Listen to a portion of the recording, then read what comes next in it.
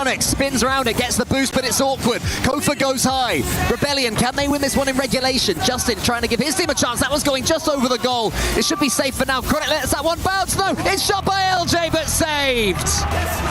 What almost was the heroic effort moment goes to the ground. She's gonna try and make one here off the backboard. No waterfall to be given. First 10 seconds, all the pressure is with Foot. Pass over to one, sent out into the side. It's LJ to try and take Shopify out of their side. Chronic gets the catch and gets the 100 boost as well. First killer meets him. Huge 50-50 win. Chronic somehow emerges from it and forces the challenge into the corner. LJ slightly awkward, but manages to do tremendous work with that one. Can he get another reset? Not quite, but it's a pass to Kofa, or an attempt to one at least. First killer, who got the equalizer? He's got victory at his side. Saved by Justin. Those demos are making all the difference now. Justin gonna try and be the clutch factor here, but Kofa takes it away. Chronic denied his opportunity, and LJ there to keep it going, but Cheese is the one to beat. First killer down to the ground, and here comes Chronic to the side. Foot doing everything they can to scratch and claw their way out of their end, but they continue to be pushed back. So much pace on that touch there from Kofa. He did so much via a flip reset and a challenge. I was going to fall into the center, but it's LJ. He shoots. Who's following up? Kofa leaves it for first killer. Saved. Nobody can get past this line of defense. Kofa might be the one here. LJ tried to find a bump off the side. It's real close on the ground, but Chronic is there. First killer, 50 out into the mid. She's trying to carry them all the way through, but these low boost plays are keeping Foot back. Most of the game belongs to Foot. Overtime so far belongs to Rebellion, but Foot have won in these situations in this series before. They've been camped on their own goal line and scored counter-attacks. So Rebellion have to remain vigilant, but Chronic, his touch is poor. It's as far as Justin. Cheese behind him. Boost reserves are good right now for Foot, but the ball is always on their half. It's always near their goal. Chronic has to win this 50, but it goes towards first killer. Chronic's got no boost. It's LJ versus Justin. In comes first killer, round the corner. No one's there. Kofa was waiting. The pressure is starting to build. 1-to-1. First killer's there, and so is LJ. Shopify Rebellion in Game 7.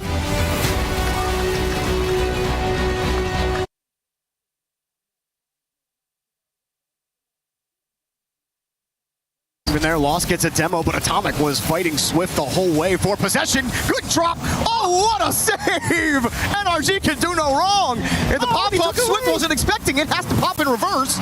And it's just all falling off the wagon for Furia. Small miscue at a big moment, and the demos come back through. Now Atomic's just going to sit on the ball.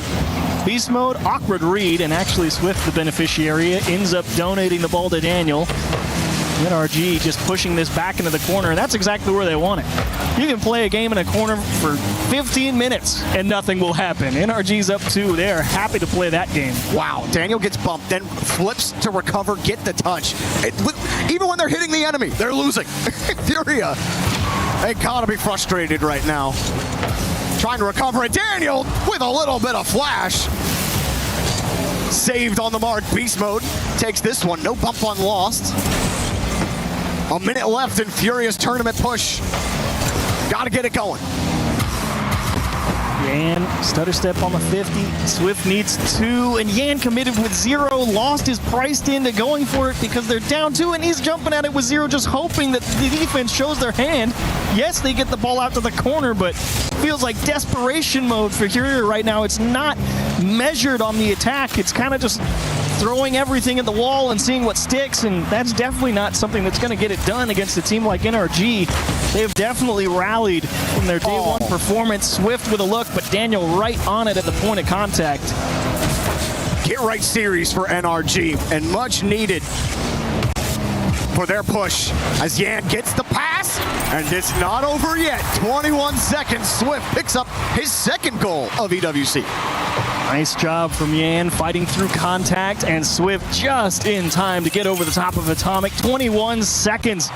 The drums are pounding for Furia. Will they be silenced? Close cheat up. They go for the fake close cheat. Lost. Gets demoed. Story of the match. And Swift has Yan. 13 seconds. They gotta go. Ball's not moving fast enough. Yan pops over 1. Lost with a reset. Beast mode takes it away. Swift is nowhere to be found. NRG lock it down, put the ball down, and GG, NRG survive. Furia eliminated.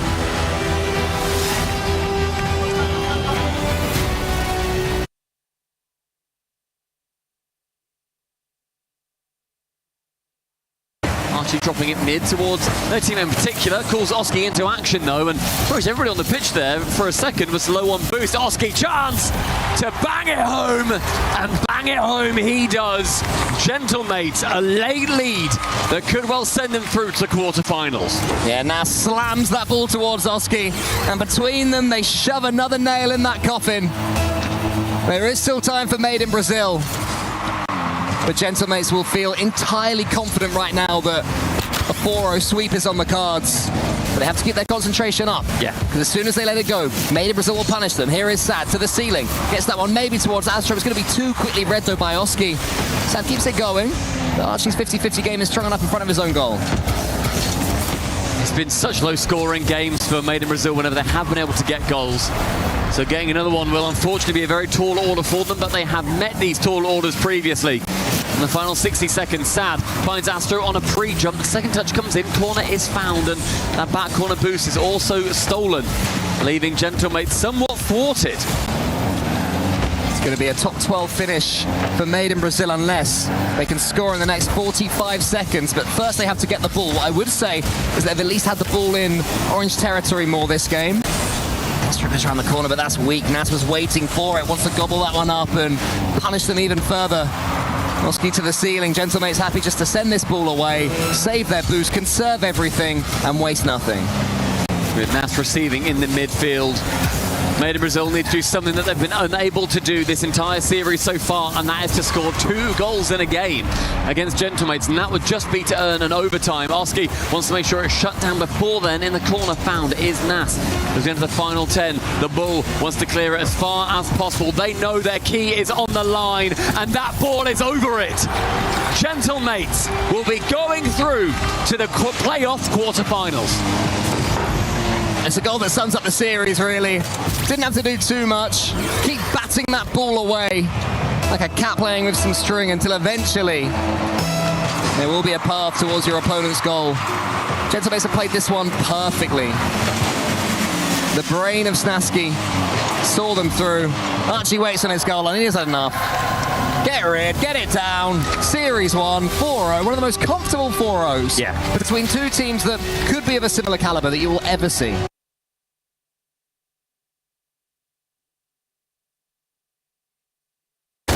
Constantly throughout the game, Atto has led the attack, but now here comes Vatira with the double tap. 2-0.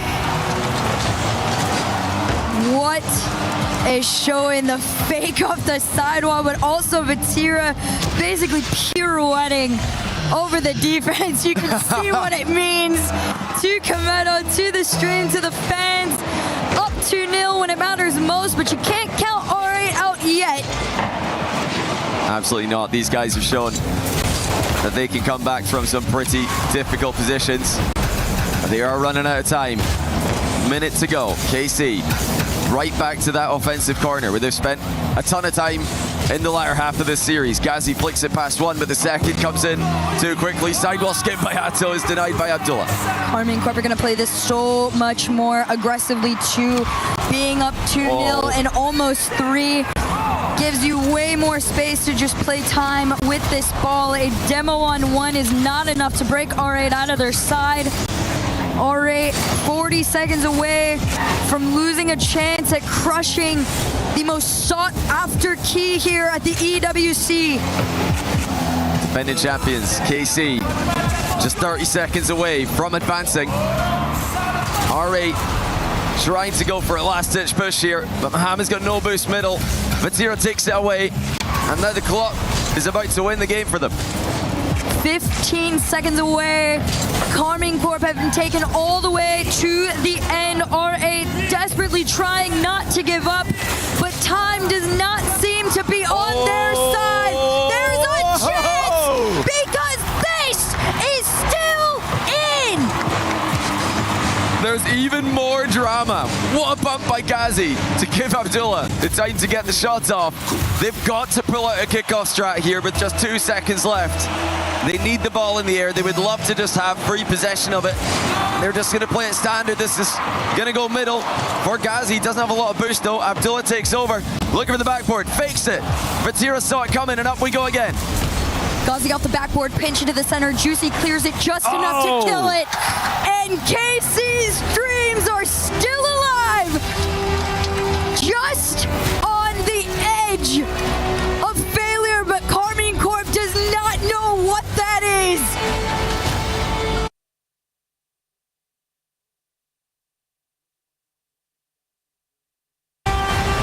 Step number 3? Step number 3. Nailed it.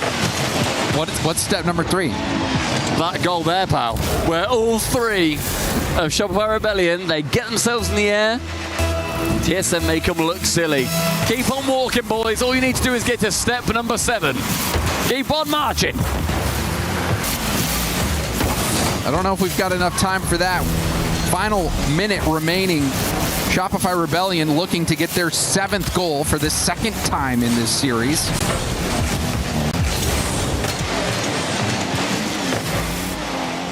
First killer. Gonna try to go ground to air. Intercepted by Sphinx. LJ happy to preserve that boost. Sphinx going for a backboard pass, broken up again by First Killer, who's been so good on those backboard reads, the awkward backboard reads that are above your head. A ball that has pace. Doesn't seem to phase First Killer. Just rock solid on defense. Rebellion, they are hunting their 20th goal in this series. It's going to be right there as First Killer sinks it. And will be sending TSM home. That is his hat trick. And he's got a lot more of hat tricks up his sleeve. Shopify Rebellion with 10 goals in this final game, 7 goals in an individual game twice. This series alone will qualify for the top 8 at EWC 2026. Wonderful performance from Shopify Rebellion for North America. It's a shame that they had to go through another NA team in the previous round, but they are carrying that North American flag with pride here and really making a statement against TSM. This one was not close. And 21 goals in the series now for Shopify Rebellion is an EWC 2026 record. The highest number of goals scored by one team in a series. Goodness gracious. To it. Call it 22 and call it Shopify Rebellion. First Killer certainly calling game and match with that. Adding on to the record for most goals scored in a single series, Shopify Rebellion obliterate TSM.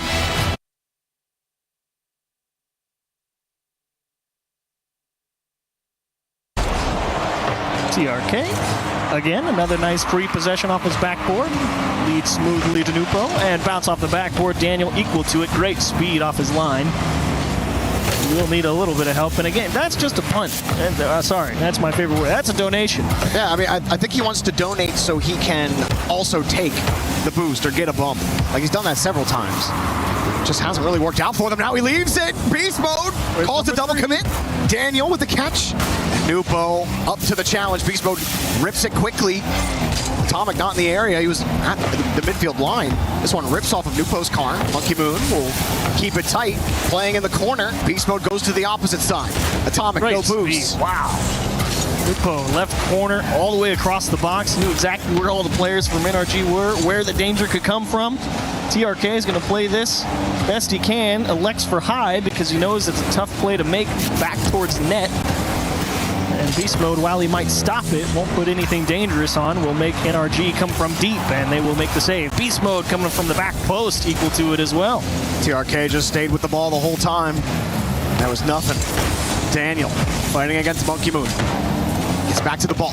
It was so fast. Got up the wall instantly to challenge that. And Twisted Minds get to keep possession off of it. Beast Mode. Right by Monkey Moon. Really lost control there, but Nupo is a problem. RG lurking again. Feathering, got the bump, and no contact on the ball from Beast Mode. And that might have been their best opportunity in Game 5. Was a lot of traffic. Job's not done here. NRG still pressing down on a cross. Atomic elects for the boost. What a ball. Twisted Minds forcing a deep clear from NRG just for a little bit of room to breathe and look for OT, I imagine, as that one's definitely down. All right. Golden goal situation for Twisted Minds. One goal separates them from the playoffs here at the Esports World Cup. NRG just trying to fight for Game 6. Beast Mode off the ceiling. Got it through, but there's Nupo keeping it away. He's got the corner boost. He's got the ball. He's got the pass. The shot just high. Monkey Moon! Game!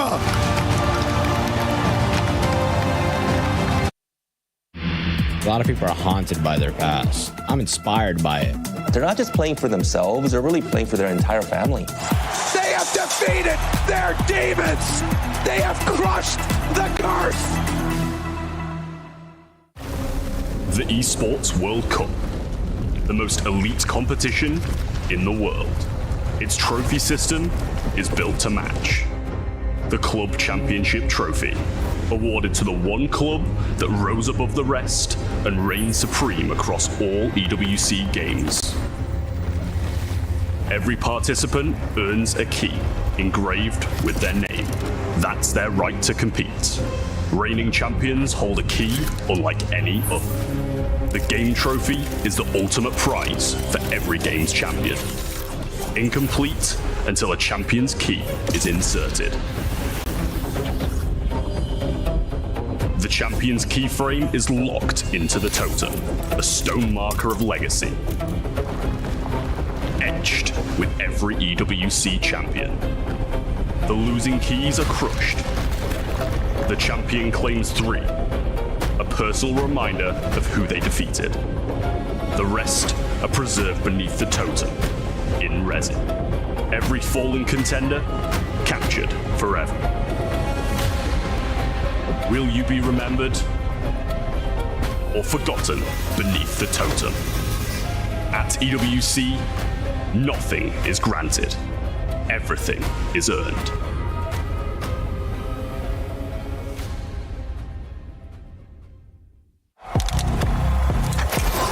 He thinks he can come in here and play my game. He knows nothing. Let's go! Tyler, one, you're done. This is my ladder. You can't climb it. It's better than me hard-sucking masters. You're going too far now. Your eyes buggy. Your elbows ashy. Is that airline? That's an L airline. Somebody better hold me. Okay, yeah. Do something then. Raw energy. Blow the house down.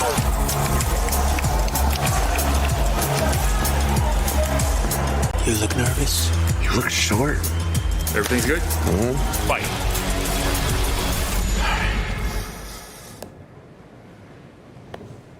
Okay.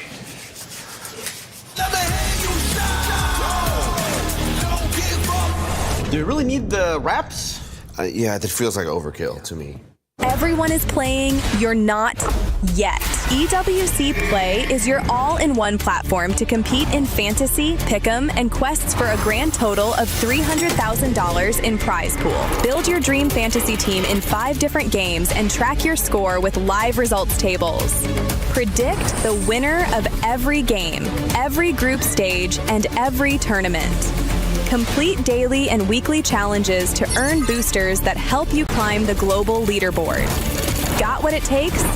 Join EWC Play now.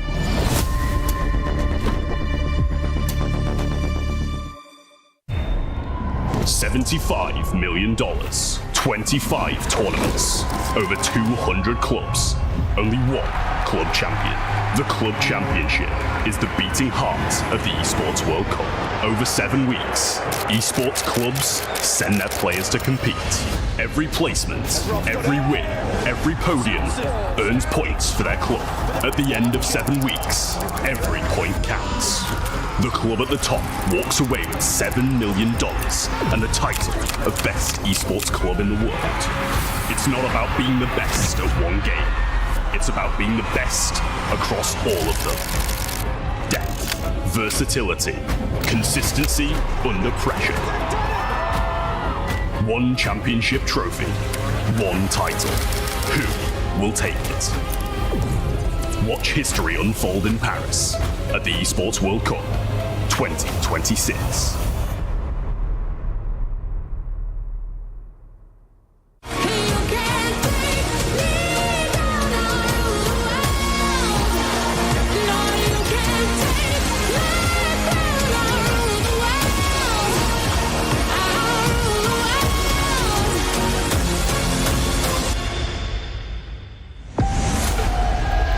I don't really think you can.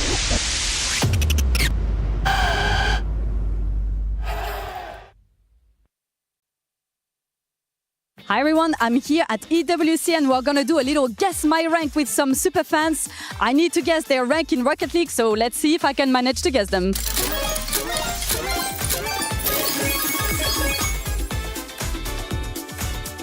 Do you mainly play first, like solo, duo, or trio? Mostly solo, but I like to play duos. For how many hours do you play per day? 3 to 4. 3 to 4 hours every day? Every day. And in total, how many hours do you have? 5,000. Do you have a skin that you like? NIP skin. Oh my god, this one is a tricky one. What is the most mechanical thing you can do? I can dribble the ball in my car.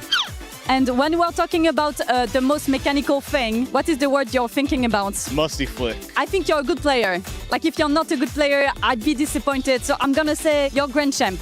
I'm Grand Champion 3. Do you mainly play solo, duo, or trio? I mainly play duos, but I watch trios a lot. You watch trio a lot. Like, you're a very esports hardcore fan. Yes. How many hours do you have? About 7,000. 7,000. Surely you have to be good. What is the most mechanical thing you can do in this game? I once scored a double flip reset, so that's probably it. I want to say champ. I'm Grand Champion 2. Do you mainly play solo, duo, or trio? Must be trio. The esports you're watching? Yeah, I love esports. How many hours do you have in total? It will be around 6, maybe 6. Yeah. 6,000. For sure. Can you do a flip reset? Yes, sometimes. But it's not that much important. Really? Why? In trios, you need to focus with them. Would you say you're a very good player? Give me an inch, please. I might be. Nah. I'm gonna say diamond, but I know I'm wrong. My rank is bronze. You told me earlier that you might not be the most hardcore Rocket League player. How many hours do you have? I have like maybe 50. Okay, so I assume you have no skins or anything like that. I have some, like gentlemates, gentlemates. Yeah, I mean, I have the jersey, so yeah. In 5 hours, I got gold, so I'm gonna say you're plat. And I'm bronze 1. I'm trying. What does good defense look like in a 2-stack?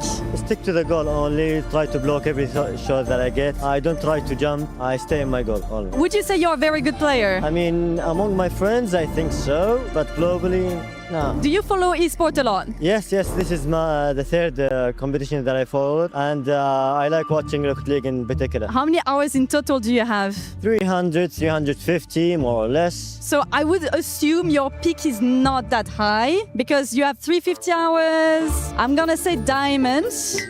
My rank is Platinum 3. Is it a sad day for me or not? Let's see, we're gonna have a reveal of their rank starting from the lowest to the highest on my left. Let's see what it is.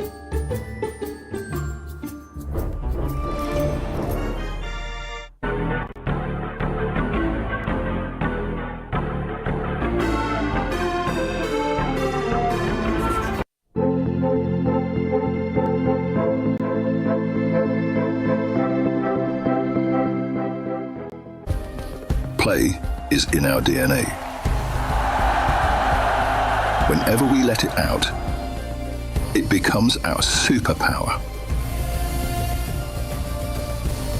Now imagine an entire city being built to supercharge it. Kadir City, powered by Play.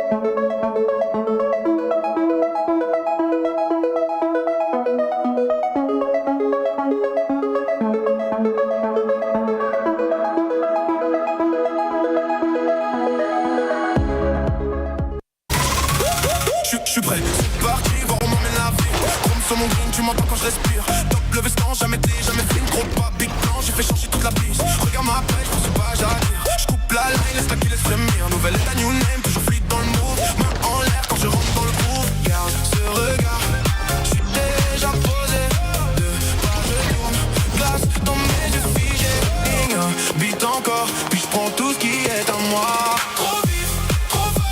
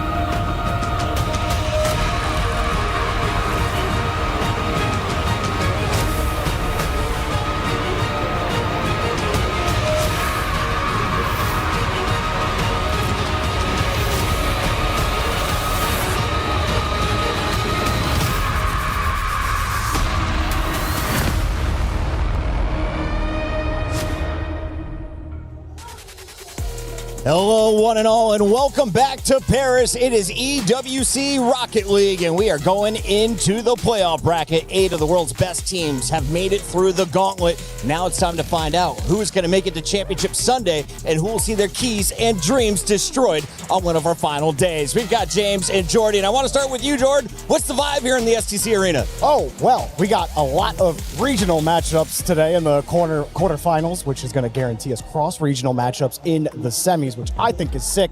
And I think every single one of these matches has something for it. Like, even if you're not a fan of that team, every single one of these matches is going to be great. There's going to be hype across the board. If you're listening to anyone in the green room, they're saying Game 7, Game 7. That is going to be the words you hear over and over today. But James, NRG didn't make it to a Game 7. Did they against Twisted Minds? What happened to our boys from America? I just think Twisted Minds were better. This tournament, we've seen some teams come out and really elevate their gameplay. One of the teams that I think about is NIP that did that, but another one, Twisted Minds. This is really a strong showing from Twisted Minds. I think that they look in top form.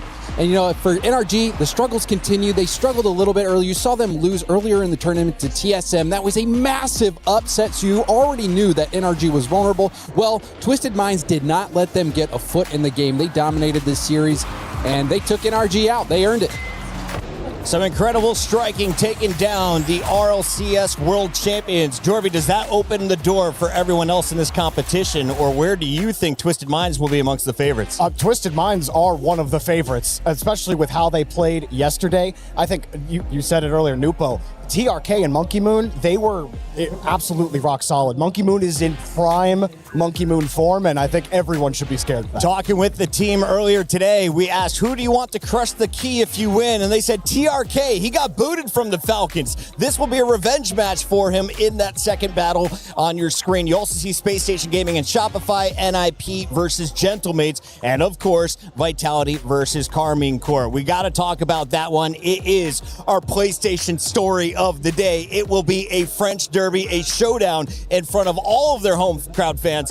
James, why should fans who don't tune into Rocket League every single day need to get hyped for this one? Well, you have K-Corp, who are the defending Esports World Cup champions. Yes, Drawley's no longer on the team. He moved over to Team Falcons, but Juicy has been a key factor in the success of this team. They're winning majors. They are real contenders. They are titans of the game. They call them the Blue Wall because they tower over their opponents, and they have had Vitality's number for the longest time. Vitality have only beaten this KC squad once in the last 2 years. In fact, you have to go the whole way back to one time in 2 years? The whole way back. When you talk about Zen versus Vatira, you got to go to 2023 at the RLCS World Championship in Dusseldorf, where Zen beat Vatira in the semifinals to go and eventually win the entire world title. That was the last time that Zen has actually beat Vatira in a best of 7. The destruction in Dusseldorf. Who could forget? We got to talk a little bit about VIT and the rest of the team because one of these guys is on every poster imaginable all over Paris. What do we need to know about the other ones on the squad? And Vitality, actually, on the other side of this matchup, is looking to play spoiler. So, James, walk me through the bees. Well, you know, Stizzy is an interesting player. He actually went over to North America and played for a little bit. Didn't have the most success. A bit of a surprising move to see him pair up with Vitality, which a strong French team, Stizzy being a Spanish player, but he has helped them get results. They got back to a grand final in Boston. They've continued to be contenders and top dogs, competing to win European regionals. And then Exotic, I mean, he's a world champ. No, yeah, he gets the job done. Absolutely. I mean, there have been moments where Exotic has been a little streaky.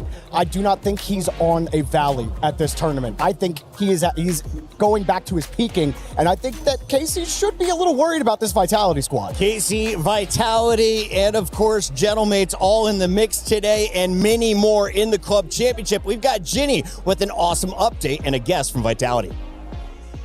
Ginny here, and I'm joined with Danny from Vitality because this is a very important week and a half coming up. So I want to pulse check first on Vitality side of things because it's been a little rocky. Yeah, I'm happy to have a pulse. There were a few moments where we were close to a heart attack, most likely, in many of these games that we were playing in. But look, I think we're in a good position. I think we are where we kind of wanted to be. Maybe a little bit behind expectations, but the powerful games are coming now. You know, like the Counter-Strikes, the Rocket Leagues, the Dragmanias. We have so much power in our club that I'm looking forward to. Hopefully a lot of points coming our way. I would hope so too, but I'm going to start off with CS2 because I know it's one of the strong rosters. They're currently in the lower bracket. What's happening here? Yeah, it's definitely adding a lot of pressure on these guys. But I mean, they are our diamond, and if there's one thing that can handle pressure, then definitely diamonds, right? Absolutely. So it's their time to shine now. And looking at the tournament, there have been a lot of upsets, generally in EWC, correct, yeah. But also in Counter-Strike. I mean, seeing Spirit go down to lower bracket, Mouse going down to lower bracket, it seems like the seeding coming out of the lower bracket is almost more scary than actually going through in the winner bracket. So maybe that helps us for the playoffs because it will be a long playoff. But it's also, you know, you got to give fans what they want. They want more games. They want more content. They want a little bit more heart attack. So you're delivering on that front. I do want to talk about the expectations as well, because are players aware that the club championship points are a thing? Is this something that they take into consideration when they play? Yeah, we want them to play the individual tournament, right? And they're hungry enough to try to win their own titles and their own world championships. But for sure, they know about the importance for the Esports World Cup for our club. And the club championship, obviously, everyone now starts talking about it more and more and more in the final weeks. So they for sure are aware. It adds additional pressure, but at the end of the day, it's a champions that can handle the pressure. And I believe we have all these champions. I think we can win it in Counter-Strike. I think we can win it in Rocket League. I think we can win it in Dragmania. But now the guys have to show up and perform. We will celebrate some wins on the way. We will have some losses on the way, but especially the fans are always behind us. Yeah. I do want to ask about Rocket League then, because you guys are going up against KC. KC no longer looking like the Giants they once did after tanking a loss. Does that make anything different for you? I don't think so. I think it would be scary to now assume that they are weaker. It's also a mental thing for us in the sense that they have always been beating us. I think we should assume that they are the best, we are the best, and we want to finally beat them at the very best. So that would make us extremely powerful going into the rest of the playoffs as well. Yeah. So let's take it game by game. KC is dangerous. They are the title defender. Correct. So let's crush the key of the title defender. Oh, I love that energy. Thank you so much for your time for the interview. I appreciate it, Danny. And that's it from us. Back to you. We are backstage ahead of a huge quarterfinals day for Rocket League at the Esports World Cup. We're in the green room, got Stumpy and Johnny, and we are getting our pick'ems in on the EWC app. Make sure you guys get involved as well. Download the app, get your pick'ems, get your predictions for quarterfinals, 4 best of 7. Stumpy, who do you like first up? Space Station, Shopify Rebellion. SSG did ultimately sweep Carmine Corp, who I thought one of the best teams in the competition. I don't know if I back Rebellion. I'm still not on that train, CJ. I might have missed it. Johnny, I don't know about you. I'm thinking it's Game 7, and I'm thinking Rebellion in 7. That's I'm not just saying that to keep CJ happy. I'm not just saying that to keep him happy. That's my opinion. SSG in 6. SSG in 6 for me. Okay, well, I'm going Shopify Rebellion in 7. Match 2, though, we have NIP versus Gentlemates. I think this is such a favourable matchup for Gentlemates. I think they'll be genuinely happy with this one. I'm going to say 4-1 Gentlemates. I think this is big. NIP, I think their run is done. I'm not just doing this to be nice, but I'm going. I'm going mates in 7. Again, I think we're going to get a lot of Game 7s today. Okay. Puckett's got the Gentlemates gear on, Johnny. I've got mates in 6. Third match, Falcons, Twisted Minds, Battle of Mina. I'm leaning Twisted. Twisted have been insane. Twisted are so good. Falcons, I feel like it's been ages since we've actually seen them play, because they didn't play yesterday at all. So I don't know. I mean, they came from uppers. Like, Falcons are the upper team, but I'm not just doing this to be boring. I think it's Twisted in 7. I'm going again, Game 7. All day for Johnny. Yeah, all right side Game 7, I reckon. Game 17. Let's see if he's matched it with the fourth and final match, fourth and final quarterfinal. KC versus Vitality. Battle of the French. Real quick, who do we got? Give me Carmine Corp in 7. Can I give you a KC in 7? I think every team that came from the lower brackets winning in 7 today. That's what I'm. Yeah, and I've got KC in 7 as well. Make sure you get your pick'ems in. Download the app. Get your points. It's good fun back here, and hopefully we've got a lot of Game 7s with the quarterfinals. See you soon. According to the biggest brains in the business, we're going to all Game 7s. We'll see if these two next to me agree. As you see, it's Space Station Gaming rolling in as they will take on Shopify Rebellion. A regional showdown already in the quarterfinals. James Spott and Jorby joining me here in the booth. I'm your host, Chris Puckett. And gentlemen, this is a historic matchup. It's not the first time they've met. How has it shaped up over 2026? But, I mean, look at when they match up. They've only played online a few times. We have not seen them clash on LAN yet this year. So this is going to be a very interesting matchup for me personally. SSG is one of my dark horses to win this whole thing. I think a lot of people have other teams on the radar, but SSG already swept a tournament favorite in K-Corp. So you have to watch out for this team. People are hating on this team. I'm sorry, Puckett. This is what I'm saying is, like, all the EU bias in that pick'em segment was insane. It's like, what, did you all just blank on the 3-0 against KC? And it wasn't like some fluke. Space Station came to play. They were absolutely ludicrous against this team. KC had some good pushes. Space Station had excellent defense, and I don't understand what's going on, why everyone seems to just forget that Space Station are here. But I think they're going to show up huge, and I think they could go deep. Yeah, it's the blessing of having a stacked playoff. I mean, you look at everybody's rankings heading into this is pretty much all of the top teams, maybe minus NRG, add NIP up there. This is all the teams we expected to be competing, but SSG truly has what it takes to win this whole thing, but Rebellion has been the top dog in NA for so long. There was a bitter taste left in the Space Station Gaming fans' mouth at the end of last year. They're looking to make everybody proud, and so far they have been a happy surprise for NA.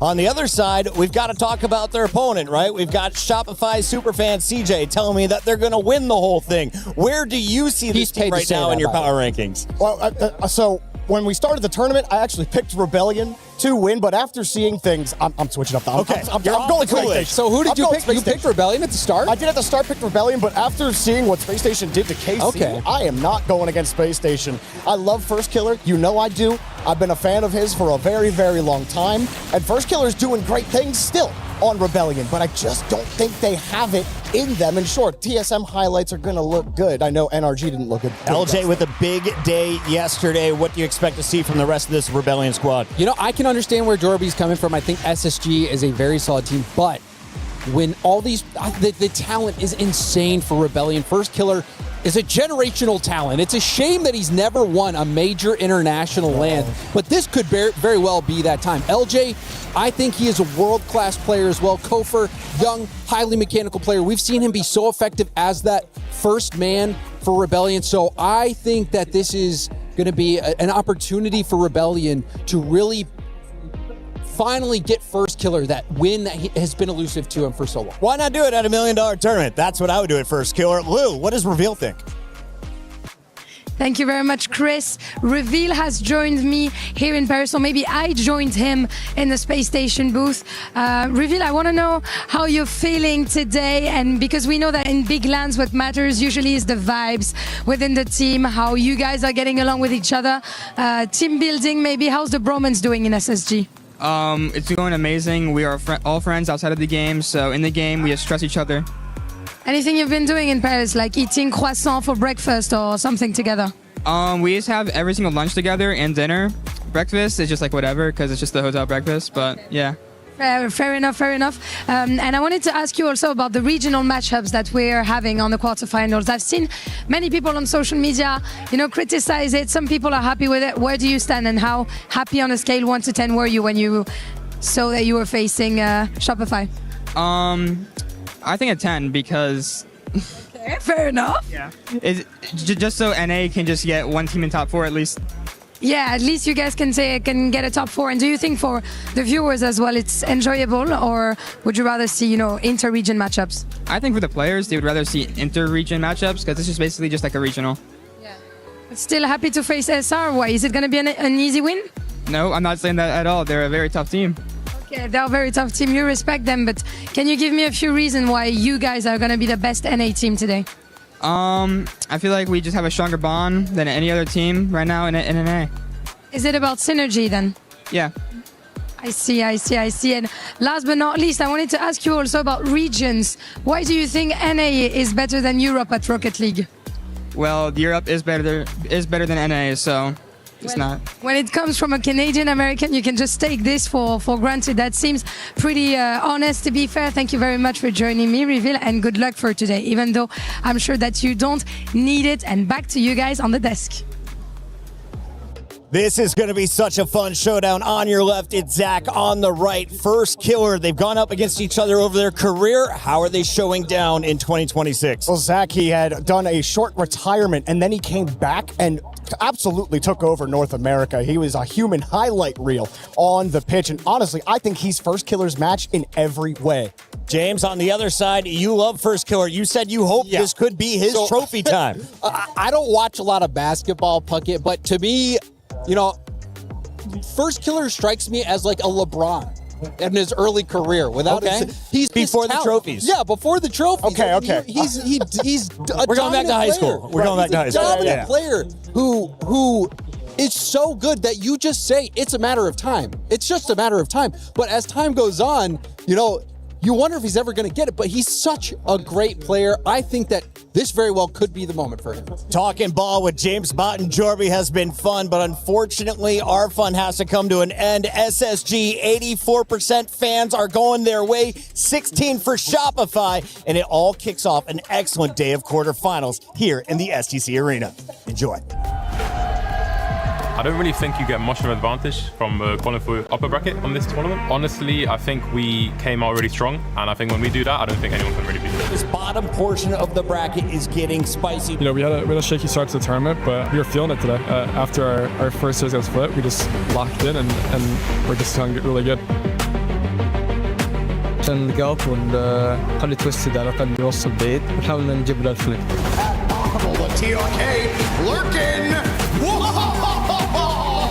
We are the best team in the world on the paper. We will do everything to keep that title and to do what it is. If you want to be the best team in the world, you have to beat anyone. So. It definitely feels good to sweep the title defenders and groups in KC, but we still have more matches to play, so that's really in the past for us. It feels like we are improving and we are like a better team than we were before. NIP are not ones to count out. Jouer à Paris, ça fait hyper plaisir, ça nous hype encore plus et du coup on a plus envie de gagner. صراحة تأهلنا من الجروبات طبعا بيعطينا اريحية أكثر. أنا ما أدري مين الخصم اللي بيكون ضدي ولكن ما يهم. This just seems like a foregone conclusion. الفوز ما غيره، إن الكاس بيرجع للرياض إن شاء الله، هذا هدفنا. Of course we're gonna end up winning. Watch out with us. Now that we've secured top 8, watch out. Juste soyez prêts, nous on s'est bien préparé, on va arriver confiant, ça va faire des bons matchs et que le meilleur gagne.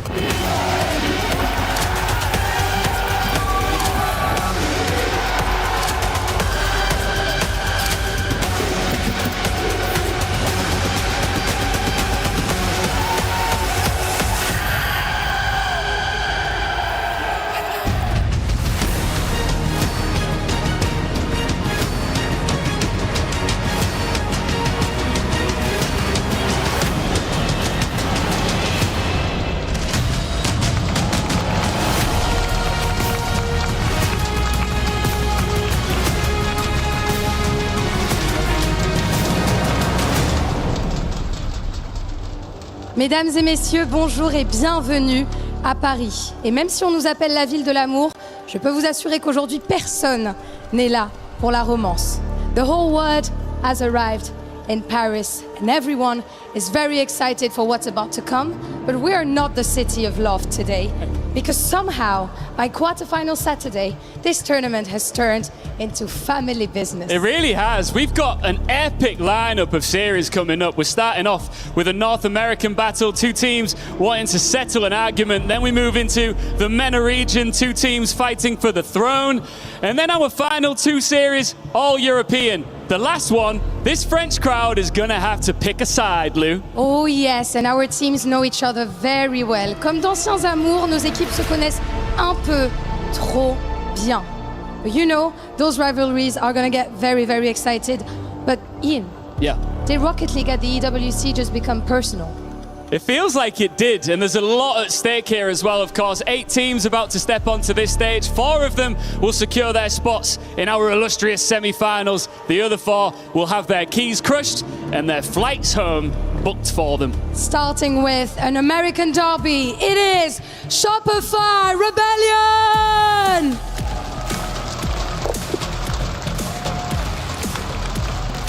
Shopify took a little while to arrive at this tournament, but they are here now.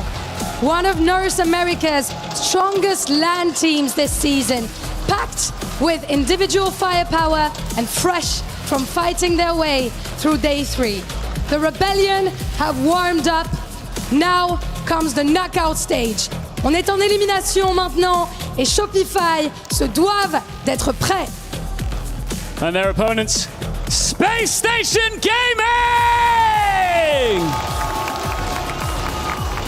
Here comes the youngest team at EWC, and they apparently missed the memo about being intimidated. SSG took down the defending champions, playing fast, aggressive Rocket League with absolutely no respect for reputation. And now it's all North America in the quarter-final. They are young enough to be fearless and good enough to make sure that everybody else sees them as a huge problem.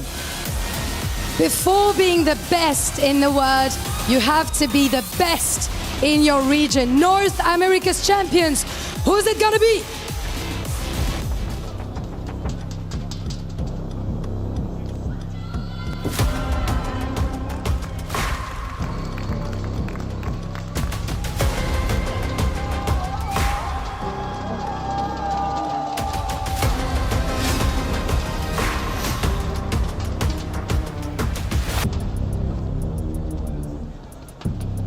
Let's get some final words before this crucial Rocket League matchup, Kofia. This time last year in the EWC quarterfinals, this guy was on your team. Now he wants to send you home. How's that feel? I mean, honestly, I don't think they're going to send us home, but I feel sorry I'm going to have to send them home. Woo. Okay, Zach. Are you guys better or worse without him on your team? I feel like you'll see that on the field. All right, final words for him? Good luck. And from you? Good luck. Great stuff, guys. Let's get a handshake. Friends and rivals here to kick things off in the quarterfinals. It's Rocket League at the Esports World Cup. It's SSG versus Shopify Rebellion. Well, that was nice, wasn't it? That was sweet. Good luck. I'm expecting a bit more fighting talk as the game and the series emerge, because there's going to be a lot of spice in this one. This, Stumpy, is the battle between North America's number one in so many ways at the moment. Yeah, now the NRG have ballen and they're looking like shadows of them former selves, seeing SSG and Rebellion sit pretty towards the top of North America. This really feels like a chance to usurp that throne. And I think both sides, Cole, they put forward a fantastic reason as to why each of them should be considered the best in NA right now. When you look towards their head-to-head together, though, with these rosters, it's currently in favour of Rebellion. 4-2 in NA's Open 5. So the most recent result going the way of CJ and Rettles' side. But SSG have got a lot to offer. Yeah, they did play, of course, back in the kickoff LAN, but that was before Zach had come back into the Rocket League Esports world, before he'd rejoined Space Station Gaming as well. So, I don't know how much you can take from that, but what matters So these two will be incredibly close. They've both been involved in very close series as well throughout. Just to get to this point, it's not been easy, but Space Station Gaming made it look easy actually against Carmine Corp. They were almost reverse swept by Made in Brazil, and then against KC. Probably the finest result of these young players' lives. Brilliant. The youngest team in Esports World Cup, and a 3-0 against the hometown favourites Carmine Corp. It's been tougher as well for Shopify Rebellion. They made it look easy against TSM, but against Foot Esports, not so much of that 4-3 victory. Yeah, I think that, you know, when you look towards the strength of schedule from each side too, the biggest result, like you mentioned, is SSG taking down KC 3-0. And each game on paper looked pretty close, but when we were actually watching it, they outclassed KC at every turn, and that is exceptionally hard to do, especially the fact that they were the champions last time we came to Paris. But as we tick down to game number 1, both of these sides have seen a hole in North America they want to fill. And Diaz, the man that moved there, takes it with just 2 seconds gone. Well, Kofo wished Zach good luck before the series started. I'm sure he'll be regretting it now, because I'm sure he's thinking, well, I didn't mean score a goal in 2 seconds from the kickoff, but Diaz to me has been Space Station Gaming's powerhouse. He's not been their biggest scorer. Zach has been their best scorer with 74% goal participation, but to me, everything good they do, all their creativity, comes from the Brazilian player. Yeah, Diaz has just been an incredible force since going to North America and competing. And being a 1v1 demon, great in the 2v2s, now here in the 3v3. Truly an incredibly well-rounded player, something that you see exceptionally rarely. You don't normally see a player that can do everything, but he is certainly one of them. And first killer on the other side, he's been around the block a lot of times. He is the main guy for Shopify Rebellion, also a 74% goal participation, the exact same, down to 2 decimal points as Zach. An incredible head-to-head those two have got. And 1 pump long, and we see Zach in defense clearing it away. Absolutely ridiculous statistic there, and it shows that first killer, despite his age, is still improving on the world scene. Despite his age. Yet, I know, they're all aging, these pros. They're all aging. They're all getting there, catching up with me at 33. 36. But they are making their way up. Here comes first killer onto the ball again. He will say fakes that one, gets the 100 boost. Stays on control of the ball as well, up against Zach right here, wants to bundle it past him, almost able to do so, but instead of conceding, Rebellion looks a little bit better. It's a great save from Zach too, because anywhere else, and first killer dunks him, that's what he was playing for. Zach can get to the corner. An extended period of offense from Rebellion sees first killer now attempt to get another dunk. And he goes as far as Zach in the midfield. One central reveal is going to be bumping LJ, who so far I think has been on the chopping block social media wise. People have not been particularly impressed with him, but the results don't lie. They've still made it to top 8. Yeah, he got a couple of all-important goals against Foot Esports in, I think it was Neo Tokyo. No, it was in Sovereign Heights to get them back into it, but let's get back into this opening game here. Reveal has scored again. Just from a dunk, it fell to him and he did the rest. It's a great start with that demo in the middle as well. Zach removes 1, Reveal makes it 2. That, I believe, is going to be it's a great start for SSG. I think just having that confidence coming in, like you said, as the youngest team, they don't normally show it, but I do think that there must be something inside any given player that makes you think, we have not necessarily got that, the pedigree, the idea, we've not had these moments as often as players as storied as first killer.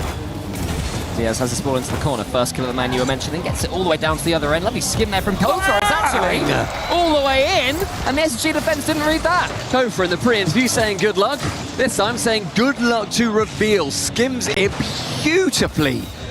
Top corner found. Reveal still had boost in his tank, but couldn't jump quick enough. And what a response from Rebellion to cut their lead in half. Yeah, these are the moments that are going to be so important in this series against Foot. Rebellion had a series there. Every single game went within 1 goal, so they're used to close ones. They're used to surviving long best of 7s. So far they're surviving here again today. They seem to be the team that are surviving. You know, from their first match against NIP, just think they didn't have that spark, but they've improved since then, continued to get better. And they're looking once more like one of North America's most exciting teams as Kofa comes forward. Wants to get this split reset. Does have control of the ball. LJ in the centre. Can LJ get onto the end of it? He does. He's got the 50-50 on Zach. First killer's coming in now, but a demo from Reveal takes him out. Yeah, shutting down that pressured offense from SSG, or rather from Rebellion towards SSG. It was great play from them, from the spacemen, to keep it away. LJ pops it high, and with enough height, the double commit won't matter. And SSG, I think, feeling pretty confident right now. Had a good few chances. Rebellion up high. First killer's waiting central. LJ with a next tap actually takes it low. Diaz with low boost just stays around, continues to be a nuisance, and in the midfield, it's going to be hard to get around a couple of these players who love to play that finicky role. Space Station Gaming right now are making Rebellion swallow an awful lot of pressure. More goal may well just be enough for game number 1 if SSG can get it. Here comes Diaz trying to make that happen. First killer, he meets him, and Kofa's all alone now in the center. Reveal just in front of him, he wants to barge past him. There's a pass towards LJ, but there's too much spice on it and too much angle. Another half chance for Rebellion goes begging, but it seems to be counter-attacking play right now for Rebellion that is almost working, but so far Space Station are holding out. I like that touch though from LJ. Just stays again like Diaz was earlier with low boost, pops it high, couldn't get anything from it, which they do need to be approached 70 seconds. LJ, who's mid for him, he's actually going to be dropping it low. I think he would rather have had the flip reset, but it does work out quite nicely for Rebellion. LJ low boost again, maybe should have left that for Kofa, who was waiting behind with a lot more boost. I think he could have done a lot more damage with the position that he found himself in, but the Rebellion attack does continue. Flicks it round, only as far as Zach. And up high, a couple of awkward chances. SSG feel the push.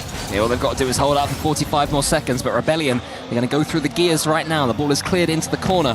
First killer goes for the double touch, can't quite get it. That one's going to be easily saved by LJ, who's hoping this boost spawns below him, but it won't. And even worse, he's taken out the game by Reveal. Zach, his teammate, is the second highest demoer in this entire tournament, so Space Station Gaming more than happy to go for those bumps and demos. And so far, they're doing a very good job just swiping that ball away, Stumpy. Yeah, it's extremely well measured until Kofa, he sets his sights on. First killer, now his opportunity. Diaz again low boost, but being incredibly influential on the play. LJ's next to it, sees first killer central, can't get there. Zach and Diaz both commit. Backboard is there. Nobody is able to find it until Zach from the sidewall as we hit 0. LJ, one bump, one double commit. But one game locked in and secured for SSG. As close as we expected, though. 2-1 in game number 1, and certainly one that could have gone either way. It was, in the end, that kickoff goal 2 seconds in that ended up being the difference between the teams. This is what it comes down to. 1 second in. It's actually a really nice kickoff. You can tell that Diaz is the 1v1 player because he read what first killer was doing there precisely. And then a lovely demo from Zach. Quickly gets out the way. You see sometimes those demos come in and then the player who demoed gets the save, and Kofa proving his mettle. A beautiful top right corner redirect. I've just noticed that in the player pictures behind us, Reveal's got a controller on his head. I wonder if that gets shown at any point for the main broadcast. I hope it does. Controller on his head. He does. It's a cool controller as well. It looks fantastic. It's very cool graffiti overlay. Yeah, I'm sure we'll... It's not on there now. It's a headset. That's more typical. Yeah, I'm sure we'll find out in the interviews after if Space Station Gaming are to win.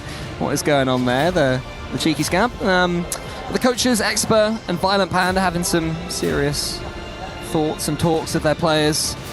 Space Station Gaming, they didn't have to be too explosive in that one. They managed to ease their way to victory in game 1. Rebellion, are they looking more like themselves again now? At least it's looking like there's going to be a matchup between them. Yeah, well, the consensus was that in that first series that we saw them play against NIP, they were not on form. They lost, NIP were better, but it was not the most thrilling series. And you normally feel that with Rebellion, that they will play an exciting game. I love watching First Kid in particular play. I'm a big fan of his.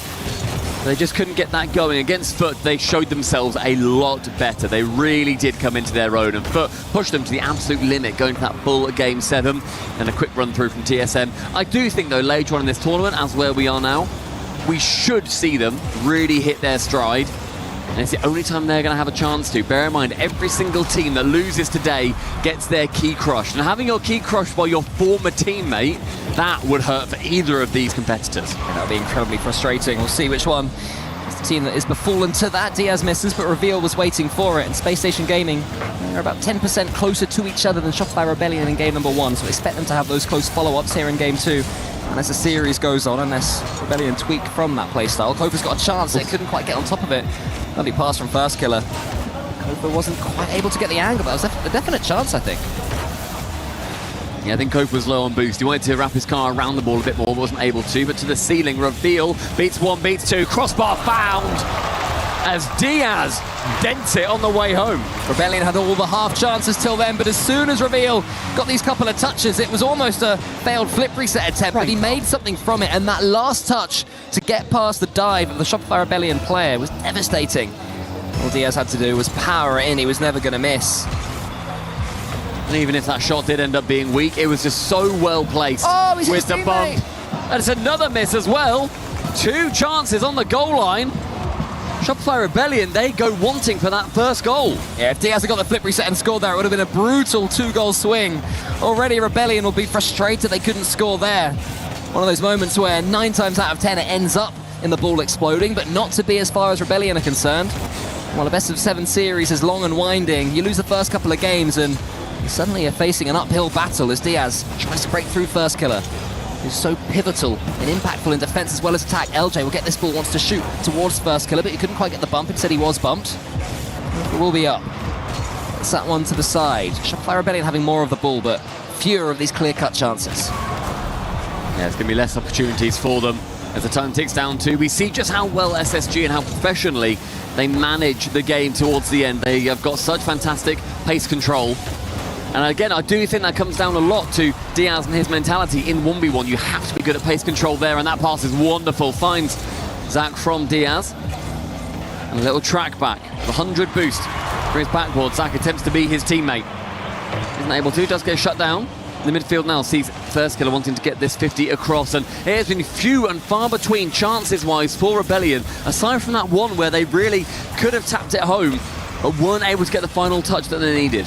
Yeah, the second game has been even tighter than the first one so far. LJ missing that mech won't help either. First Killer and Reveal both had to go for the 50-50. Lovely touch from Zach and follows it up as well. Now here he comes forward onto the opposition backboard. It was covered well by Kofa. First Killer's in the centre, but no boost really, and I'm seeing a distinct lack of boost for Shopify Rebellion. They come forward, it looks like there's half a chance, and they end up scrapping for 12s, and that's what happens. They get counted in the end, and they almost go 2 goals behind. There's a great block from LJ, knows where it's coming in. It's going to be bouncing off that side wall, and thankfully for him, it ends up just having the perfect chance for him to clear it away. In the opposition's half now, though. Reveal waits in the backboard and calls in Zach, and that's that kind of pace of play that I was talking about. That was fully controlled by Reveal, despite the fact he didn't actually have any of the ball control himself. Oh, the crowd don't like that. I'm against the people there. To me, you're here to play Rocket League. Backflip. Yeah. I do it in Champ 1 ranked. Sorry, well, not Champ 1, Champ 3, thankfully. Not quite Champ 1 just yet. Grand Champ 2, Grand Champ 2. Sorry, low SSL. Low SSL. First Killer shoots into the top corner. Saved by Zach. It's a good diving save too, making sure you clear it nice into the corner. Both these teams have done that exceptionally well until Kofa receives it, and this time slows the ball down in such an impressive way. Goes to dive in, slows it, and then goes up for the tap and smash. Makes a double goal explosion, causing Reveal to burst into a firework. You have to mention First Killer there, though, driving straight past the ball. It's an unusual fake, but it's an effective one. And Rebellion read it fully. An equaliser of 70 seconds left, but Space Station Gaming have won the kickoff. Goes straight into the Rebellion corner. Reveal just waiting to see what First Killer's going to try and do. It's a great challenge from Reveal, and he gets another one as well. What can Diaz conjure up? Doesn't have enough pace on the ball there. LJ is almost found by First Killer. And right now, after losing the kickoff, it's Rebellion who have their tails up. An opportunity again. Kofa passes it across First Killer, no touch. He's faked for the first goal. He would have rather he got a touch on the second. LJ think he'd go for a bump here. He does. Diaz to the backboard. First Killer's had a 30% shooting accuracy throughout this entire tournament. You'd expect him to sink that, and you'd certainly expect LJ to get that one. Diabolical! An open net, and LJ fails at the last time of asking. Tries it again. Can't get that first touch. First Killer. The left hand post. It's a paid actor. Rebellion. At this level, you have to take one, if not both, of those opportunities. SSG live on. If they can steal this one, it would be devastating towards Rebellion. But here comes Kofa again, trying to do what his teammates could not and score a potential open goal. LJ wants to get a dunk, can't do it. Will Rebellion overcommit now? They will be frustrated and tilted. LJ tries to help it on its way. Still chances for Rebellion. First Killer fakes it. Zach says, knock it down, reset, overtime.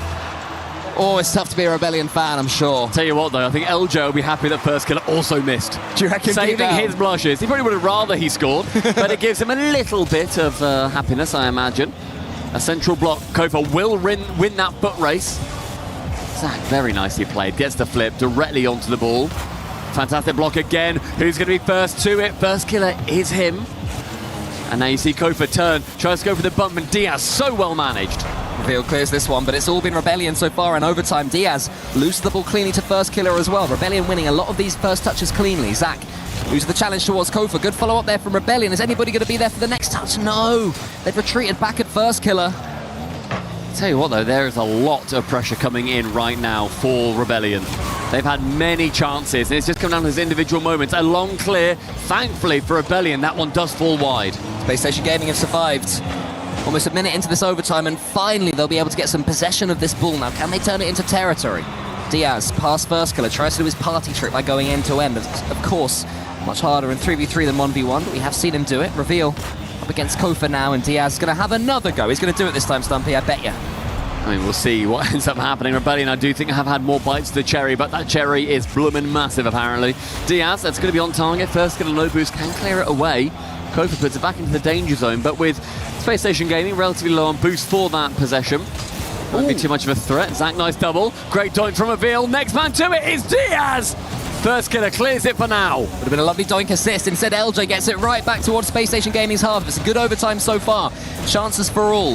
Expansive gameplay from these six. It's what we love to see. Zach gets it towards the boost, goes to the ceiling. Can he use it? Not with first killer there. First killer always able to read those. Man who's been at the forefront of many of these mechanics, and now he's waiting to see if Kofa can get it to him. He tries to get that touch over the top of Diaz. Reveal here in the corner. Can't be LJ. Space Station finally get the clearance. That one's on target, but first killer must be able to get that block. I debated whether to get that 100 boost, knowing that teammate would probably want it behind him. He does a lot with it. Guess what? Gets the bomb. No, Zach! A diving save yet again, and the defense from SSG is extraterrestrial. Yeah, nothing wrong with the shot that time from LJ. It was just a great save from Zach. LJ comes forward again. Zach's in trouble this time. Kofa's all by himself. It's faked. Goes for the bump instead. Doesn't quite get it, and now Zach's a chance to a counter-attack. Kofa long. LJ into the center. There's no boost for two of them. So this attack will come to nothing. Space Station can boom it right back. Zach gets it to the ceiling. Anyone following up? Well because read. Again, first killer is getting so many key touches defensively. The defense from both these teams is extraordinary. So well managed into brilliant places to normally bumping on dodging in equal amounts.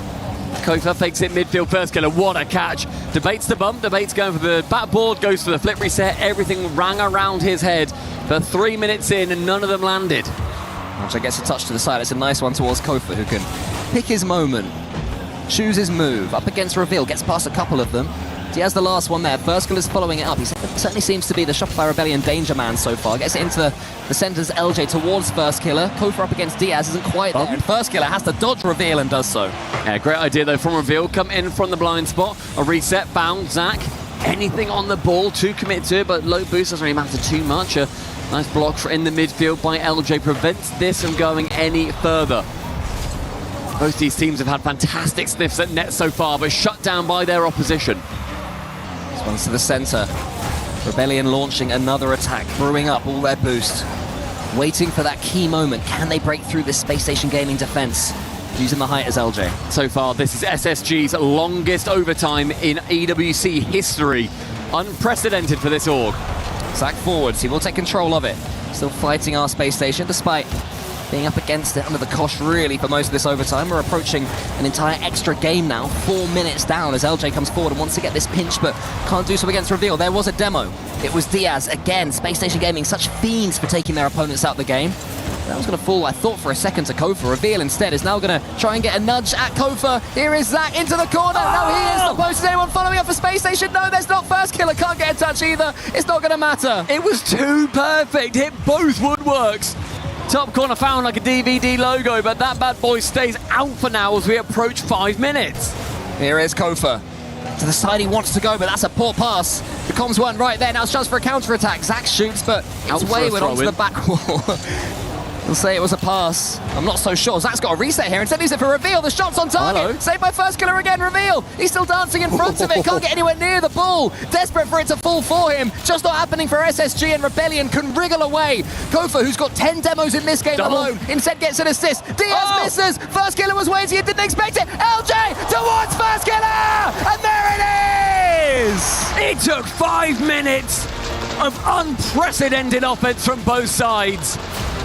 And Rebellion succeed. They break the deadlock. They bring us back to level 1-1. Didn't make it easy though, did they? That was honestly unbelievable defense from both sides.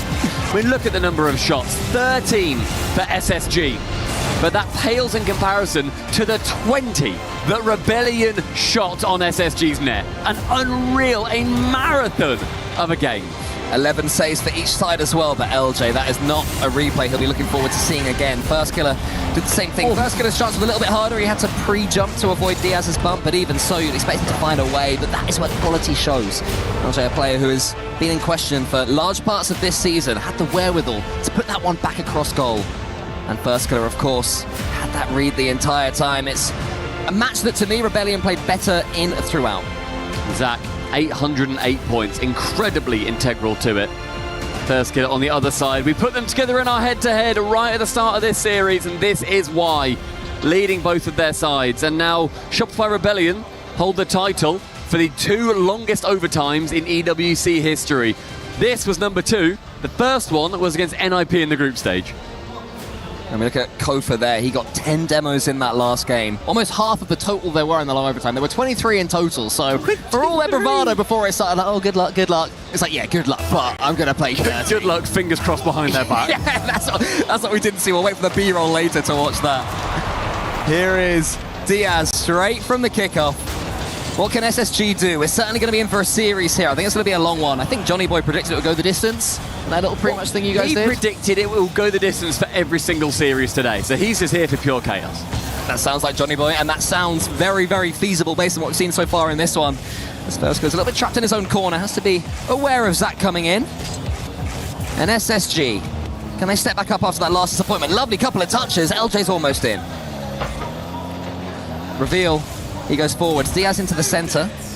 Isn't going to be able to get onto that one at all. He was playing in front of the ball, which I always like to see. Aggressive Rocket League, and Zach, he was doing the same thing. He waited, the ball came back to him, and he did the rest. He always had a second to think there, like, yeah. Oh, I've got the ball. Oh, I can just shoot. Oh, all right. Sick. Happy days. It was Kofa going the same way as First Killer. Only one of them had to go. They both seemed to block the same passing avenue. And as soon as you do that against a team like SSG, despite their young age, they play the maturity beyond their years. Not just trying to force solo plays, more than happy to pass that ball around.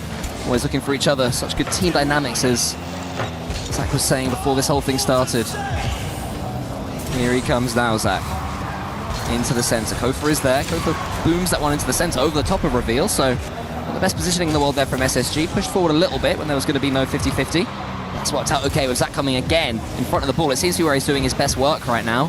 LJ puts it towards First Killer, maybe. I think that's just their play style. You mentioned SSG really pushing up far. They're quite happy to, and if Rebellion are going to be missing a couple of shots on target like they did in the previous game, they will be fine. But I think mentality-wise, Rebellion need to have won in that long overtime after they had a couple of chances. But SSG, they do like to commit as far as they can.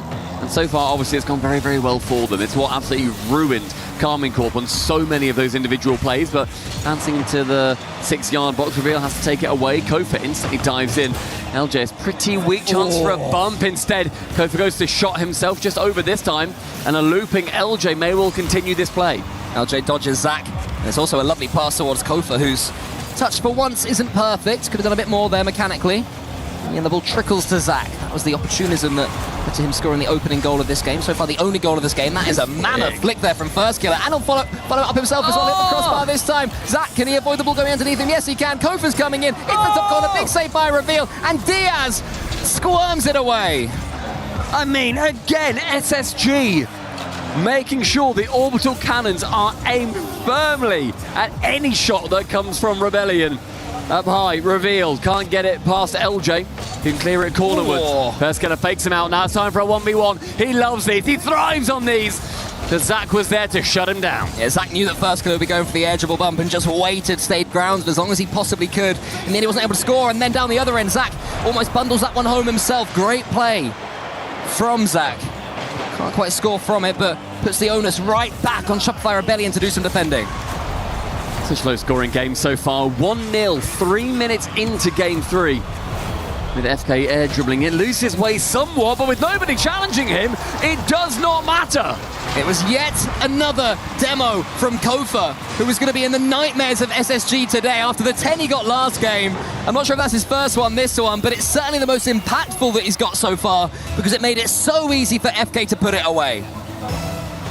That is also not just his potential first in this series, but his 49th in EWC history, joining the ranks in one of those top 3 spots alongside some of the game's greatest.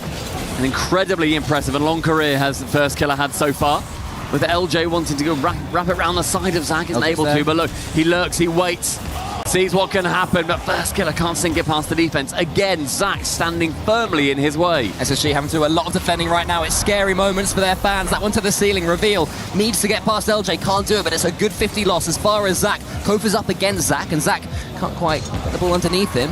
Reveal's turn this time versus First Killer, who gets something on it, and that seems to be something we've seen at EWC. The defending from those situations has been so good. And you can see the packed out crowd here live in Paris. So many people coming to see Carmine Court, Vitality, Gentlemates, but sticking around to watch one of the greatest regions in the world in North America competing. Crowd has been fantastic so far at EWC, so make sure that you pop round if you've got time this weekend.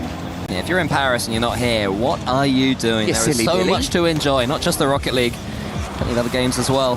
The chess finals today, it's all exciting. And they get in there, and Rocket League, here is a pass towards Zach. Lovely, great finish. Again, choreographed, a wonderful play from Diaz to get First Killer and Kofa to double commit. He puts it into that slight annoying spot where both had a claim to it, but neither of them commed it effectively enough. Yeah, you got to be critical there. They should not both be going for that ball. It made it so easy for Zach. The finish was nice, but it didn't even need to be that good, because the goalkeepers had just completely deserted their post. First Killer gets a touch now. Rebellion do still have time to get back into this one. Game 3 could belong to them. If First Killer puts this one away, he does pass one up against Diaz! And that must feel good against the 1v1 master.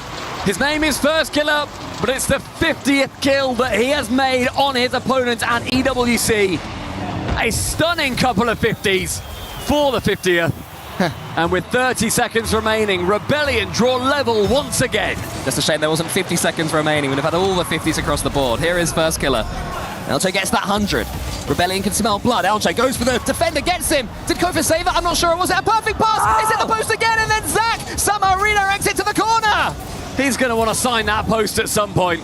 They need to get it on their side. Zach, chance for a backflip flick.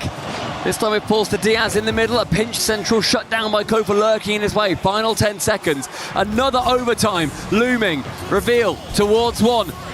Slapped with a pool noodle, unfortunately, by Zach towards the blue net. Reveal comes in. The double does go over his head. First Killer misses. Kofa to the ground. And overtime once more. Overtime. Last time it was a long one. We had an entire extra game. How much do these players have in the tank? It'll be their only series today, whoever wins. So you have to leave everything there on the pitch. First Killer from his own backboard. Reveal doesn't fall for it. LJ's waiting, has Reveal in his way, so has to delay his jump a tad, and that will allow in Zach into the corner. Kofa can boom it forwards, and then First Killer knocks the remaining SSG attacker back to their own half. In these swiping bumps from SSG, as soon as they put a pass in, they become a homing missile towards the Rebellion net. Remove a defender at your earliest convenience. A 50 from Diaz. It's a nice car turn to make sure that he's got as much body towards it as he can. Into that corner, Reveal intelligently plays it into the side. Kofa can he jump on target, a little bit too weak, a little bit too wide, as SSG stay firm. Chance here for First Killer though, lovely first touch. The catch is ideal, then the dunk into the corner, blocked by Kofa. 3-2, Rebellion go up in the series. A lot shorter than last time, as Rebellion, they make sure to clear this one out when they have the chance. Only one post hit this game. Not as bad as they have been previously. In SSG, they've decided they need one more minute to think about things as our first Saturday timeout is taken. Think they shall. They would have felt they were the better team in that game. They scored first. They were looking fairly comfortable until through came First Killer, and it was another devastating arrow into their heart by Kofa, who got that demo. Diaz pushed on. Would have thought they'd won it here with this goal from Zach, the double commit. Not the first we've seen this series from Rebellion. They did manage to come back. Great 50s. By the First Killer challenge against Diaz. They earned that overtime. And as you say, Stumpy, it wasn't as long. It was more explosive, That touch from First Killer again. Is this the? I mean, we've been talking a lot when I casted this one versus Foot. I was saying how Justin is in the best form of his career. First Killer's the same. You know, he's really stepping right back up to the First Killer that is terrifying to the rest of the Rocket League world. I think we definitely do. Oh my goodness, sorry. In basically a 5-minute game, Zach with near 1,000 points, 6 saves and 7 shots. An incredible performance from him. He couldn't take the game, but he is really putting everything and leaving it out there on the pitch. And you say about First Killer, to go back to that, I feel like we normally think, oh, he's like, you know, he's a younger player. He's been around for a good few years. Bear in mind that he came onto the scene playing with Wanda and Chronovi on Rogue as his first organisation. And there'll be so many young Rocket League fans who are like, who on earth is Chronovi? And to you, I say, how dare you? Go on YouTube, find out, educate yourself. But First Killer has been there from incredibly early on, and to see the resurgence of these older players, I love seeing the familiar faces when we come to lands like this. 21 years old now, which is the age of a relatively young footballer. Do you know what I mean? Like a proper sportsman could be 21, you don't think twice about it, and here he is, professionally playing Rocket League. And I do wonder if Expert is speaking to his team right now and saying, he's not saying how on earth, the players will be saying, how on earth do we deal with Kofa's demos? And you'd think they, of all people, would know. They've played with Kofa, but Kofa got 8 in the last game again to top the 10 that he got in game number 2. My man is getting Exterminator awards like Vatira gets MVP awards. He's racking them up. And Space Station Gaming is struggling to deal with that because whenever they think they've got decent spread on the pitch, they're taken out. And it is an incredibly well put together performance from Rebellion. Like we said, we've not shied away from the fact that they've not been doing too hot at the start of EWC, but this is a brilliant start to game number 4 for them. Onto the double, it's an even better block from Zach, and again, that man came out of, quote, retirement at 16 years old and has just absolutely taken North America by storm. First Killer still has his reset, he's going to use it, but the ball is taken away from his possession. I mean, we are in France, that's probably average for retirement here. I'm not sure what the age is, but if it wasn't, they'd complain, I'm sure. Here is LJ around the corner. First Killer waiting for that one. Diaz knocks it, but Kofa was waiting. Brilliant positioning from Rebellion. Not quite as good a first touch, though. Yeah, he wanted to get a little touch there, try and pop it. It's a beautiful block. What do I know? And First Killer can come in for the killing blow. Kofa slows it down, then immediately dives straight onto Reveal, and you see how close Rebellion play towards each other. That's what SSG have been doing in the previous games and how they did so well against Carmine Corp. That close-knit form, and they can dive across, bam, bam, bam, all 3 touches at the hands of Rebellion. Yeah, so as I was saying, wonderful fake there from Kofa to really get that attack going. Perfect. You know, those of us who got the third sight are able to see what he was doing. First Killer tries to meet Diaz. Zach booms it forwards. Diaz is there, wants to get it on target, trying to thread the needle. LJ and Kofa both have to go for that one. It's a good double commit this time, and First Killer can't quite get the skim, but Space Station had to respect it, and that's opened up so much space. And Kofa, on top of his moment of genius from earlier, gets another. He goes full court on his own. It's a wide touch brought in by the second, and the third is on target. The possibilities are endless as the infinity symbol shines in net. And Rebellion, 2 in 1 minute. Might be a third as well, Kofa again. He's sizzling hot right now. He goes to the ceiling, wants to get a floor pinch or a double. It's First Killer, tries to make it 3, nearly there. Falls to LJ. Rebellion could kill this one, and this is off the back, don't forget, of Space Station's tactical timeout. Yeah, that timeout buff has not been it at EWC this season in particular. It has not been as useful, as successful as historically it has been. First Killer, an opportunity to get it central, but it's pumped along in the end as SSG need to really turn this engine on, get that bad boy whirring, because Rebellion have started something that feels unstoppable here in game number 4. First Killer up against Zach, and I'd be so curious to learn if coaches have realised that tactical timeouts were huge, so they're changing their own play style. Do you know what I mean? It's like they're going to change something, so we will change it too. Rather than let the tactical timeout be a surprise or an ace up the sleeve. One to ask the coaches, but this is one to just watch Kofa. He wants to get the double flip reset, can't quite do it. LJ shoots a bit flat, falls to First Killer, must be 3. No, it's saved by Diaz this time. Desperation from SSG and Diaz. It's a little bit too weak though from First Killer. I like the idea, it was a lovely reset, but any more speed on that, he could have sunk it. Yeah, stays behind this ball with a series of lovely little chain dashes. Halfway through, SSG, very few chances on net until finally, Rebellion, they have their opportunity. Goes the other side into the near Psycho, on target eventually. And Reveal lifts the curtain on what SSG have needed. So much went on there. First, Rebellion had a chance. Then there was a lovely passing play to break out of their own goal by Space Station. First Killer almost gets the Psycho, just about misses, and it was read by SSG to put them back in this game. And Stumpy, we said that tactical timeouts didn't quite have the magic. 70% have been lost after taking the timeout. So Space Station Gaming are up against an opponent that, on paper, should win this game. Having a tactical timeout be a debuff is crazy. But I suppose also, if you think of it logically, the team's already been losing, so is it just continuing that trend? I don't know. Statisticians that are a lot better than me will be able to figure that one out. Into the midfield, though, this ball goes. Reveal with the pop. They still need one more goal just to secure, and third overtime in a row to the side post! Zach moves from defense and fires up the cannons to draw us level. Yeah, go for pre-jump, but he didn't anticipate how good the reveal challenge would be. Zach, on the other hand, did. He had full faith in his teammate, and you can see Diaz right now rocking up and down in his chair. He's getting into this one. The lean forward meme is happening right now for SSG. They're feeling it. That one goes all their way. Zach thinks he can go for it. First Killer prods it back, but it's going to fall to Reveal. Onto the ceiling with a lot of speed, on target in fact, and First Killer's defense. Him and Zach have an absolute parity at every level of this series so far. First Killer has now hit 100 saves in Esports World Cup history. He's the third player to do so. He'll have to do more than save this game, though. How about a monster assist? LJ appearing when he is needed most. That symbol is up. First Killer, the assist skim, whack ball come off, see what Zach can do, and ultimately, mate, it is nothing. I reckon for First Killer, that's the confidence of knowing he's just made his 100th save in Esports World Cup history, the third player to do so. He's like, oh, I'm the man. It's got to be. I can do anything. Can LJ do the same? Rebellion had their lead back. They were not tilted. They will not be dragged down by Space Station Gaming. First Killer goes for the skim. It's nearly there. LJ's got 100 boost, though, to the ceiling with him. Wants to get the second touch as well. A demo opens it up for him. Was it that cheeky Kofa again? No, this time it was First Killer. Diaz gets it as far as Kofa. Running them ragged right now, SSG. Zach's taken out. LJ waits for this ball. Every time there's an SSG clearance, it's falling to a Shopify Rebellion player. LJ goes for the musty, but it clears across goal. And SSG, they may well start to look desperate if they go 3-1 down in this series. Midfield, First Killer playing in offense, trying to get this ball in every which way other than into SSG's grasp.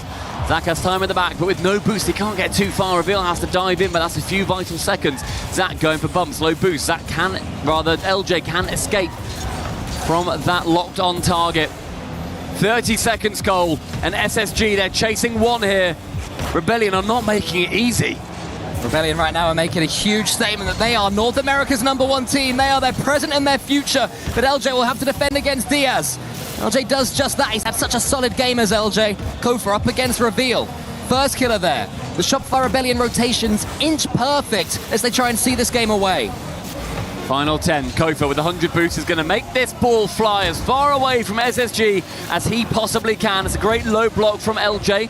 Anywhere to the floor, they're going to be happy. First Killer, a lot of boost too. A block can come through, will be successful. Next touch from Reveal stays high. Diaz, who's central for him. Zach, but he is low. And a smashing to the floor puts Shopify Rebellion on series point, and they have one eye on North America's crown. They're getting there, slowly but surely. A team that sleepwalked into this tournament are beginning to open up and play the way we know they can play. LJ truly waking up. It was a great save from Zach there. This goal actually was probably my favorite of the whole game. The counter-attack that First Killer was almost able to turn into a Psycho and then Reveal read First Killer's miss. Just fantastic play all around. When this one went in, you're thinking the momentum has swung almost permanently back to Space Station Gaming, but look at that touch from First Killer, Stumpy. And it only took 20 seconds for Rebellion to get the lead back. It's a stunning pass. It's a beautiful finish. And it is such a well-rounded team that Rebellion have shown up with today. You see fans in the crowd celebrating as they take down their third game. And this time, Diaz sits on top of SSG's points total. And it was quieter across the board for Rebellion, but having it be a lot more even was clearly still a winning formula. Yeah, Rebellion barely getting anything on the scoreboard, and Space Station Gaming beating them all ends up in that regard, but as all football cliches will tell you, there's only one stat that matters. And that's the one next to the word goals. And Rebellion had 3 there. It was a counter-attacking game. I mean, you talk about the counter-attacking, but I mean, the ball was in SSG's half for 66% of that game. And when SSG had their chances, they were shooting with 40% accuracy. So Rebellion quite happy to put it on target, or rather keep it in that orange side. And SSG, when they were able to get anything towards the net, in those rare opportunities, they were typically able to score them. But they need more possession here, do SSG. That one was close, but it didn't feel like it for a large swathe. And Rebellion, Cole, they sit just 1 away from our semi-finals. It is a long way back for SSG right now. Rebellion did similar against Foot, and there have been plenty of comebacks, if not any successful reverse sweeps so far in Esports World Cup. That's the one thing we're missing, the last string to our bow. Maybe we'll get there over the next couple of days. No chance of that, of course, because both teams have got games in this series. As first killer can't get enough towards Zach's touch. LJ with no boost is able to defend his backboard still. And Reveal can take a couple of touches. It's a nervy start to this game, I feel. I mean, there's so much riding on the line here. LJ has to get a convincing clear away again into the corner, making it awkward. Nice 50. 100 boost grabbed. Kofa is going to be able to clear it far. LJ immediately going for the bump. That's going to be just wide of target. Kofa, he has truly come alive in the latter half of this tournament. Again, a lot of disappointing plays from himself and LJ, to be completely honest. But now they are up to that level that First Killer seems to just needs to activate for himself when he comes to land. First Killer will offload the ball towards Kofa. Up high, LJ is midfield, but with no boost, he can't follow. There's a demo there. First Killer, though, is able to make something from it, still almost into the corner. Kofa, a man who in the last game only got 3 demos, so Space Station Gaming have certainly learned to dodge him somewhat. He gets the ball towards LJ. LJ, a couple of touches nearly there over the top. There's prods and there's jabs, and so far to me, Stumpy, it feels that Rebellion are looking more likely to get that knockout swing. They're doing a lot of poke damage right now, and they're not necessarily breaking through the shields. Diaz just wide of target, and Zach with not quite enough boost to get himself around, and Rebellion's defense is fired up and ready to roll. Yeah, Zach never looked comfortable. I think it was a scoring opportunity, but maybe he didn't realize how much time it had, and the ball was bouncing anyway. It was a tough one. Certainly a shot on target would have made the net ripple as Kofa almost gets that flip reset against Diaz. First Killer gets it as far as he can and then stares down Reveal. Asks him what he's got. The answer is the ball red against him. Zach only as far as First Killer maybe. No, First Killer waits instead. Great patience right now from Rebellion. They know they don't have to rush, and SSG are the ones who are desperate to set the tone of this game. Early on we mentioned just how well SSG were setting their clock to this series. It is now absolutely swung towards Rebellion. 3-1 is a stunning result so far. Job is not done. LJ wants to find the backboard, but Diaz is going to be there instead. Absolutely pings it back again. First Killer a catch, wants it more to be a block. 1-2. Chance for a shot to come through, but Diaz again a corner bound. Reveal into the corner. LJ there again. Every time Space Station Gaming get this ball away, there's a Rebellion player there just waiting for them. And look at First Killer getting that nibble there on Zach to give Kofa all the time in the world and all the space to go for the ball. Diaz loops it over his own goal yet again, but Rebellion are really piecing these chances together. Kofa up again. He wants to get the shot away. LJ watches to make sure the ball doesn't go over his head. But it's got to be Rebellion soon. And we're seeing just how close Rebellion do position themselves to each other. It's not really gone against them. It's Zach. He wants to set this series to himself. Isn't able to. Kofa only as far as Reveal. One with the reset, down for the double. First Killer able to clear it away for now. Not quite enough forward momentum on that shot as Diaz. You see just the positioning from both of these sides. They are playing on thin wire. Yeah, Reveal just about got a touch there that took it away from the strike of the Rebellion player. SSG will be well aware that one more goal may sink them here in the quarterfinal. Knock them out in the top 8. It's a huge clearance towards First Killer from Kofa. So they got their winner in the last game, a big clearance like that. SSG didn't expect it that time, but they did this time. Oh, and that's a lovely finish, but First Killer reads it. First Killer, the Rocket League genius, reads what nobody else could. Who else would challenge that so slowly to get the shot on target? And who would save it until First Killer again, the savior? SSG, they continue pushing. And what a horrible bump from Diaz that is. A stunning series of play from Space Station Gaming. And they go ahead with 42 seconds left. You can see from the crowd there how many missed chances there were, or how many great saves, I should say. Even Zach's final shot there was not easy. First Killer covered most of the goal. Here comes Reveal, wants to get that pass into the center.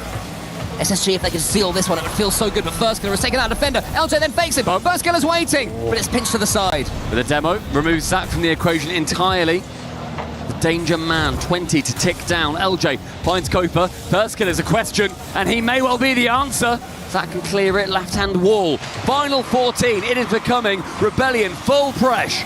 Diaz to the side, First Killer is there, he has boost, gets a catch, keeps it close to the wall, reveal into the center, Kofa's there, he goes for the shot, trying to tease SSG out. LJ's gonna have to wait here, First Killer helps him out, Kofa's got no boost, just trying to make sure that they can't slam this ball down. Both of them involved, keeping it up somehow and some way. Great challenge there from Kofa, there's a bubble, but First Killer snatched it, and SSG do take the game, and that one was on! A huge opportunity for FK, he didn't know it was coming. He had no idea the man with foresight couldn't get the positioning locked in. It was a dodgy 0-second play overall. I'd love to see that again.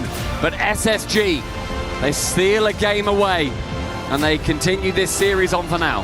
What a read that was from First Killer. At that point you're thinking, is there any way they can bludgeon this ball home? And that bump there from Diaz. LJ got the... Well, LJ was taken out. First Killer did his best. Right, let's see. He just had to not jump. Well, he's low on boost. He had to get that ball as early as possible. He could have potentially, with that bump, boosted into it. Yeah, and maybe even just like get the catch like right on the front of your bonnet. I was thinking, and then just hop it over the line. I was thinking when you jump just as the ball lands, and it's sort of like a half foot. Yeah, just and the ball stays like a millimetre over the line. It's one that I'm sure if there was a training pack of that moment, there'd be 10 ways to score, but you have to anticipate them all, and you have to have full belief that it is going to happen. But that moment now is in the past, and what was in the present is Neo Tokyo looming in our windscreens. We're heading on over to Japan. So many key moments have happened here, infamous moments. Think of First Killer as well. We can't go to this without mentioning it. That was then and this is now. Rebellion, one game away, but SSG still alive. We talk about the past of Neo Tokyo and with some of these players, but the future of North America rests in this series. First Killer, a backflip makes it awkward, but again, just slows it down enough. SSG don't necessarily expect that to happen. Bear in mind that whoever loses this, their key gets crushed. They are out of EWC 2026. And if Space Station Gaming want to avoid that, the one thing they'll have to do is stop this ball being in their half the entire time. It was in their half for over half the game last one. And this time, as soon as it goes in, there's 1-0. And from the blind spot, First Killer absolutely leathers it, toe punts it, finds the top right corner. Crowd aren't happy. But Rebellion truly will be. What a start for Rebellion. Zach up against First Killer, and First Killer another perfect block. It's a true captain's performance for him so far this entire tournament. I've been so impressed with FK. A player who has been so frequently on the precipice, wanting to banish those demons. If he gets first in North America, why not the world? Diaz wants to continue this pressure on. It's dribbled into the bottom right corner. And as everybody is caught slow on the ground, Reveal can sneak one home. Yeah, LJ beaten to it by Diaz. Kofa was taken out by Zach as well, so a taste of his own medicine for Kofa. And that'll feel good for Space Station Gaming to get themselves right back into this all-important Game 6. His first minute has been a microcosm of what we've seen so far from these two teams. First is wanting to be found by LJ, who couldn't get anything convincing from that flip reset. Cool mechanical showing, not necessarily what Rebellion are after. One pinch off the sidewall, again, not quite what they're after, and snatching at the ball a little bit of Rebellion until the shot comes through. Diaz to save. It's going to be trickling. 1, 2, no! Not quite enough pace on the ball, but that is the exact threat that SSG can put towards the Rebellion half. Time for a team pinch. Zach actually off the ground. Kofa into the corner. Diaz, chance to shoot maybe. Instead tries to tee himself up. Not going to happen. Kofa for Rebellion with the counter-attack. Almost takes out Reveal. They've enjoyed that after being bumped for the earlier SSG goal. Zach comes forward this time. He's got a hunt for blood himself. Reveal up against Kofa. LJ gets a reset onto that one as well. It's turned into a wave rush on the back wall. It's going to be Kofa now. Flip resetting it all the way forwards. End-to-end stuff right now. No team able to really keep control of that ball. Great touch there towards LJ, and two Space Station Gaming players have to block it. A brilliant ceiling pass, though, from Kofa. I expected it to be tapped down. Instead, it was slammed upwards. Gets the same result. One pass across. Zach to shoot. Another save from the captain. Kofa now forces it towards LJ. Great play for Rebellion. They've got it away. Gopher actually had a shot there. I didn't see that one coming at all. First Killer tries to get one of his own into the corner. Diaz emerges with it. Goes for the snapshot. Gopher has to get this save, and he can't. They've overcommitted. They didn't read it. And Diaz managing to catch Rebellion off their line. Kofa turns to the side thinking that Diaz might end up going at the wall. Instead, he just sees it open. He sees the keeper towards his own half and absolutely slams it. Space Station Gaming, a mid-game lead, but not for long! That kickoff is complete perfection for Rebellion. It's disaster for SSG. It was the bot shot. They both pinched into it, and Kofa was up and ready. And right away, Rebellion steal away any momentum that SSG might have grown. Drawn level. 2.5 minutes. This series split by a hair right now. Kofa ceiling bound. Firskiller's waiting for him. Can Firskiller get to it? No, Reveal's there first. And LJ has been the man to hold down defense towards the back frequently when FK and Kofa go for it together. Diaz taken out, but it will fall to Reveal. He gets it over the top of LJ. It's going to be 3-2 SSG, and it's all Reveal. Zach's there to get his name on the score sheet, though. And the last man ends up diving in. I mentioned LJ being the final player for Rebellion, and that's one of the few times he individually has been caught out, but he shouldn't have been left in that position. He had to dive on it. His momentum took him that way, and trending forwards was not the right play in the end. SSG capitalised on a big error. And this time Rebellion can't score, at least straight from the kickoff. They have got control of the ball though. Kofa a couple of touches into the back wall. Reveal and Diaz for SSG now coming forward. Diaz looking for all sorts of bumps and demos, making a nightmare of himself. So's Zach. Diaz into the middle. Reveal to the side. SSG have control of this ball right now. That is exactly what they want. They can do these little touches that take the ball away from Rebellion. They can steal those seconds away. They can make sure that Rebellion get itchy trying to get their equalizer. Both up, not the best touch, but instead it works out pretty well. Becomes a threat for Zach, but as ever, handily dealt with Diaz onto the ceiling. Wanted the reset there, isn't able to get it, and LJ nearly slams it into him for a cheeky redirect. LJ and Reveal in the 50-50. Diaz bops it towards Zach. Firskiller's on the back wall. Does that get it past? It's not going to matter because Kofa was there to stop that question even being asked. Rebellion are doing their best now to defend from the front foot. LJ end-to-end, but no boost to do anything with it. Just has to try and get a challenge, and he's not even able to do that. So Kofa's going to have to restart, reset Rebellion over and over. They're attempting to go towards the SSG goal. SSG defending well up to now until Firskiller gets a clean shot. And Firskiller, donning the armband, absolutely dusts the final defender to the ball.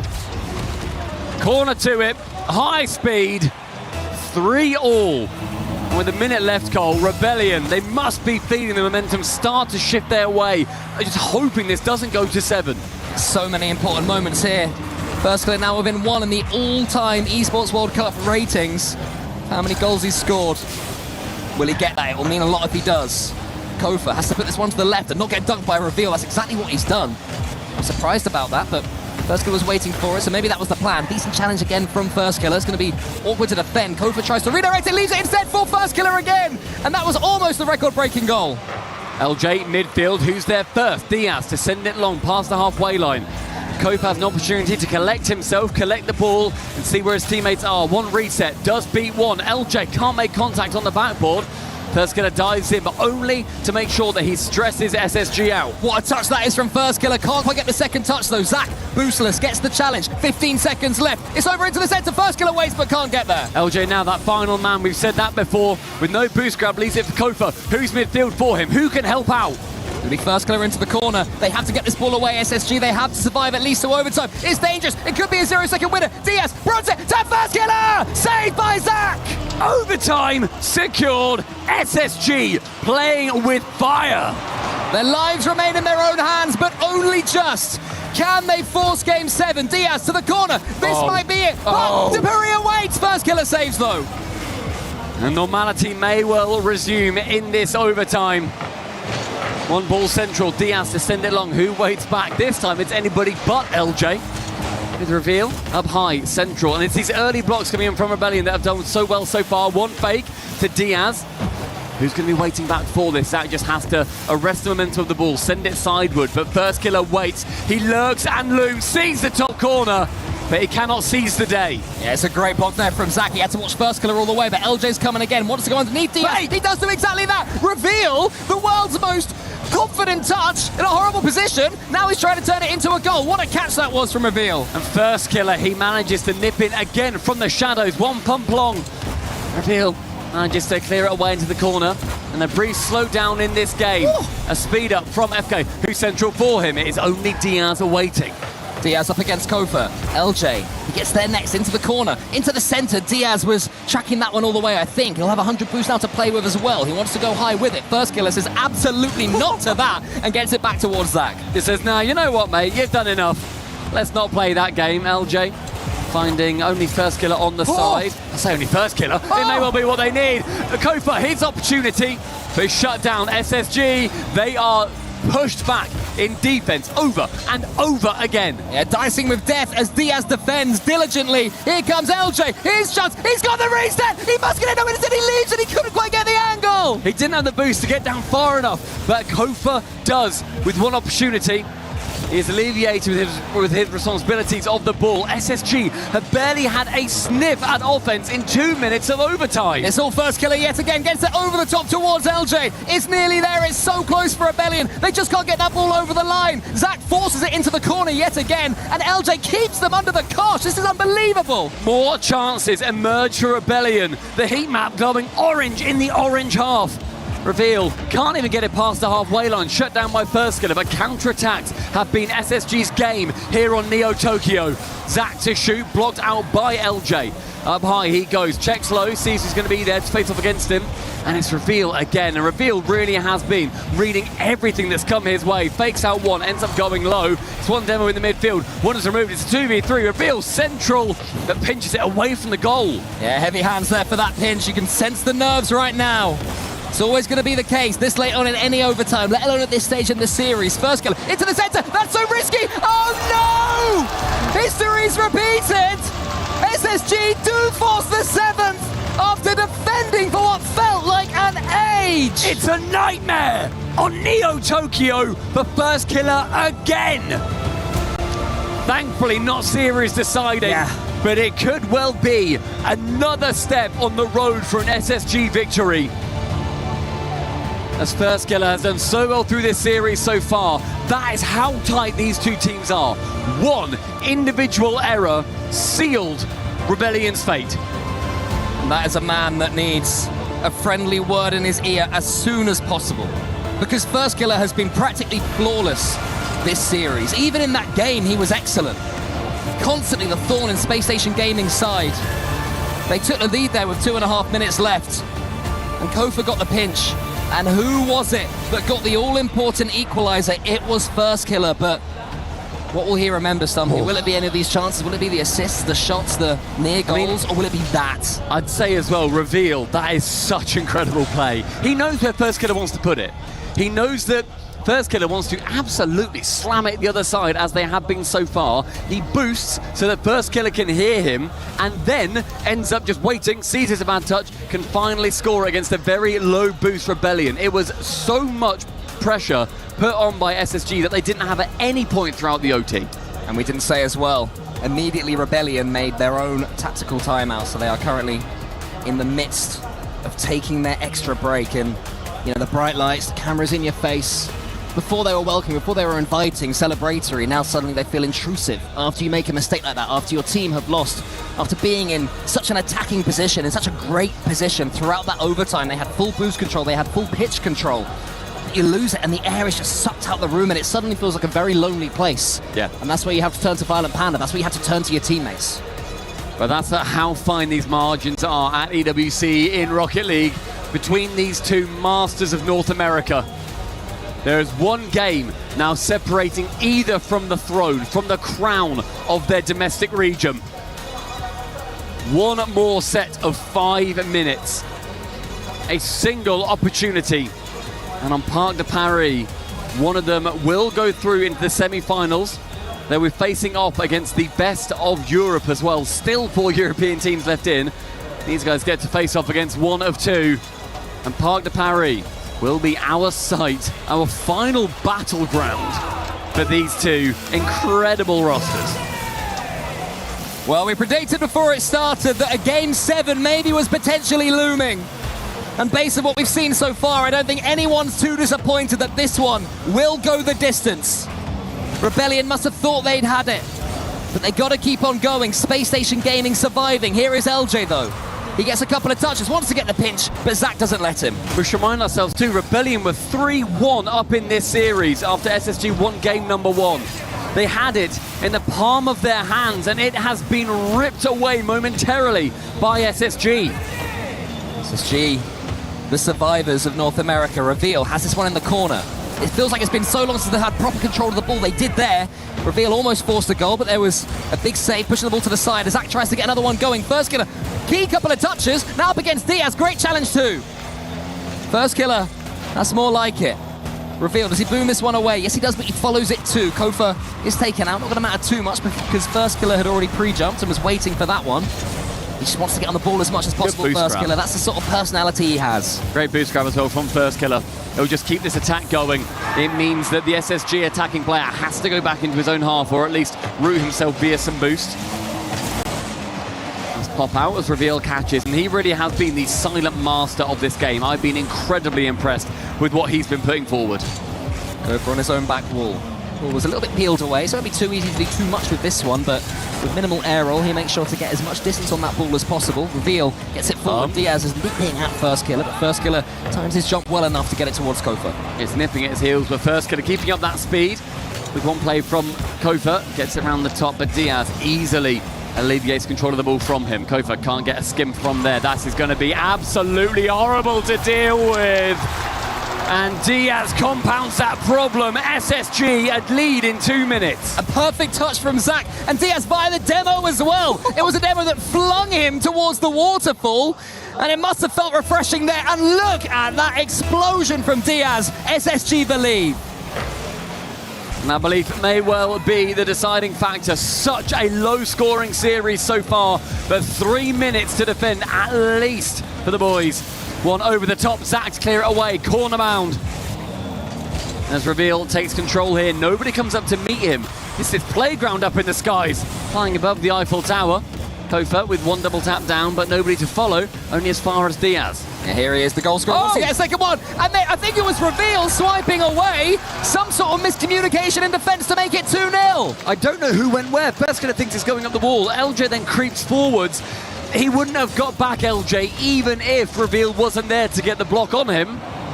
And again, a miscommunication. LJ, the final man. Now Rebellion, full pressure up against you. SSG beginning to run away with this Game 7. It will be their third game in a row, as you mentioned, Stumpy, if they can get it. First Killer gets the catch. He has to get his team going again. He is the talisman that they need, but maybe Kofa can help out. First Killer tries to take out Diaz. One more goal may well sink Rebellion. Coming back from 3 in such a low-scoring series as well, especially the defense from Zach and Reveal in particular.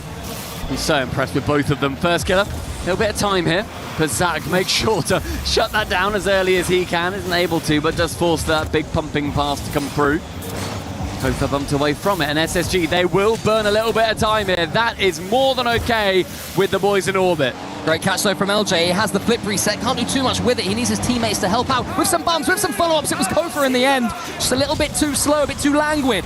First Killer towards Zach. More great defending from SSG. We've seen before they can do this. They can see games away. They did it in game 1. And now they are 1 minute and 45 seconds, and touching it back towards their own half is such a clever move. But despite all of these long shots that are coming through, Rebellion need to make sure that they do just hold firm. There is time. There's 100 seconds remaining. They've scored 2 in about 30 in previous games. They do not need to rush this. Zach to the corner. Rebellion just can't keep control of that ball. Kofa up against Diaz. Lovely win there from Kofa. First Killer catches it, almost gets the doink over the top. Nearly surprising SSG, but they refuse to bow down. Kofa beats a couple of them. There's always one more SSG player back. One clear away. 70 ticking down. Diaz removes First Killer from the play, and then quickly dives straight back in. You're seeing Rebellion, they're throwing themselves at this. They're making it so hard for themselves. SSG, they're being horrible to play against. They'll take any possession they can get. Yeah, the way they play, they are one of the best at keeping a lead in all of Rocket League. So good at sitting those seconds. That one goes across the goal from LJ. Go for towards First Killer, can't do it. One long clear here for SSG. It's going to burn down 5 more seconds. Reveal decides to keep it close instead. He's low on boost, can tip it round 1. It's then removed from the pitch. Kofa has to boom this one. Diaz was pre-jumping but won't get there. LJ almost takes out Reveal. Isn't able to do so. Here's Diaz. Can he put this one on target? Nearly. Gets the second nearly again. Zach tries to break his way through, but no. It's all just vital seconds though. In the final 15, Kofa sees LJ mid, but with no boost, he can't do much. Here's LJ, has to score it. It's not quite on target again. And the seconds now bleed away. Kofa first kill at pre-jumping, but it's desperate for Rebellion. The opportunity was there. SSG, they had to come back, and they have done so. The new kings of North America, Space Station Gaming. This, perhaps the moment where the young blood emerges, led by their Brazilian talisman. They go to shake the hands of Rebellion. A Rebellion who will be in serious pain yet again. Inquests will begin. But this is Space Station Gaming's day. They're making it through to the semi-finals, and they needed 3 in a row to do so. The mentality coming through from the youngest squad at EWC 2026 in Rocket League is remarkable. They sit on top of North America. NRG have been toppled. Rebellion move out of the way. And SSG have got a lot to be proud of, Cole, but job, my friend, is not done just yet. No, of course. They'll be keeping a close eye on who they'll be facing in a later round. But we're going to find out what they think so far. How do you deal with the emotion after all that? I'm glad I don't have to. I know I keep saying this every day, but how entertaining is this game? Incredible scenes in our first quarterfinal here. SSG through to the semis, and I'm standing by with Reveal. You never stop believing, you never gave up. Yeah, that's right. We wouldn't have won if we just stopped believing. Where does that belief come from when it gets so tough out there? Just my teammates, honestly. Like, we all just push each other forward all the time. Obviously, any win feels incredible, but how different does it feel when it's a regional rivalry like that? It's not an international one. It was a chance to prove how good you are in North America. Yeah, I'm just 100 times more happy that we beat First Healer. Really? Tell me why. I don't know. I don't think he's good. I mean, do you think that there's a lot of talk at the moment about how young you are as a team, but maybe everybody should just start talking about how good you are as a team? I mean, yeah, we just needed some experience, and now that we got it, I think that we could have a good tournament going forwards. Does it give you an advantage, that youth and energy coming in? Do you feel like there's less expectation on you? Kind of. Yeah. Do you want to go crush a key? Yes, let's go. Let's go and do it, Reveal. We've just seen the key crusher revealed behind Reveal now as we walk over here for the first time on Saturday. Our keymaster will join you here and talk you through it. SSG, what a performance, what a battle that we've witnessed here. What a series to start off the day. And Shopify really spent this tournament fighting back from the edge. This time, SSG pushed them off it. Reveal brings the key crusher crashing down. Now I asked you, just one last question, Reveal. I asked you briefly a moment ago, just before we came on, do you think you can win this thing? And you said maybe. I think your fans believe that you genuinely can. What are your thoughts on whether or not you can raise that trophy tomorrow? We just have to keep on being confident and play our game, and maybe, I don't know, it will happen. All right, thank you so much for the interview. Congratulations on an impressive win. SSG moves on into the semi-finals.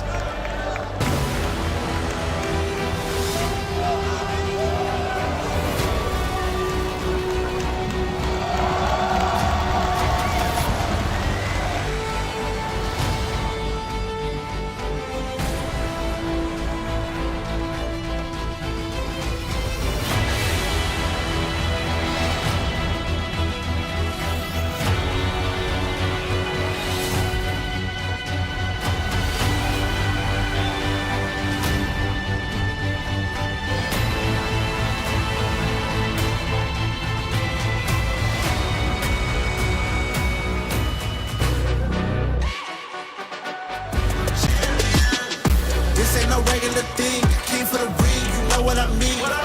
You see my name in the lights. Better get right, I'm champion.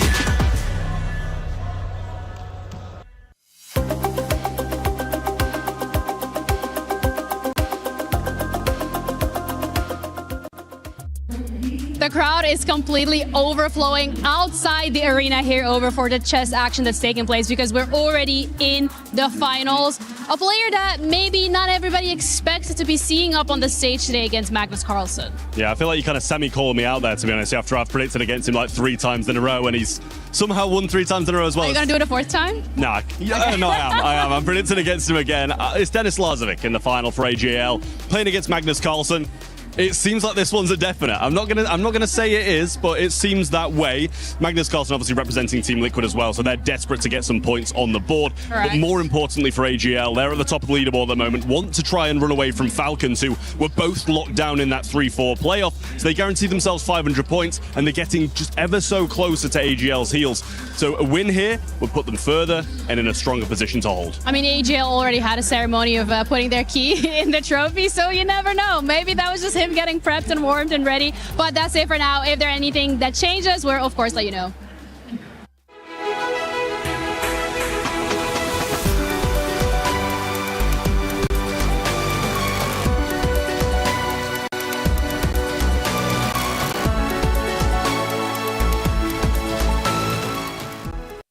I'm here on the floor. I've got Mizu, I've got Wes, Rocket League creators, Esports World Cup. We're watching the games, checking out the games.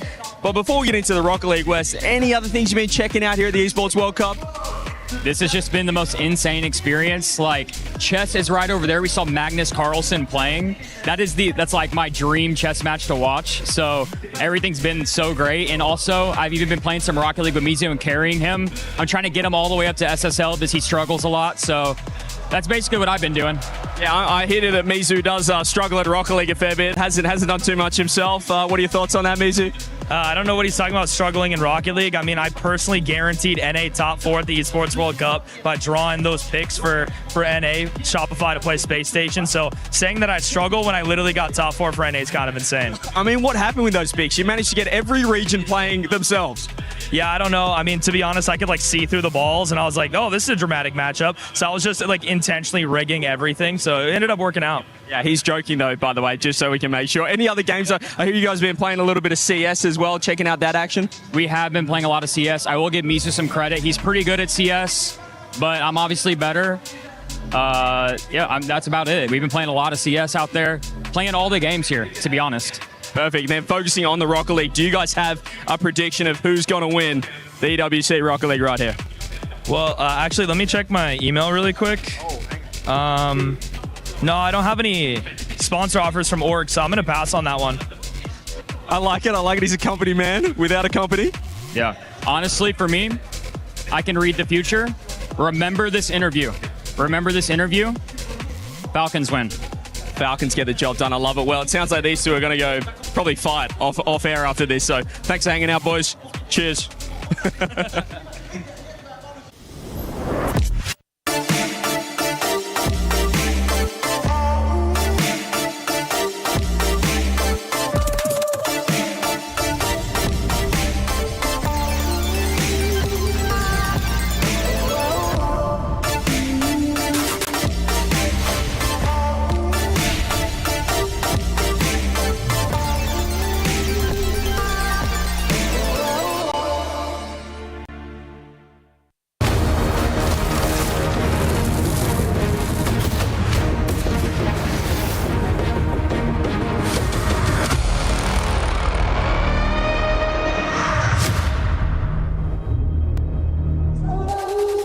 Yes, that in fact is a group of ninjas in pajamas. They're rolling in as NIP E-Stars are looking to represent for Europe against a fan and hometown favorite. There is Archie and the Gentlemates rolling into the STC Arena. It's the quarterfinals, and we're about to see another inter-regional showdown as I welcome Achieves and Hercules to the desk. I want to start with you, Pocket Square. What do I need to know about NIP versus Gentlemates, and what have they done so far? Yeah, Gentlemates probably the favorites if you want to start anywhere. They do have a little bit more pedigree overall, a little higher placements in interregional competition, but NIP is playing an exceedingly good tournament for them. It's going to get real out in here. I'm going to need mics next to Chin, says audio guy. So Elise, break it down for me. Why is it so hype in the venue tonight? These are two of the biggest fan bases, and of course the Gentlemates, they brought the drums, they brought the flags, they're sitting right front and center. NIP are also kind of gathering the hate watchers on their side, right? Anybody from EU that has been taken out, or potentially, between Vitality and Carmine Corp, if they deem them the easier matchup, they might be hate watching with them. So it's going to be a really busy crowd today. The fans sure have their fandom in store for you guys on tonight's show, and we have two very special guests to talk about it live. We got Brox and Itachi, and I want to start with you, Mr. Roadhog. Why did you get called out on the stream earlier this week? I don't hear you, Pocket. I don't hear you. Okay. T'as mute, je crois, non? Can you hear me now? I see you over here. I don't hear you. Can you see me? Brox, okay, I hear you. I see you. Do you hear me? We can hear the stream. They hear. Perfect. It's loud in here. It's so loud. It's so loud. Sorry, guys. I'm sorry. It's okay. It's okay. We'll come back. We'll come back to you. We'll come back. There's a lot to talk about, though, with the Gentlemates, and it's awesome to see Brox here, one of the biggest YouTubers. He's a Call of Duty pro that started the Gentlemates alongside Gotaga. They've got Squeezy in the mix. They've now got one of the biggest names in Rocket League co-streaming. Hercules, the fans have been watching this team for years. Will this be another opportunity at an EWC trophy in 2026? Man, this definitely could be. The Mates, they have been on an absolute run all of this season. I expect nothing less here, especially with the fans, right? It plays a huge part into the mentality of feeling like everybody here is on your side. Chiefs, can you hear me over there? I can hear you. I got you. Excellent. It is roaring in the arena, and I have a feeling the Gentlemates fandom is going to be on one side of the stage. Does this affect NIP?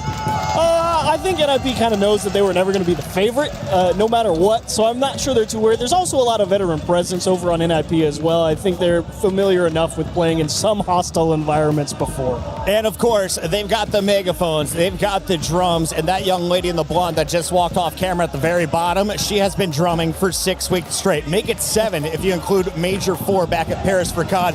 We are also here in Paris for Rocket League. What has been the story of European Rocket League? Is this the strongest division? Are we going to see a future champion coming out of this match? There is definitely, there is a very good chance, yes. I anticipate anybody from Europe should always be in that top 4 somewhere, but I will argue Mina has looked insane, and the way the bracket's playing out, somebody from either should end up there somehow. Well, speaking of Mina, Twisted Minds was representing Mina, and they had to go up against NIP, who dealt them a Game 5 loss. So let's take a look at some of the big highlights here, because you're going to see some names over and over again. Achieves, who's their top striker on this squad? Yeah, over on NIP, it's probably going to be a mix between Urius and Oli. I'm not sure if you could really go definitively one way or the other, but you can always trust CRR on the defensive side of the ball. He's always been a top quality defender for a long time. I'm right there with you. It's kind of whoever you're getting on the day. The other day here at EWC, Oli absolutely had stepped up. He was completely disgusting. You knew that if Oli had the ball in the space, that ball was finding its way in.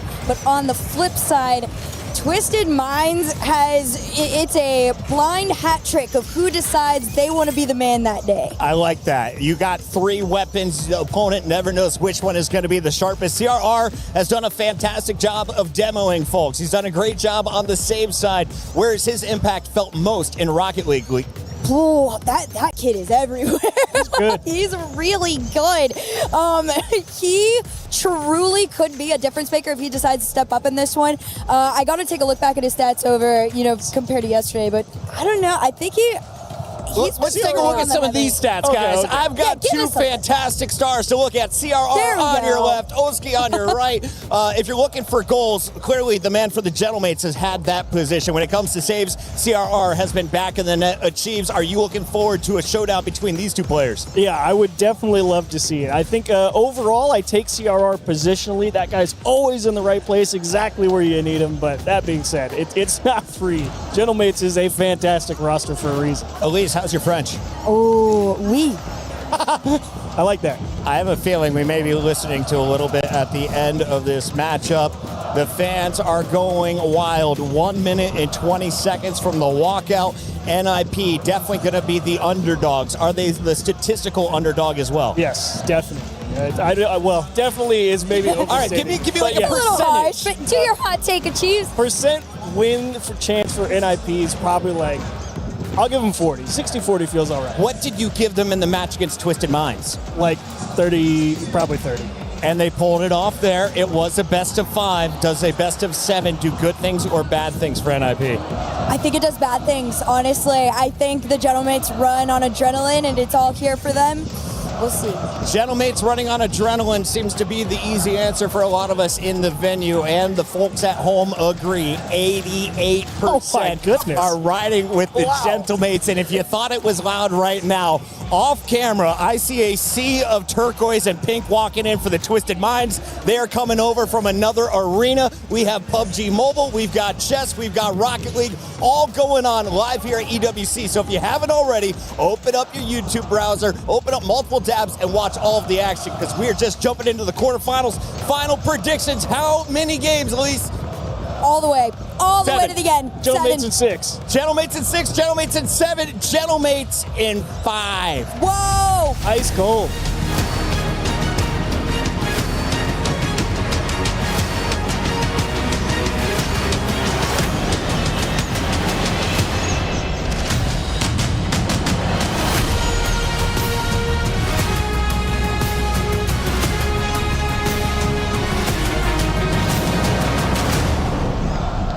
This every time, but being around the Gentlemates fans is so contagious. Lou, you got this. Yes, I got this.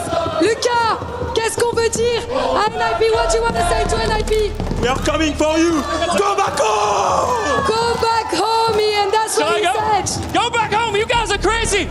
Oh man, I just want to stay with these guys, but we got job to do. We've already seen one team in SSG lock in a semi-final spot here at the STC Arena at the Esports World Cup in Paris. It's time for another Europe versus Europe, and the home crowd are going to be going crazy for this one. Oh yeah, and the NA versus NA wasn't disappointing at all.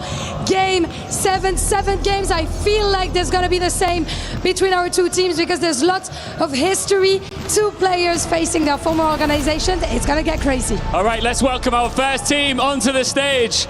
It's Ninjas in Pajamas!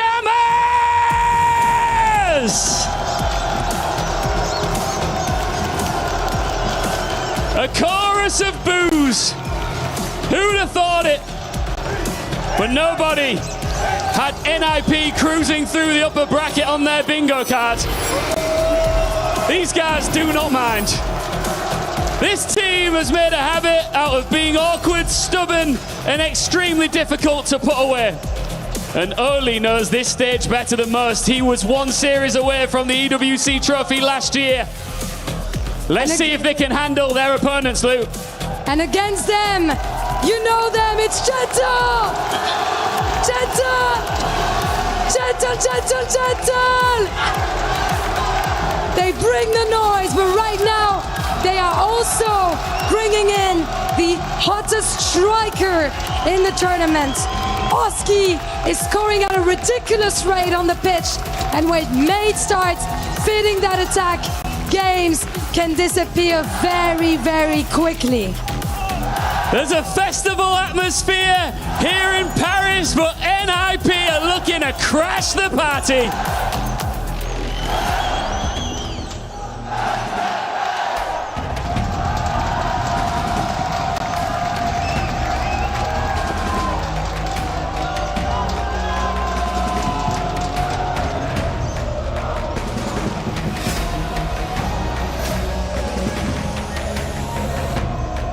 Thank you very much. I want to hear from you boys.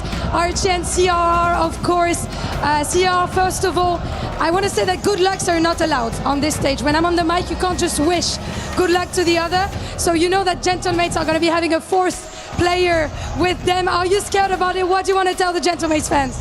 I mean, really nothing. I've already been in a situation like this, and I can scare my core fans too, so it's just Another noise in the crowd is fine. Just a little more noise in the headset, of course. Historically, Archie and NIP have been a difficult team to beat. Why is it going to be different today? I mean, the heavy favorites, they went for uppers and we went through lowers, so it's going to be a hard game. It's going to be a hard game. Is that all you've got for me? Let's see in a match, man. Let's see in the match handshake, and I'm going to let you boys get back to the team. Gentlemates versus NIP starts now. Face to face, cordial. Bumper to bumper. That's going to be a different story, Johnny. NIP taking on Gentlemates. We just saw the dark horse of North America, SSG, make it through. I think it's fair to say that NIP is the dark horse of EU.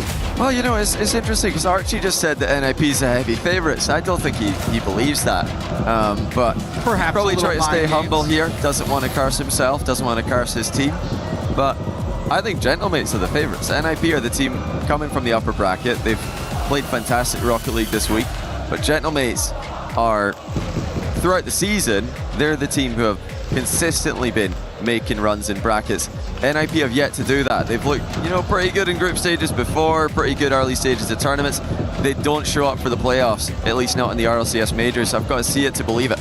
Well, which players are you looking at? I know for me on NIP, I was highly impressed by Oli in the matches leading up to this. He seemed to be the catalyst for NIP's offense. He was also going for some crazy plays, but just he seems to play at a different level at the Esports World Cup, making it to the finals last year. But what other player should we be looking at? I mean, I'm looking at Oski for Mates.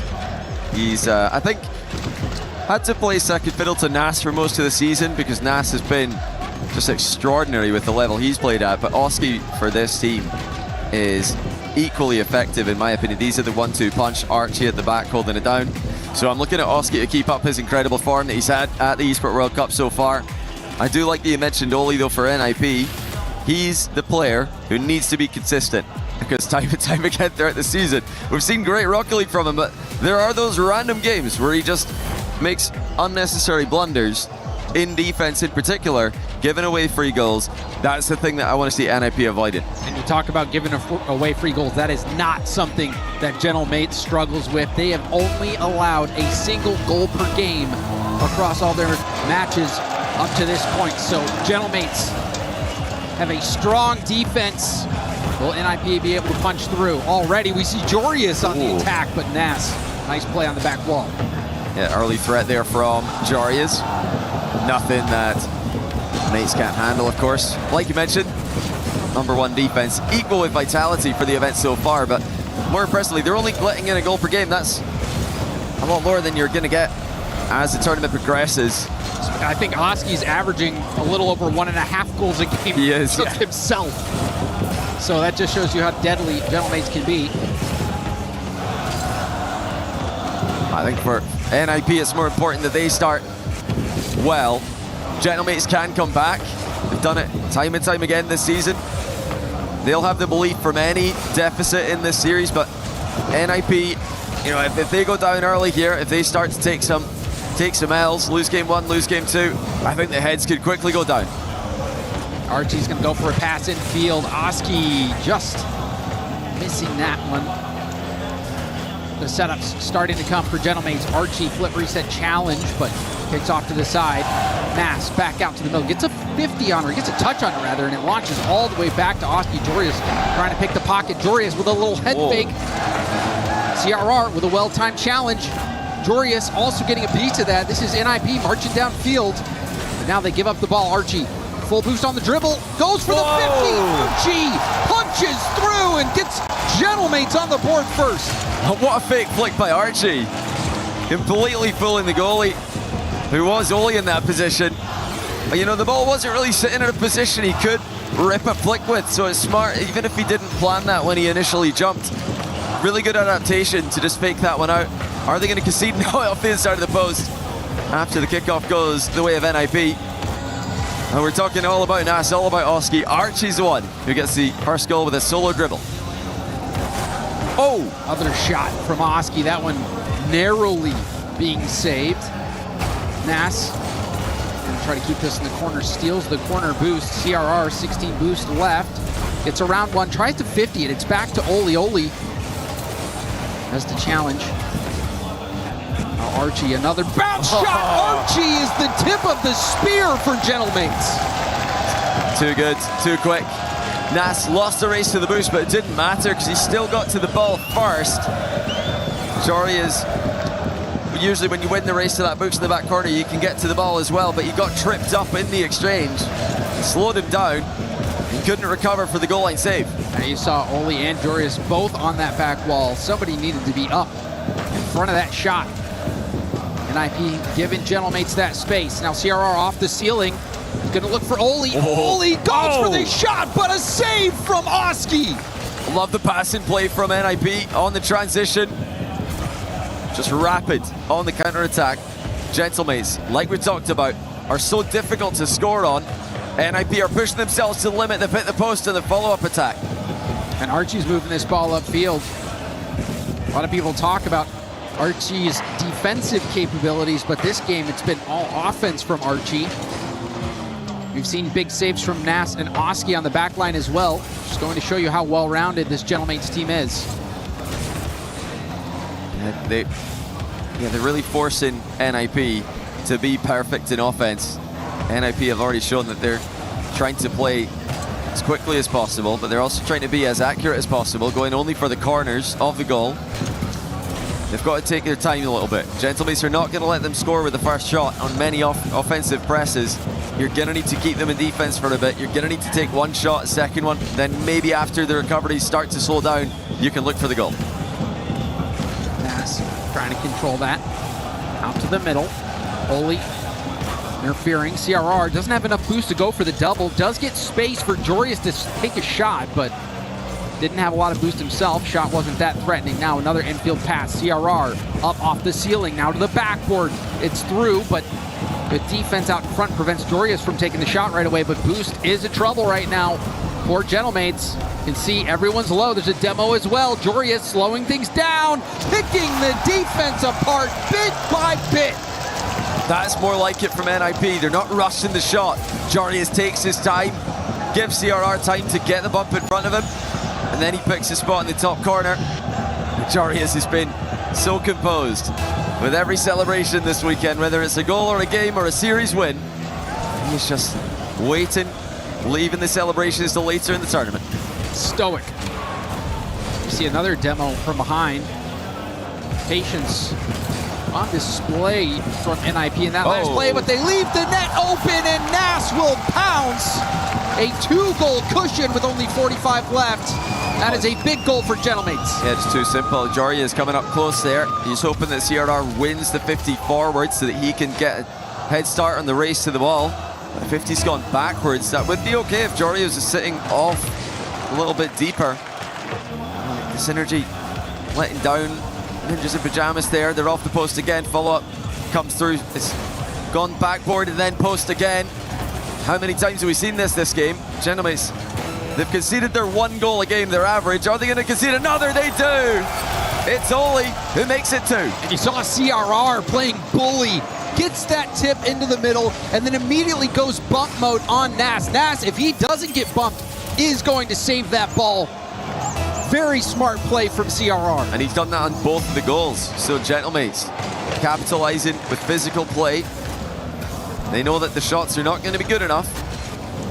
Got to combine it with something else. They've got time to work with here. NIP push Gentlemates back again. Gentlemates just looking for the hard clear. Oski rips a redirect into the backboard. They've got to be careful here. As NIP counter-attack though. They've got momentum here. They've got Gentlemates backwards in defense. Chance to tie the game. What a save! Still airborne. Oski gonna try to guide this to the ground. Still alive. Jorius going for a bump. It hits off his car. Holy! Mere centimeters off the ground, but it goes in. Another bump, this time Jorius. After hitting the ball to the backboard, he bumps the goalie. I think he actually got hit back into the ball and he's back past it to Oli. They didn't know much about it, but into overtime we go. Unbelievable from Oli and NIP. Can they take advantage of this extra life that they've been given? looks like we have settled into this overtime. No kickoff shenanigans, no immediate advantage. This is going to be where Gentlemates do their best work this series. It's in the tense moments they've been able to keep their heads cool, playing everybody close. Even after losing to Falcons, Nas says, you know, 3-2 overtime, that's not too bad. We'll take that, move on, learn from it, and be better next time. Unreal save from Nas as well. It looked like that was going to be enough to close the game out for Gentlemates, but the determination from NIP is undeniable. Yeah, only keeping the shot high enough as well. It looked like it might just graze the grass on the way in, but it did make it. And that was after the favorable corner bounce as well. As many famous 0-second goals in Rocket League history have required a corner bounce in the build-up. Nas ground to air with a full tank, gets the reset. He's gonna push forward. Oli pinching it hard out. Oli playing phenomenally well. Oli again gets demoed, but still moved that ball upfield. Oski with lots of boost is going to try to take this ground to air. Jorius off the sideball challenges, hits it up high. Nas past Oli, but Jorius is there. Jorius back to the ball. It's hit by Archie. CRR in the middle, off the ceiling. Jorius tips towards net. What angle was that? I don't know how he got that close to the goal. Great attempt there by Jorius. Gentlemate saved by the post. Another chance for Jorius. He can't get it past the attacker this time, the defender I should say. But they've got Gentlemates in a tough position. Archie with a huge clear. Oski knocks it on a little bit further. He's got more in the tank. He gets beaten by Jorius, and NIP are starting to win those midfield races, James. They certainly are, and you saw how much boost was wasted by Oski as well. We've seen NIP be able to pick apart Gentlemates when they've been on low boost, so you have to be careful if you're mates. Nas, pass off the corner. Archie trying to tip it up, but no one was there. Now Oli looking for a 50, doesn't find it. Nas against Jorius. Jorius shuts it down. It's a second touch, and you can see that slow down Oski.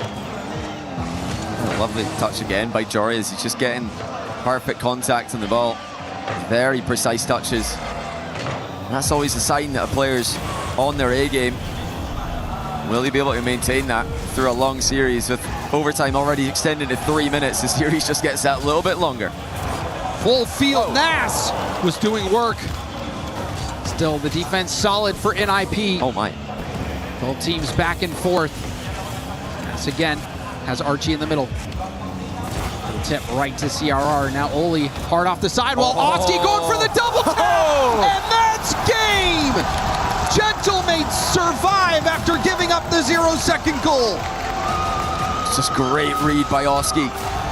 He saw Oli trying to cut the rotation and take him out of the game.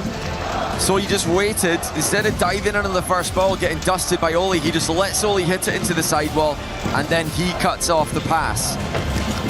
Not just a great read though, still needed the double tap. Wow. And that was a crazy play, because you're right, it bounced off.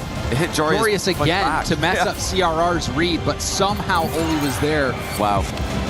But the grit, the determination, the perseverance from Gentlemates, and also the star player stepping up. Everyone's been talking about how good Oski has been on offense, and he really came through in a huge moment for Gentlemates. If they lose that game after giving up that 0-second goal, that can really take the wind out of your sails. Dachi loves it. Not the cleanest that we've seen from them over the Gentlemates view party. Your hands are definitely shaking in that environment. They've had plenty of attempts, so you know, I'm sure we'll get more of that throughout the day if Gentlemates can keep playing like this. But I still love that this moment from Oski in all the pressure. More than 3 minutes of overtime. NIP have come back with a 0-second goal. He still has the composure to just take his time diving in for that last goal in OT. It would have been easy. A lot of players would have just rushed that, got beaten to the ball by Oli, and then it's NIP on the counter-attack. So Oski really heads-up play there, the top scorer in the tournament. Very offensive game. Weren't really expecting that with Gentlemates only allowing a single goal per game up to this point. That game had 30 shots and still 25% shooting across the board. So lots of action. Not just a defensive showcase this time. NIP also a bit of a slow start. We'll see if they can pick things up from the very beginning. Now going for a bump, but Nas again makes that save. Nas has been making some big saves so far. That's the last guy you want to see back when you're trying to go for an air double bump goal. Nas, very, very familiar with defending that position as the EU 1v1 champion in RLCS this season, and a long-time top player in that game mode. I think it was Archie and Oski double committing in offense that left him alone at the back, but I mean, you've got Nas in defense and you've got Archie in defense. These guys, if you're going to leave somebody at the back by themselves, it doesn't get much better than the quality of defense Gentlemen have. That is why they are so hard to score on. Living up to their reputation in this event so far, but it's been all NIP on offense, and it's CRR who opens up the score sheet. Gentlemen's running out of boost. CRR still had to get the top shelf for the goal here, though. It's exactly what he does with the ceiling double tap. And he's been going for that quite a bit. You cannot expect the backboard to be open. CRR opting to use the ceiling many times. That time it's paying off big time. Yeah, I think the focus for NIP has been all about the speed, and that's been a big part of their season so far, is trying to beat their opponents to the ball. To stick to that plan when you're up against players as fast as Gentlemates, I mean, it shows the confidence these guys have in themselves. They've been EU's 4th team, sometimes even 5th team, but they're still taking it to one of the big 3. Well, you heard in Jorius' interview, they're trying to change things up. They're trying to get to that next level. They lost to Rebellion, they lost to Twisted Minds before. At this event, though, they flipped the script, beat them both. Made it to the playoffs through the upper bracket.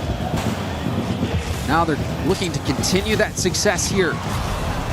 A double demo clears the way. Jorius waltzes this one right in. CRR got the whole defense there. If you can't get a 1v1 on Nas, how about the surprise demo by the Spaniards? And he is just so animated on absolutely every goal, while Jorius, like you said, sits stoic in the middle. NIP on the ball, off the ball, staying the faster team. They spent 100 seconds longer at Supersonic in game 1 than Gentlemates did. And it just goes to show you how smart CRR is. He has such a high Rocket League IQ. He makes those plays. That's why he's such a tough defender to beat, but even there, off ball, still making an impact. And even in game 1, the demos that he got and the bumps that he got paved the way for those goals as well. Did you see Oli's face up there? I did not. What did he missed the ball and he just looked confused at himself. I don't know if we'll be able to get a replay of that later on, but that caught me off guard. I'm sorry, James. That's all right. For me, I tunnel vision on ball and boost. Oh, Oli's just hilarious. He's usually just quite like Jorius. I think it might just be the Dutch. They're just so emotionless and, like you said, so stoic in the way that they react. But occasionally he surprises himself, and I've seen that before from him. I don't know, you remember he accidentally ground pinched an open net and hit the crossbar. He did the same thing, so he's on form today, Oli, off the ball. Let's see, Gentlemen's getting their first goal of the game. No follow up at the back post. Jorius takes it clear. I don't know if I should be worried. For NIP, things are working out. Double flip reset, bounces right down to Oski. Oli to Jorius, Jorius to CRR. CRR up off the ceiling again, but this time can't get a bump or get a touch on the ball. Oski trying to receive it. Oski has Nas with a little bit of boost in the middle, but Nas doesn't want to commit. Now he does. Nas back down to the ground, goes for a 50, but couldn't stay behind it. And precious time continues to tick away. NIP up by 2 goals. Gentlemates still scoreless. That's good 50s in defense by NIP, staying goal side, not letting Gentlemates dunk the ball towards the NIP goal. A minute to go in the second game. You know, when we combine the start of this game with the end of the last one, and that almost the entirety of game 2, really, NIP have got momentum. They were the team making the comeback before the OT win for Gentlemates against the run of play. Could easily be a third here as they put pressure on again. CRR's past one, only Nas able to stop him in that one. Good vision from Nas. CRR was hunting for the bump. If he lands that bump, it would have been another goal for NIP, but it doesn't really matter. 30 seconds left. NIP still up by 2, about to get a third. but Nas there to get a block again. However, Gentlemates stuck playing defense, have not been able to figure anything out on the offensive side of the ball. Yeah, it's great stuff from NIP. Defending by attacking. The recoveries have been fast enough that there's no real danger. Looking for the third here. They should be able to close this one out without too many issues. Unless Gentlemates score right now, and they don't, we're going to have a tight series. And that was a clean game from NIP. NIP, as you said, Johnny, defense by attacking. They did not turtle up. They kept going all out, all out, all out. It seems like a different NIP out there on the field. Yeah, this is the best they've looked in playoffs all season. I'll be the first to say it, because I'm waiting to see it. Now I'm seeing it. And now we've got to get a bit more excited about their chances to win this. And remember, this is a team who have come from the upper bracket, so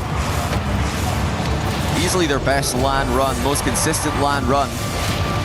CRR has been a big part of that. Physical plays in game 1 brought them back into it. Physical plays in game 2. Get the win for NIP. And it was a dominant win, 60. Yeah, there's that. you asked, it was delivered. I should have production with that one. Love to see. I would have loved a desk slam with that. But this game was all NIP, 2-0. We saw the double demo from CRR. Also, 60% of the time, it was NIP in Gentlemates half on the attack. So NIP had the initiative, they had the results, and they shut out Gentlemates. Impressive game. They really have picked their moments. They've been so good with the timing of the bumps and demos. Unlike KC and unlike, sometimes Space Station Gaming, who are racking up the numbers, the demo numbers are just unbelievable, but the goals don't come to match it on every occasion. But NIP have scored with such consistency on so many bumps and demos so far. That's something Gentlemates are gonna need to look out for. Specifically, CRR. Yeah. CRR successful in those bumps and demos. It has made a difference. NIP very well could be up 2-0 if it weren't for that great play from Oski. We are tied at 1 game apiece. NIP on the attack, going for the double! Off the post, punched in by Oli! But Jorius did some real work there, Johnny. Oh, that's so well played by Jorius. He disguised the fact that he's getting the reset on the ceiling till the last second. Just accelerated the ball that little bit that the defense weren't ready for. They thought he's just going for a flip reset on the ball, but he just gets it on the ceiling, advancing the ball while he flip resets. Completely catches him flat-footed. NIP are rolling right now. Like you said, they could easily be up to 2-0 here. Gentlemates have got to switch this up. They've got to hit NIP with something a little bit different. Jorius really brings that dynamic to NIP, that mechanical aspect. You see it in a lot of teams where you have that one player, or sometimes you just have to hold your breath and wait and see what they do. Archie, no boost, we'll need some help. Oski also no boost. Mid picked up by Archie. Archie's gonna try to control it himself. Back down to the ground, wanted to get the musty, but had that shut down. Pitch from Jorius, so send it back to the corner where Nas picks it up for the full tank. Pushing out, there's one reset. It's a touch. CRR there for the stop. Ball left for Oski. Oski almost slotting it. Rebound also blocked. NIP being tested on defense, but they passed that one. Hey, Oski tried to catch 2 defenders pre-jumping there, shooting at the bottom corner where they were both positioned. It's very unlikely you're going to get both of them pre-jumping over the ball, but it looked like it nearly worked out. Even if you don't get a goal, which will happen at the other end here, CRR easily past 2, only with a finish. NIP are making it look progressively easier. See, Archie just could not get there. And there's honestly no one in the back. I thought there had to be, but it's just... Well, it's CRR playing upfield. It's the disruptor style. His first man, he just turns on that ball and makes the play, gets out the middle. Looked like it was going in anyway, but Oli to punch it in. Oh, wow. And even that shot didn't have enough authority on it. Yeah, that was lacking a lot of power. There was a lot more power available to Nas that he didn't find. That's talk earlier on about a sign that a player's playing well. If their first touch, if their precise touches they're going for are working out, like Jorius was in game 1. a sign of players having a bad day is if their power shots are lacking power, and that was lacking a lot of power for Nas. Oski looked honestly pretty frustrated on the player cam after they conceded their last goal. It's not going well for the mates. Wonder if the timeout would be called after a loss here. Still time to win this game. Archie denied by Holy. Save. Still more chances for Gentlemates as NIP's boost runs low on 2 of their players. Just Jarius with 100. And it's going to be Jarius with the clear, just looking to buy some time for his teammates to get back into the game here. Holy's just on small pads this entire sequence, though. Hasn't been able to find 100, and now it gets stolen from under him. He's looking for a way back into the game. Archie up to Oski. Oski, corner double, lets it through, but no one was there for the shot. No one was far post. And the woes continue offensively for Gentlemates. They were shut out last game, still have not scored this game. A scoring drought for Gentlemates. And on top of that, every single game, they've conceded more than their tournament average of 1. So it's both ends. Surely now they can get one. No, Oli again with a save. The 100 boost spawns perfectly for them. Great defense by NIP. They're completely outplaying Gentlemates at the moment. Gentlemates just still looking for their first goal in almost 10 minutes. It's crazy to see them being held at this low of a goal scoring tally. Especially when Oski's been a top goal scorer at this event. NIP have figured out how to shut them down, at least for now. Still a minute left. NIP up 2-0. Looking to get one more insurance goal here with this attack, but Nass intercepts. Flip reset, doesn't get it. That's another sign, I think, Johnny, of when you're not on your game, just missing those flip resets. Yeah, all those precise mechanics. It's a dead giveaway. Flicks, resets. You know, if they're not coming through, sometimes you just got to simplify. Got to go back to the basics. Gentlemates for them, that's 50s back to teammates. It's been the dribbles today as well that have resulted in goals, all in game 1, mind you. They need one right now. Time is running out for the second game in a row. Oski desperate to get one. Final 10 seconds. Archie, the little lob. It is awkward right here for NIP. Might get one. That's saved down, and that will be game. Back-to-back shutouts for NIP. Wow, and they look so good. This is, I keep saying it, the best we've seen from them in a LAN, and especially in playoffs all year. What a time to produce their best Rocket League at the Esports World Cup against the hometown favorites. And they're all showing up. Jarius with the 1v3 solo play. Oli coming in to finish it up, but Jarius took everyone out of the game there. Yeah, Jarius.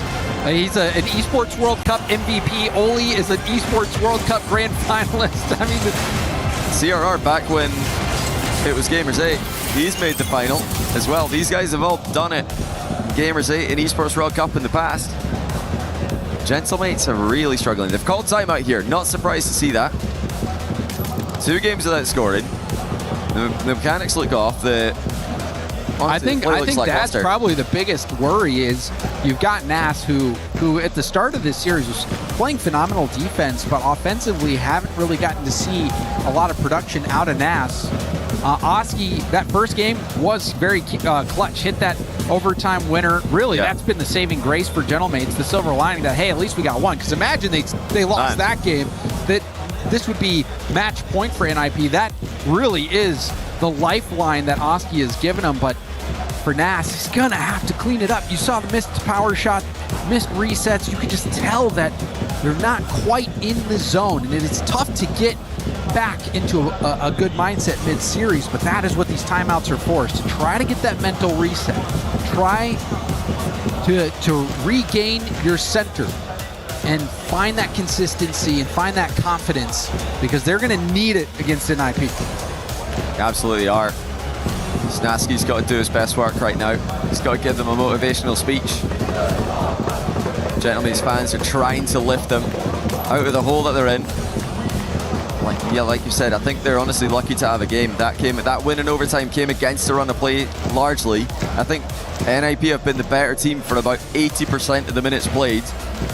Really, just aside from the start of game one. Yeah, start of game one, the overtime goal, that's where Gentlemates were firing on all cylinders. But once NIP got going in the second half of game one, they've not stopped. No, CRR has been a thorn in the side, playing that disruptive first man. 10 minutes without a goal. We'll see how long the drought continues for Gentlemates. Can NIP keep this train going?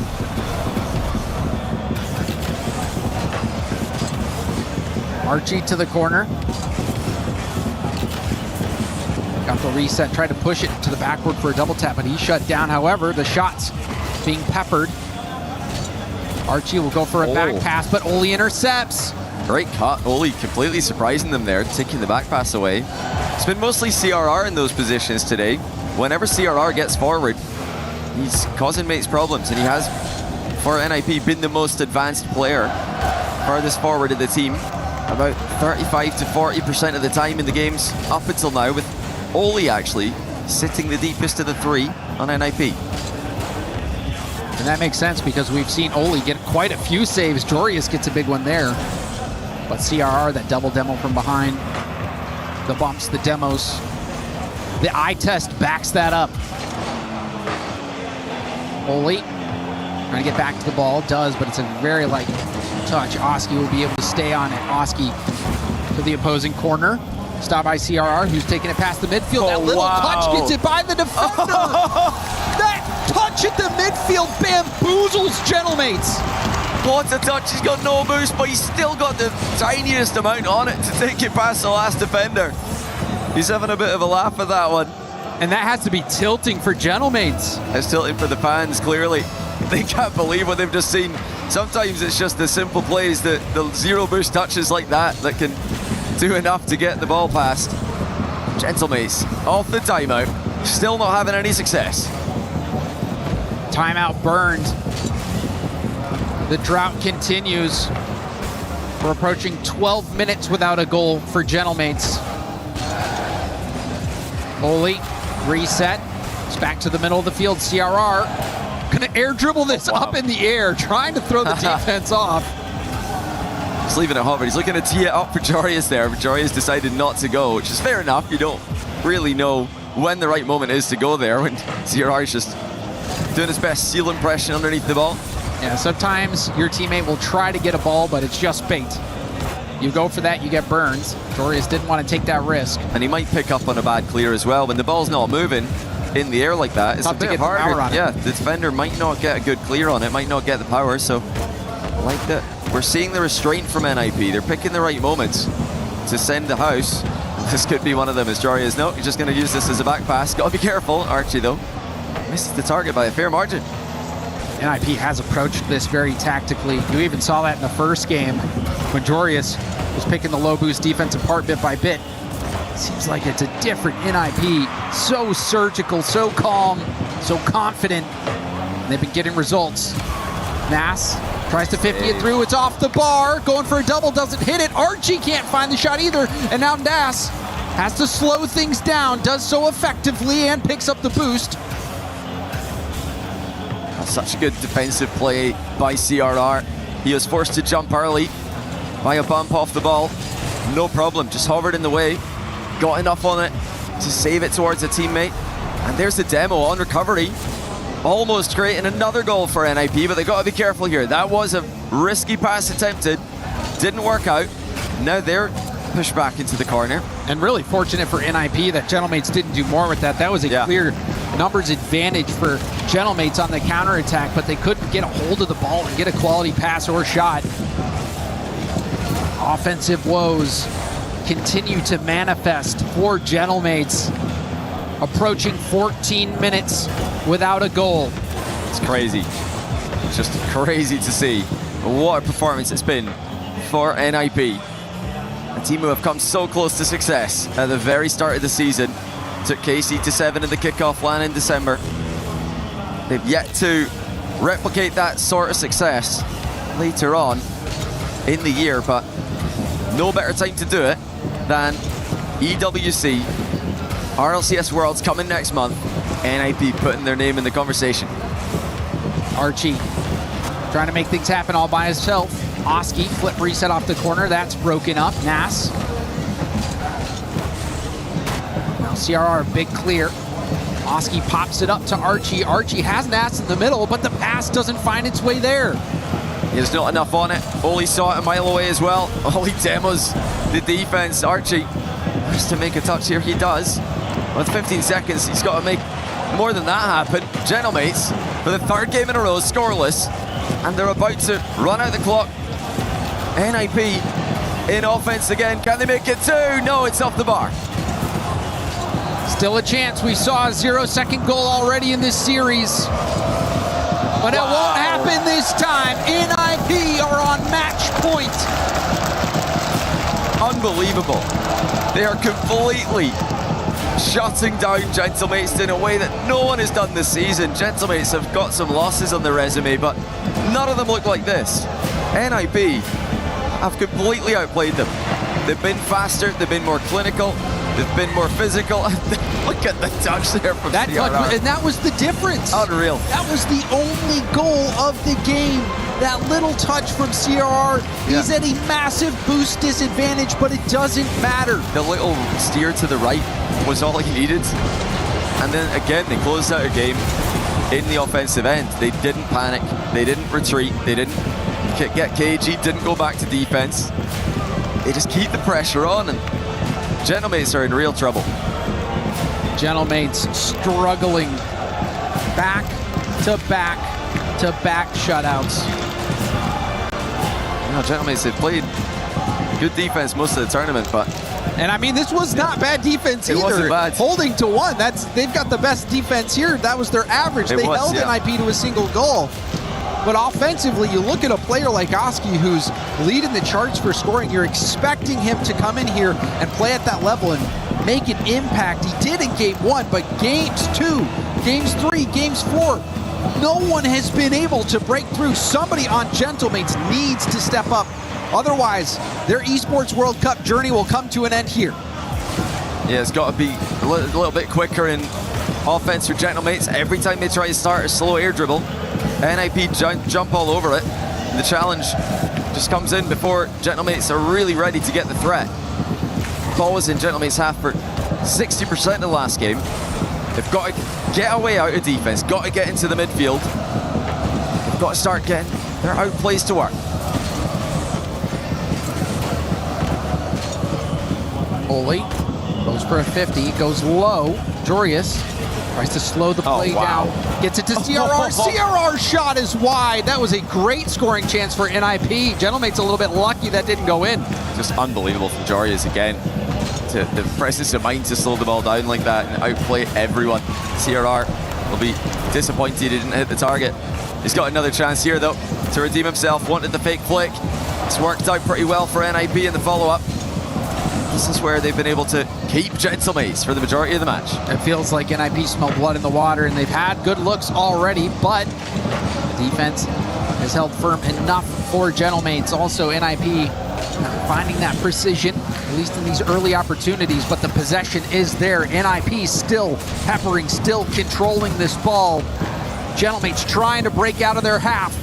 Back pass.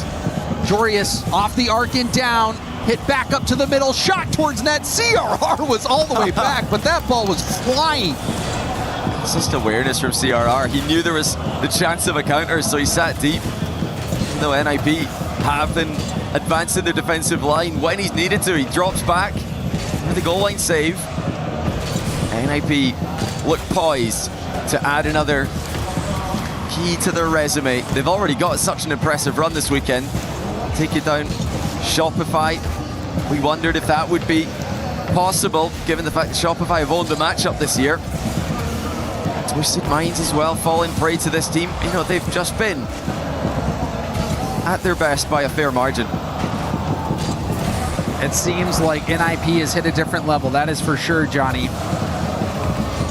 Always seen them as that lower seed out of Europe, but now they are looking like a top dog. Not that he's going to be too happy about this at the moment, but Archie has just become the 4th player in Esports World Cup history to hit the 100 saves tally. Saves aren't going to get the wins here, though. Need to get goals, Archie. Need to get up and challenge this one. He does. 2 minutes left in the game. Still no goals for either team. Another worrying aspect of the match for Mates. How long has it been since they've scored a goal? It's the overtime in game 1. We are going on, surely, I think 18 minutes right now. 18 minutes without a goal. Are you Charias in the 1v2? Making it look easy. NIP just cannot be scored on. NIP, their defense has delivered. Still scoreless. Last game was a 1-0 game. It was an unbelievable 0 boost play from CRR that got NIP that 1 goal, but now we see Oski finally break through! A lifeline given to Gentlemates. So it can happen. NIP can be beaten to the ball, and they can be scored on. Oski breaks the deadlock. Will it be the opening of the floodgates for Gentlemates? It took 18.5 minutes to get that 1. NIP, is it their turn to get shut out? Will this be the turning point for Gentlemates?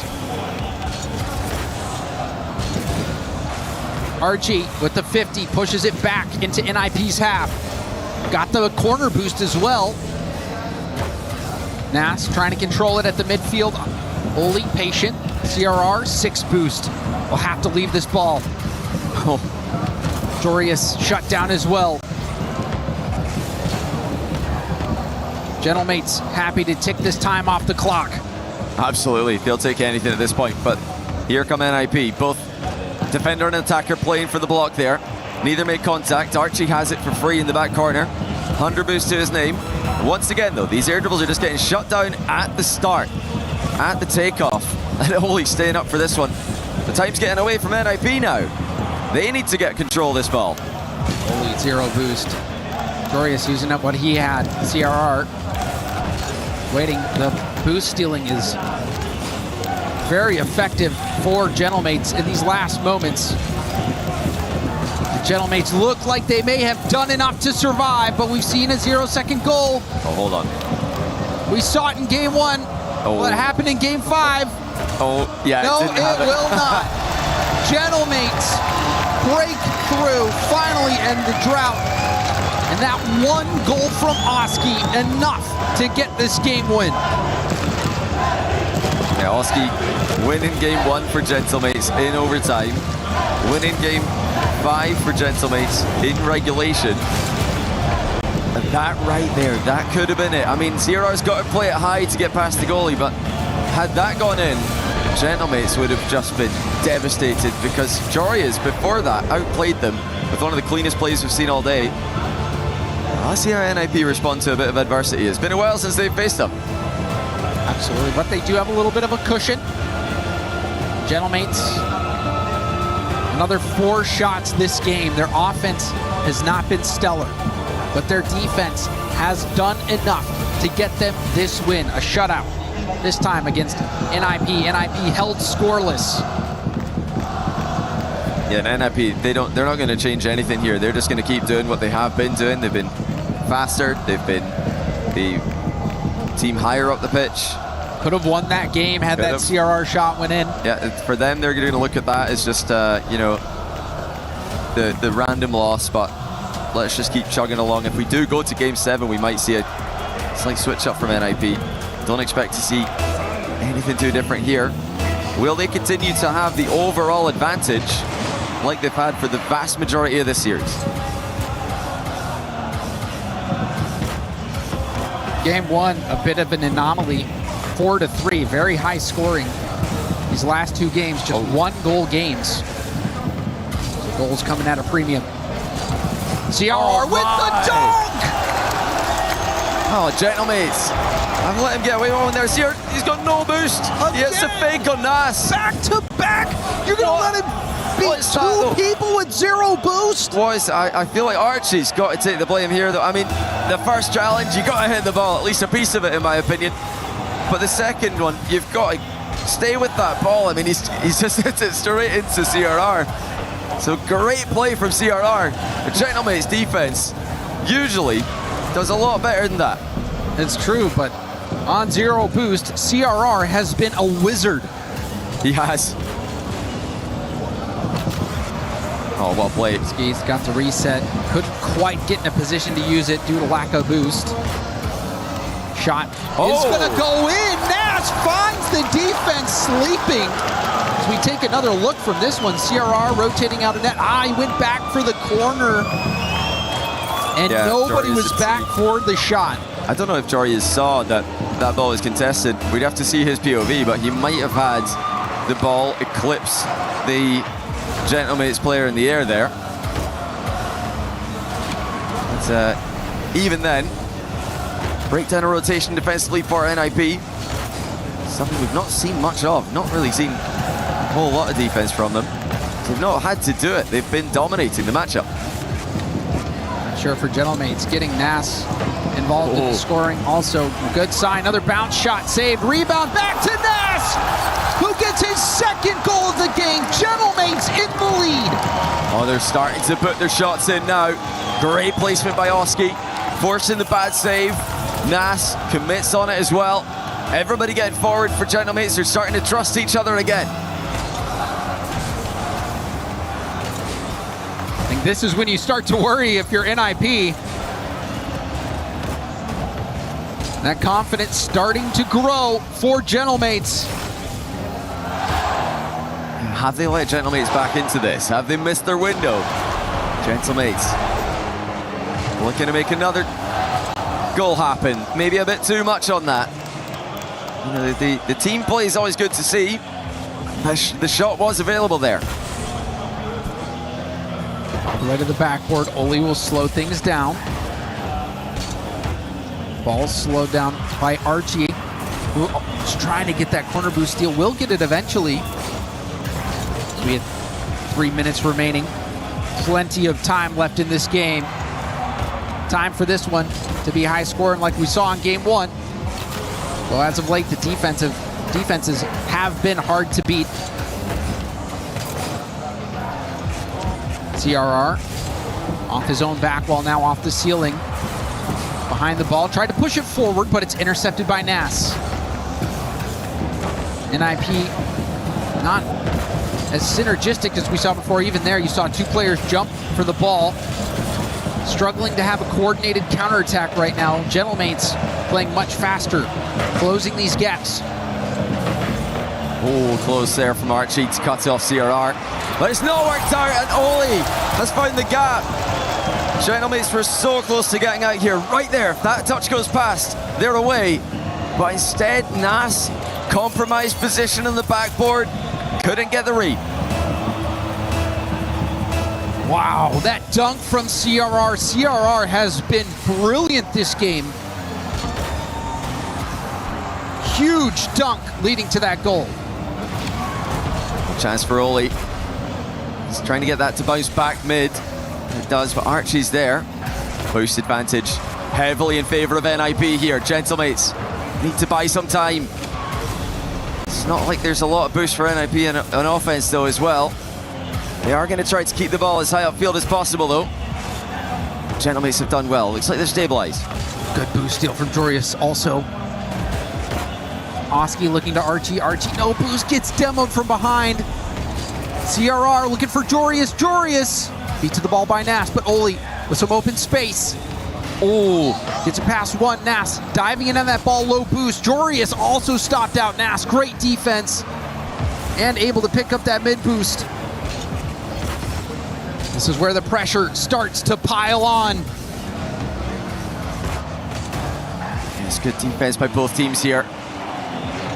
Good low boost defense by both teams. NIP win a race to the ball again. Nas, the crucial touch to the backboard. His own backboard. Final minute. A minute the Gentlemates need to go their way. And it's not going their way at the moment. NIP had slightly better control of the midfield. Archie. Oh, wait. What's that? It looked like it might have been open, but Oli saw that ball wasn't going in, played it off the backboard. Now Oli, the reset, passes over to Jorius. Jorius with the 50, up, CRR racing in, he gets beat to the ball. Now Archie on the counterattack, down to the corner, gets the corner boost, couldn't get the 50. Oli trying to clear it out, he stopped. Archie doesn't get the touch, that allows CRR to boom it downfield. Tense final moments here, both teams pushing to the limits. Nas outplays one, CRR causing chaos in the Gentlemates end again. Gentlemates looking for OT here. Oli centers it for NIP. CRR looking to do the same, but it looks like Gentlemates might have one more chance to the counter. Nas bumped off the ball. Oli will try to get it down, lets it touch for overtime. Golden goal to move ahead to the semifinals for NIP. Kickoff advantage for Gentlemates. Jorius has got to be careful here. He's got to make sure to get behind the ball. He is looking for the ground double as well. Nas respected it. But he pushed Nas off the ball. Jorius able to get that corner boost steal and lands a bump. NIP starting to march forward. Oh. Jorius with a touch as well. CRR to the corner. CRR up and over, goes for a bump. Doesn't hit Nas, but does steal the corner. And you see a team bump. The confusion, Oski last back. Oh. Dangerous bounce, but Oski quickly back to the ball. That's huge from Oski. CRR almost caught him out of position. Oh, he should be fine here in the back corner. Oh, this comes through though. Suddenly all chaos is breaking loose. Nas to the tight angle shot off the bar. CRR holds his nerve. Just watches the crossbar save them. Jorius and CRR both trying to prevent that ball from getting into the middle. Jorius beats Archie to that clear. Oli off the corner to himself, now hits it up tall. Oski by Jorius. I think NIP doing a good job slowing the game down. Now they're forcing it through. Chance from Nas. CRR fakes it. Jorius didn't have the boost steal on the way out. CRR took it from him though, and now he's going to take over again. Hold from CRR. Oli trying to move in. Oski ground double past Jorius at the midfield and should get that mid boost. Nas, air dribble setup. Broken up by Oli. Archie out of boost. Did pick up the mid, but Jorius steals the corner. Well, Nas pass too, that's good stuff from him. Archie couldn't beat CRR to it though. CRR gets a double. Jorius, bit of alone time in the ball. That's it! CRR! That is game! That is series! NIP take down Gentlemates! I can't believe it. NIP, after such a disappointing year of playoff performances, they've saved the best till the Esports World Cup.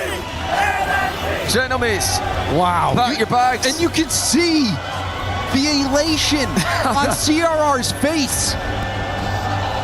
I'm so happy for him. CRR, Mr. World right in Rocket League. He's had success in Europe, North America, South America, and now back to Europe to do it again. And just the juxtaposition between CRR and Jorius' reactions. It's just. And Jorius is a mercenary as well. Came over to North America, teamed with Nas on M80. Played for OCE and an Esports World Cup in the past as well. But wow, I mean, they deserved that. They really did just outplay Gentlemates completely. You're right. It wasn't one of those series where another team managed to steal wins over and over again. That was well-deserved. If anything, like Gentlemates still wins. Like in that series, NIP dominated. After the initial Gentlemates flurry in game one, NIP completely took over, deserved victors to the semi-final. Well, let's hear it. Enough from us with CRR on stage. Ninjas in pajamas are through, going to the semifinals. CRR, congratulations, enhorabuena y bienvenido a la semifinal. Of course, this top four is your best ever placement in an international since the major in San Diego in 2022. You've been representing multiple regions in your career. You've been moving around a lot. How does it feel being back home, and are you going to stay with us for good this time in Europe? I mean, it's insane. I've been playing a lot of regions and always it's difficult, but being back in Europe and being able to make this top and in this tournament that is so big and important, it's really amazing for me. It's really amazing. I cannot explain it with words. It looks indeed very amazing, and of course I think the NIP fans are also very happy with it. Première question, tu as représenté beaucoup de régions dans ta carrière, tu as beaucoup bougé. Qu'est-ce que ça fait d'être ici en Europe? Top 4, c'est un de ses meilleurs résultats de sa carrière à l'international. Ouais, j'ai énormément bougé, beaucoup voyagé, ça n'a pas toujours été facile, mais ça représente énormément pour moi de pouvoir gagner ici. And second question, I don't know if you noticed, because of course you have the NIP fans, but there was also two other types of fans that were making a lot of noise for you here, the Vitality and the KC fans, because hate watching is a big sport in France, and I'm sure that it's the same in Spain. What do you think of this, and what do you want to tell these fans? I mean, I think it's part of the game. I see that, like, of course they don't want the other French team to win. That's fine, and I appreciate the support, of course. And yeah, just keep doing the same. I mean, it's better for us, it's better for everyone, and it's more entertaining. So thank you so much. Thank you for the entertainment, that is for sure. And as long as you're not facing a French team, you should be safe. Donc ouais, merci aux fans cassés, Vita aussi de nous avoir soutenus. Lightwatch, ça fait partie du jeu forcément. T'as pas envie de voir tes rivaux gagner, donc merci pour le soutien les gars. Continuez comme ça. And even though you said that you didn't care, about the big crowd and having the crowd against you, I think it's still very impressive to manage to beat a team when everyone is cheering against you. So what is your biggest pride today? It can be a teammate, it can be something that you've done, and what is your biggest strength going on to the semifinals? I mean, just like the way the team is evolving, I think we are improving so much as a team. The mental is insane right now. Me personally, I think I've been working on it a lot, and I think it's showing, like the passion, everything. So yeah, I'm really grateful for the teammates I have right now, and they are incredible. You guys look like brothers on stage basically, and it looks like you guys are enjoying yourselves. I think it's very important. Donc ouais, je suis très fière parce qu'on a réussi à augmenter notre synergie, notre com, ce qu'on arrive à faire tous ensemble. Franchement, c'est trop bien. Même moi, j'ai travaillé aussi beaucoup sur moi-même, donner de la passion. Donc je suis très content. And welcoming to the semifinals also means that you get to crush the Gentlemates key in front of the Gentlemates fans. So we're gonna go together. How does it feel being the villain? Perfect, I love it. I love it. You were made for this, CRR. I'm gonna let our keymaster explain you the way here. Mesdames et messieurs, forcément, ça fait mal au cœur, mais les rêves de Gentlemates sur Rocket League à l'EWC s'arrêtent ici. It's been a frustrating time for Gentlemates at the STC Arena, not making it to the championship Sunday, but NIP were just better.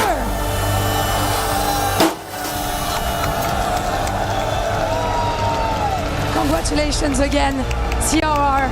Of course, you're good at the game, plus you're a showman. So I think everyone has been enjoying it here.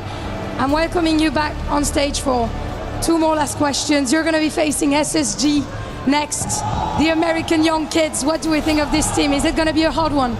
I mean, they are so good. All of them are really good, but of course for Diaz, I have a special feeling. He was my teammate before, and I'm really happy to be able to play against him. It's going to be a really interesting match. I'm sure there's going to be a lot of beef. Of course, a lot of beef. I'm waiting for it, évidemment. Donc ouais, SSG, j'ai envie de les affronter. Diaz, c'est mon ancien coéquipier. Il y a un peu d'histoire. Je pense qu'il y aura un peu de beef. And for the end, what do you want to say to the fans? O en español, si quieres decirle algo a tu familia, a España, a tus amigos que te están mirando con orgullo, dale. Pues simplemente a todos los que nos están apoyando, sobre todo a la gente de España, muchísimas gracias. Sé que muchas veces es complicado porque los momentos felices suelen ser pocos, pero esta vez están viniendo. Muchísimas gracias a toda mi familia por todo el apoyo que me han dado desde siempre, y a mi novia, que en esta victoria tiene bastante mérito, la verdad. Me ha ayudado muchísimo. Beautiful. Thank you to my girlfriend. Thank you to my family. They've helped me, even though sometimes it's complicated and there's not many moments where we win, of course. But thank you so much for your guys' support, and see you soon on to our next game.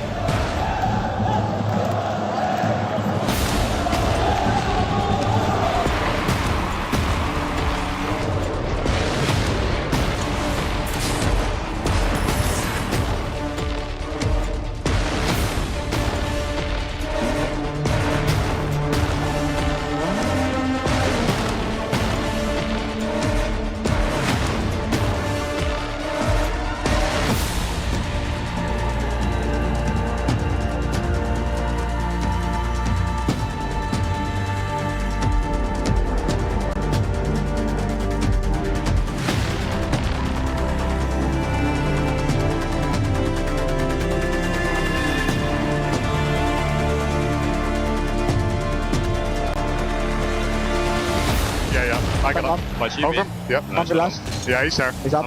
Taking top left. Take your time, yours. Good shot up. Yeah, mid left. Watch out. I got up. Yeah, nice. Good job. I'm behind you. Yeah, check out. Nice. Faking it. Yeah, you. I got it. Yeah, you beat him. Nice. Go again. Back right. He's up. Nice. Yeah, that's all. Nice. Open. Yeah, I'll go first. Yep. Nice.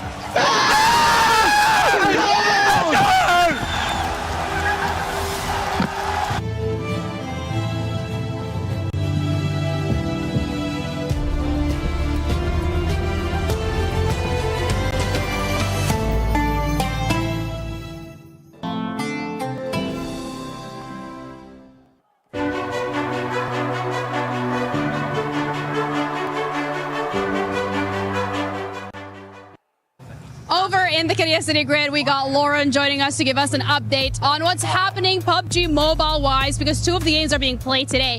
And the one that we were looking forward to the most was Vitality. Yeah, we've got Vitality and Aurora Gaming that we've been paying attention to, right? We're in day 2 of our day 3 long finals, and we're towards the end of day 2.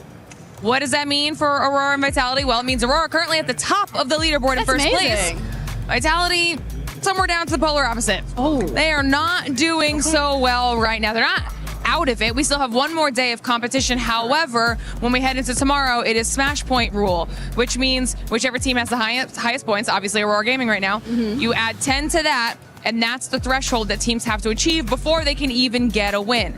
So since Vitality are so far down right now in points, that could be very difficult for them. So all I'm hearing is, if you are a Vitality fan today, just turn off your monitor, cover your ears, lay down, don't listen to us, don't look at anything, and we'll catch you up with the next update, which might be a little bit more positive.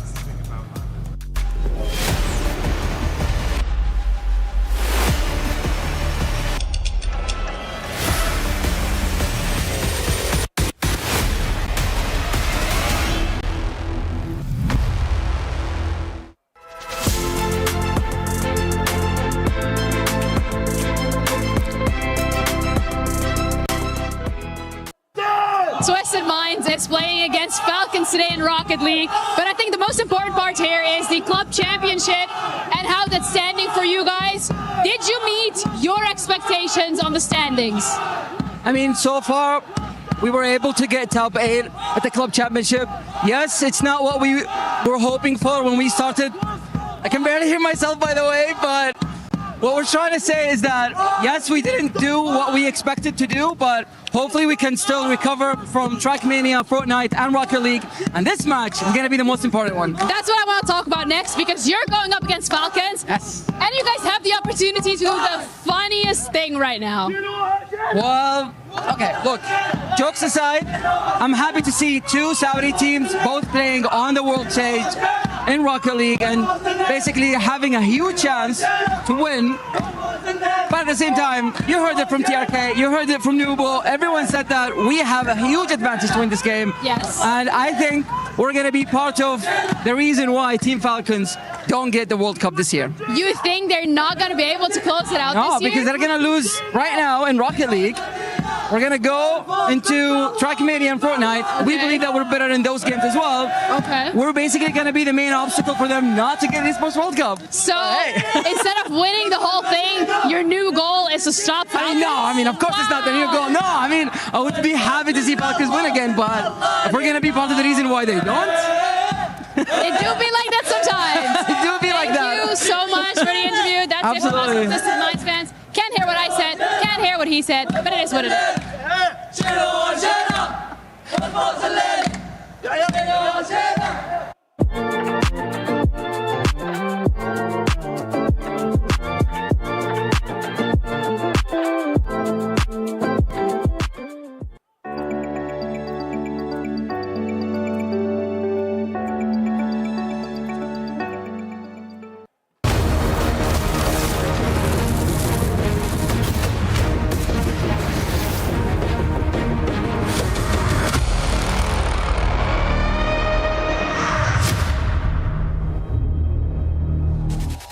EWC, are you ready for this? It is the Falcons, the team that used to run MENA, going up against the team that usurped them in Twisted Minds. But that man He wasn't always on the Falcons. They bring in the two-time EWC champion in Drawley to join the green. On the other side of the fight, look at the young star with the mustache. We caught up with the behind the scenes, and Nubo may be having one of the most impressive tournaments. He has been a star striker, and he's starting to gain confidence with every single match. Stumpy, welcome into the studio. Hello. This is going to be an excellent showdown. This is everything that we want from EWC. Yes, it's going to be another regional matchup, and I cannot wait to see what they do. You talked about Drawley on one side of things, Monkey Moon joining Twisted Minds, saying that nobody saw it didn't work on Vitality last season, and Twisted Minds becoming the greatest team that MENA have to offer, taking over the Falcons. Nobody expected that to happen, Bucket, and it's really exciting to see them compete here at EWC. And not only is this going to decide who is moving into your Final Four and who is going to have their key crushed in Rocket League, but this is going to have a massive financial impact on our club championship. Let's take a look at this, because right now, Twisted Minds at 1,900 points is ahead of T1 and Team Vision. If they finished in that 6th place, Stumpy, guess how much money? Oh, is it £30? It is £1.4 million, That's or loads dollars of at least. £30. And then if they're able to climb to the top of the leaderboard, Falcons having that same goal, they will walk away with $7 million. Falcons are guaranteed $5 million if they can keep top 2. So either way, they're looking pretty. But this is a huge one for the boys from Twisted Minds. This is life-changing money, and you could have a huge impact on an organization if you can make it to Championship Sunday. And they have been back-to-back, head-to-head in MENA. There are 3 big teams in MENA: Twisted Minds, Falcons, and R8. R8 have been knocked out already, and Twisted Minds having the last few results go their way. It's been close, but goodness me, it has been really Falcons just not being able to match what team have got to put up, and the mentality on that stage from Monkey Moon in particular, carrying the 1v1 world champion and TRK, who was kicked from Falcons. It is so storied. The Falcons used to have TRK. Today, he plays for the other side, and we have CJ with him behind the scenes. I'm here with TRK from Twisted Minds ahead of a big match against Falcons. Quarterfinal, best of 7. How excited are you to finally play Falcons? There's been so much talk about who's the best team in MENA, and finally you get to find out. عندنا الحين مباراة الكوارتر فاينلز انتوا وصلتوا ليها، كل الناس متحمسين، فالكونز ضد تويستد، ايش هل انت مستعد ومتحمس للمباراة هذه؟ بصراحة والله اني متحمس جدا اني العب ضد فريق السابق اللي هو فالكونز وفي دور الثمانية، فمتحمس جدا وان شاء الله اني افوز. Yes, I'm very excited to go against my former team in the top 8, and I'm very excited and I want to do my best and win. Yes, and on a personal level, are you extra motivated in this match compared to other games? Obviously, as you said, you were on Falcons last season, so are you more motivated to get the win than if it was another match? زي ما انت قلت فالكونز كان فريقك السابق، هل هذا يعطيك تحمس او شغف اكثر انك تفوز عليهم بهذه المباراة؟ اي بصراحة لان فريق فالكونز فريق كبير، وصراحة الكل يبي يفوز عليه ويطلع من البطولة. Yes, obviously, and honestly, like Falcons is a very huge team, and everyone wants to do well against them. So are we. Perfect. And lastly, anything you want to say to the Falcons guys coming into this match? Go for it. أقول موفقين وإن شاء الله إن سيريس ممتع. I just say good luck, and inshallah, it's going to be a good series. Perfect. Best of luck. That is an infectious smile right there on TRK. On the other side, he's looking to wipe the smiles from the twins' faces. They used to play together, and now they are foes. Let's take a look at the Falcons and some of the high-scoring plays they have brought to the table, because we haven't seen them in 2 days, Stumpy. Yeah. They had the day off to prep for this match. What do we need to be prepared for when they take the main stage? I think basically both teams play quite a similar style. It is unbelievably quick for any new people to Rocket League. MENA was not always in the RLCS, which is our main tournament, nor were they in EWC for the entire time. Or EWC has not been around for as long as the RLCS. Right. They basically had to play on European servers. They had to play so fast to deal with the ping. Ping doesn't affect Rocket League, right? How dare you? The physics-based game, but it's a sandbox, my man. And they ended up having to play so fast. That has continued all the way through until the point where they are still playing now on even ping, but they have to play just as quick. The 2 import players, with Drawley going to the Falcons, kicking TRK and getting Monkey Moon, the GOAT from Europe, who also used to play with Drawley. This is so much cross-pollination, and one of them is going to feel the sting. It is going to be an excellent showdown. We have European superstars and the best from Saudi Arabia all on the same stage. It's time to find out, where do the fans lie in our pick'ems. Over on esportsworldcup.com/play, 78% have chosen the Falcons. Now, Stumpy, you have been putting it out right, the proper predictions. What percentage do you give TM in this one? That's crazy. 40? Fans are crazy. I think Twisted Minds, for me, they're winning it. They're winning it. I think Twisted Minds are the better team. I back Monkey Moon. Boys getting it done. How many games? 7. We're riding with Monkey Moon, Twisted Minds, Falcons. It's time to find out who moves into your Final Four.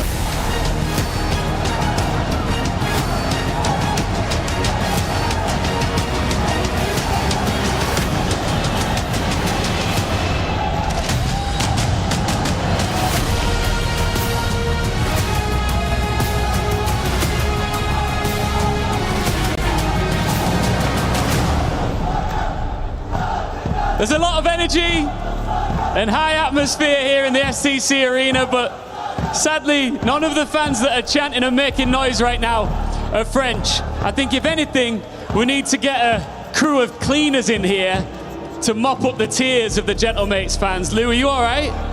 I'm sorry. You all right? I'm okay. I'm trying to be okay.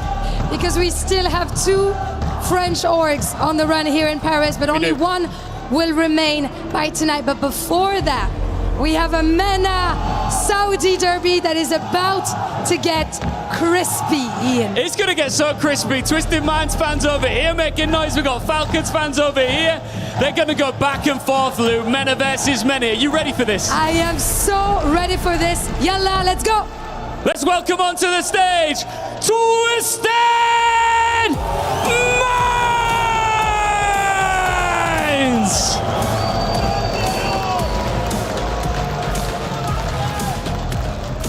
They did not inherit the top spot in MENA. They took it. They've got fire. They've got control. And they've spent years collecting regional wins like they belong to them. Falcons want their throne back. But Twisted Minds have absolutely no intention of returning it. And the big birds are in town. It is Falcons!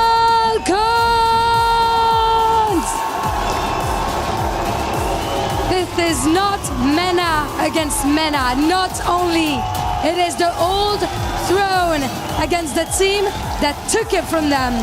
Falcons have looked sharp all week long. The twins are moving as one, and besides them stands Drally, the only player to win Rocket League at EWC twice. The Falcons are here, and they are ready.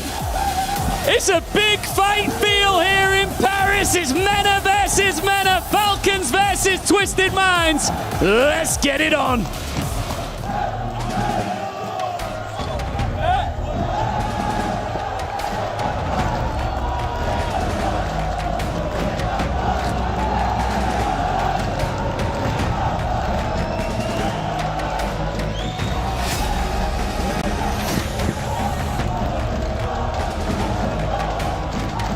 I am welcoming some of the best players in the world onto the stage. Monkey Moon and Killers. Killers, I want to ask you first, who's the best team in MENA? Who's the best team in Saudi Arabia?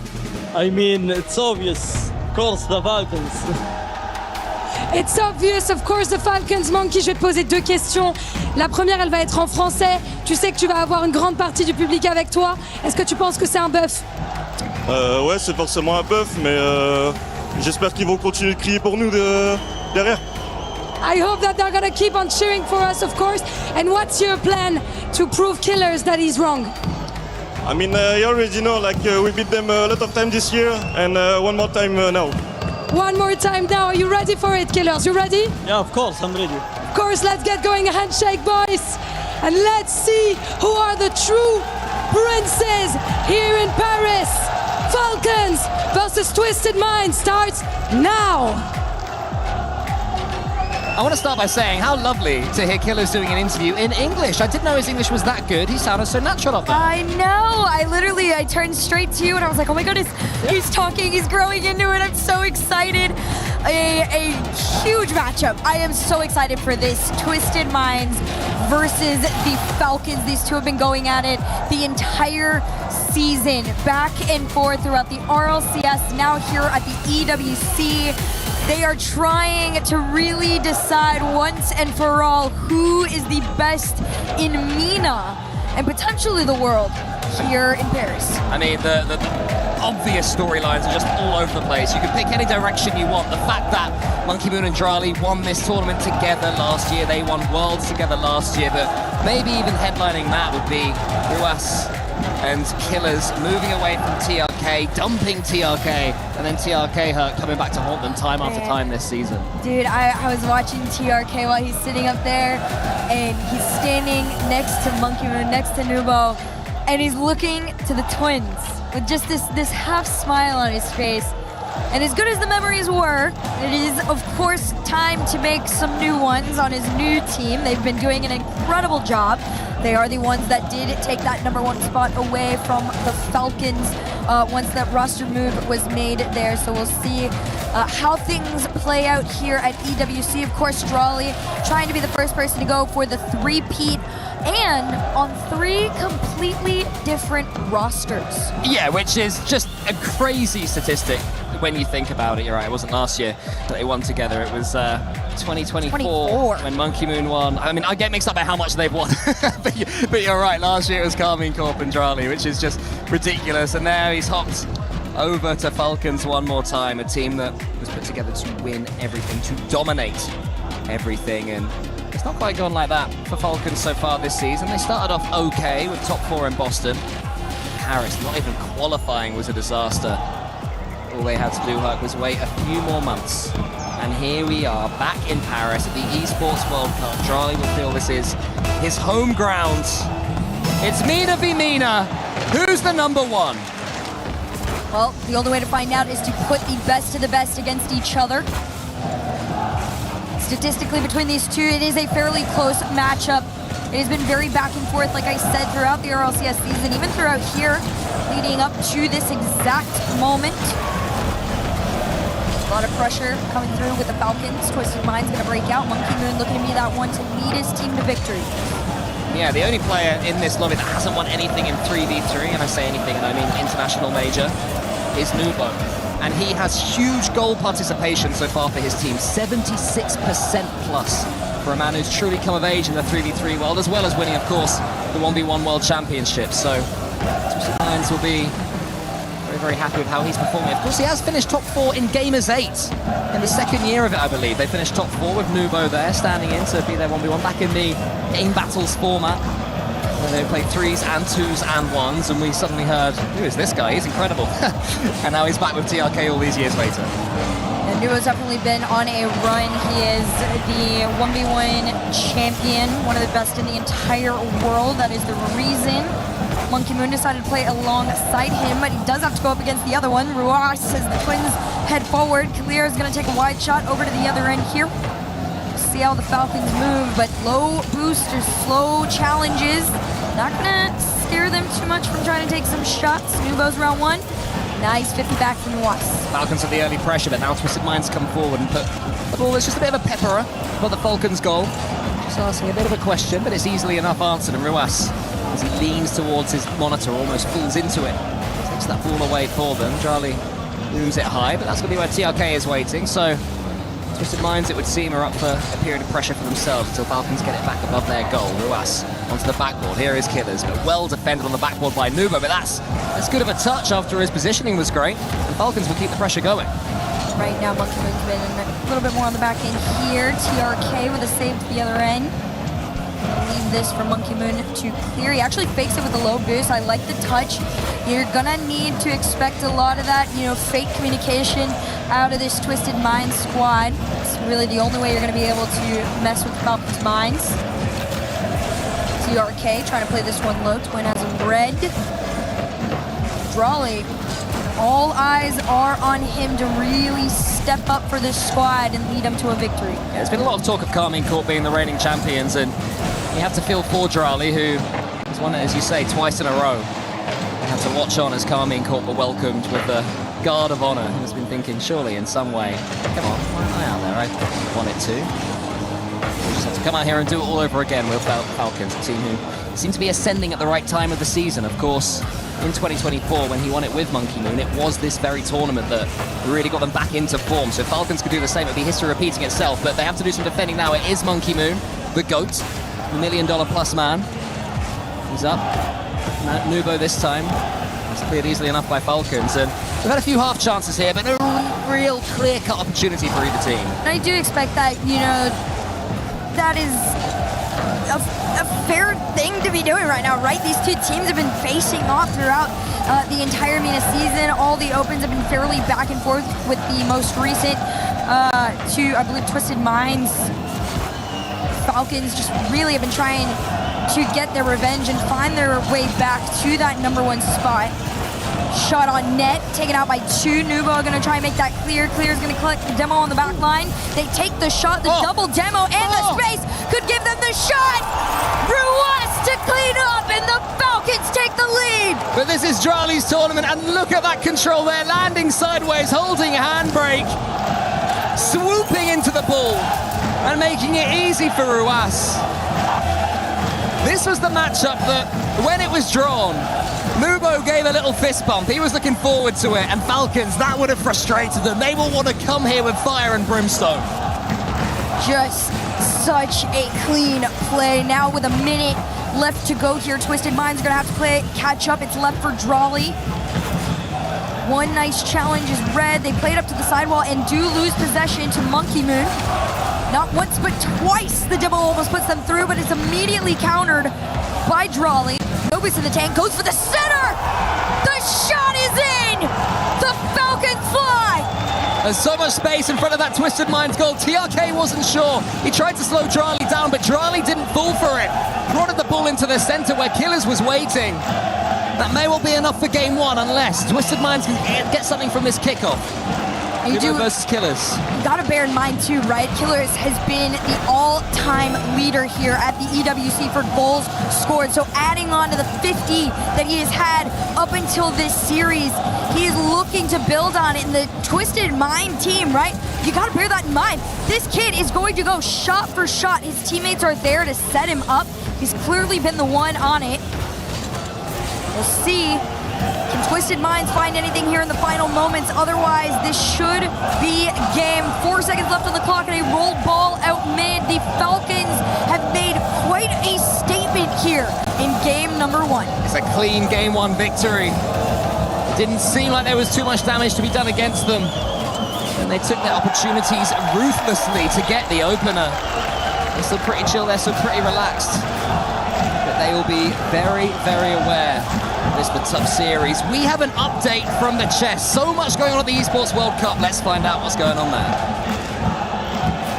Team Liquid were able to get their first club championship win in chess with none other than Magnus Carlsen. This allows them to get a total 1,000 club championship points on the board for them, which is absolutely monumental and instrumental to them as an organization, considering the lack of performance we've seen from them so far here at EWC 2026. What a beautiful way to wrap this up, because Magnus Carlsen is now the undisputed GOAT for a 3rd year in a row.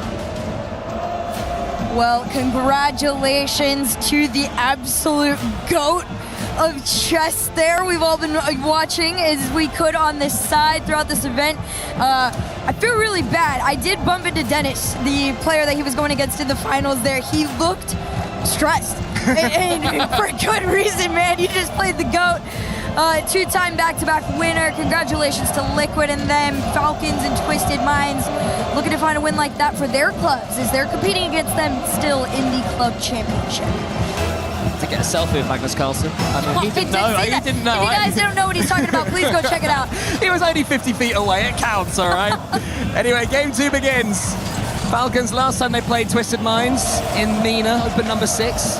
They lost them in the semi-finals. It went all the way to game 7. It was won 3-0 in game 7 by Twisted. So they'll be well aware of the risks and the danger that Twisted Minds offer. But they've taken that opening game. And, you know, speaking of the last open, right, the last 3 opens, Twisted Minds have beaten the Falcons. So in this pattern, it looks like the Twisted Minds have figured them out. The Falcons are going to be needing to bring something fresh to the table. So far throughout the EWC, they have done an incredible job doing that, taking down foot 3-1 in their groups, including NIP, who is waiting for them later in the semis. Falcons have done an incredible job of taking down all the top teams on their way here. This is just going to be the biggest challenge yet. Nubo tries to bundle that one through. Some early pressure for Twisted Minds, but Drali comes away with the ball, and that's always such a scary thing to say if you are a Twisted Minds fan, as Ruas booms that one forwards. Tries to get the catch and watches Drali waiting on. This is how Twisted Minds got themselves to hot water in game number 1. Dilly-dallying on the ball, underestimating the pace of Falcons. This almost happened again, but Drali couldn't quite get that connection. Nice little catch here from Nubo. Killers is already up in the air, takes it away from 1, flips into 2. Even on no boost, they do manage to keep that ball blue side for now. Nubo on his lonesome. They are going to cover the backboard here. Almost first 2 minutes of play. Almost scoreless, I say, as a shot taken all the way towards net. Monkey Moon will keep this happen. Smash it to the side. It's been mostly Twisted Minds pressure, with Falcons coming forward, looking dangerous every time they do like this one. They're the ones who are a tad more defense, looking more dangerous when they do emerge with the ball. As Ruas absolutely beats Monkey Moon and TRK for pace, but Nubo sends it straight back as far as Drali. Boomable right now until Killers maybe opens it up with that demo. Drali tries to flick it over the top of Nubo, but Nubo's going to get that catch and get the flick following it up as well. Is there a flick reset on for him? Yes, there is. He wants to get it to his teammate. It's TRK, and somehow Killers keeps it out. Killers is doing an incredible job of keeping the calm when the pressure is on them.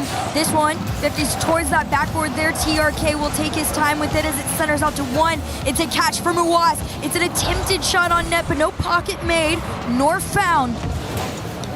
Moon waits, allows his teammate Nubo in. TRK is in the center if Nubo can get it towards him. Not quite able to, and now he's taken out for good measure. As Monkey Moon actually that was. TRK continues with the ball, doesn't want to lose it here, knowing that Monkey Moon was spawning back. And Drali once again, front flip onto the ball. Seems to enjoy faking the musty, does Drali. As he goes down that left wall, TRK has to keep a close eye on Ruas. Falcons are gaining confidence here in game number 2. A lot of territory against them, but finally they're getting some control of that ball herc. And you do fear for Twisted Minds defense whenever Falcons come forwards. You do. We'll see if the pressure Good bump. can continue on. That's a nice one from the side. A really good clear for Monkey Moon. He's done an incredible job of really just IGLing this team out of their side. They not allowing the Falcons to keep them boxed in.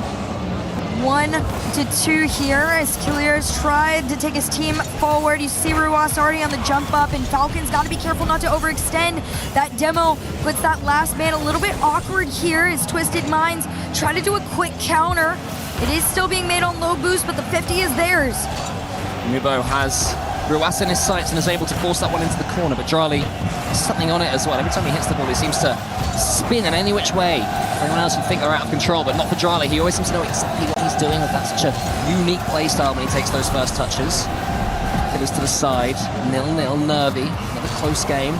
Killers wants to get the bump there, but between 2 Twisted Minds defenders, they're able to get it away. It looked like it could have worked too, and I like the idea around it, right? Working together, passing from the high to the low, looking to thread the needle on this one. TM are just going on their end in this case here. No connection is made. TRK trying to force the pressure. Falcons say absolutely not. It's 1v1 time between the 2. Seconds left, here is Drali with complete control of that ball, gets the flip reset to the ceiling. Monkey Moon gets it as far away from his goal as he possibly can do. And Nubo waits, has to keep it low, has no boost. A demo will help them out though. Killer's taken out the game. Nubo has control of it, and Nubo walks it home. And that was not as easy as it looked. Oh, absolutely not. Even on no boost, he has the demo and the lead. Look at this, the patience to force Drali to commit on the play. This is a player you're going to have to keep your eyes on. Yesterday against NRG, he was involved in about 12 of those 14 goals. That's about just over 85%, maybe make it 90 as they continue the pressure on. 18 seconds on the clock, trying to push this one down. They race back in time, and it could float in front of the net for a shot to be made. Defense the best form of attack right now for Twisted Minds. A few seconds left though, and they're keeping that ball camped in orange territory. Monkey Moon, does he get this read well enough? No, he doesn't. Ruas is almost following it up. Here is Killers, has to be now. He leaves it for Drali. Lovely idea on the fake. But Nubo, the psychic man at the heart of the Twisted Minds prong, gets that read with ease and makes it 1-1. Such a great performance. This team has been so consistent here in the EWC. TRK wanted the dunk, wasn't allowed it, but it's okay. This kid is on one this weekend. I mean, my goodness. After the performance against NRG, like I was talking about there at the end, you thought, maybe, is there a question of, is it NRG not quite performing? It's making them look a little bit better than they are, but no. They have done this against what used to be the #1 team in the EWC, what used to be the #1 team in MENA. And now it is Twisted Minds taking that title away. Huge performance there from Nubo as well. I mean, he's the only one I think who got over 200 points in that match, which is a ridiculous. Oh no, Monkey Moon got 298, but TRK of 134. A couple of shots to his name and not much else. And Nubo were far and away the most impactful player. He was the only player with over 300 overall. TRK is just spawning in, as you can see on the screen there in the bottom left. He's in black and white, don't worry, his camera is working. He's getting himself on the pitch. There he is. We're all ready to go. Game 3. We've had some close series so far today, Herc. We've had Game 7s and near Game 7s. This one is shaping up to be just as even throughout. I expect it to be that way too, right? A shot on net, though! Could put the Falcons up. Looking to make a different story here. Killers off the side, straight to his brother and in front of the other. Right between the two best in the world. You can see it on the fan faces too. The Falcons came in just absolutely screaming. They took the whole front spots away. They said, we're sitting behind the boys. We're going to let you hear us. Yeah, we're looking around now at a sea of dark green. The Falcons are starting to believe. Here is Nubo, though, who asks us to be aware in this challenge. Drali in the corner as TRK in front of him. Monkey Moon gets a swipe at Drali. It's going to make it difficult for Falcons to get out of their half. And since going behind, Twisted Minds looking very comfortable now as that shot from Nubo isn't quite on target. I think if it could have been, it could have done a little bit of damage. But it's a good response from Twisted Minds in Game 3. It is. Right now, they just need to create a little bit more space for themselves. The Falcons have definitely been holding back one, and that is the space. I mean, I was waiting to see Nubo takes it from Monkey Moon. Look at this. He's right there, ready to catch and shoot so fast. So far, Nubo is Twisted Minds' only goal scorer in this series, which is more testament to how important he is. They've only had a couple, but he has been the one who's taken both opportunities when they've come up in a series that's been lacking them. It's not been one for solo individual brilliance. It's more team plays, it's more well-timed bumps. It's more reads on opponents.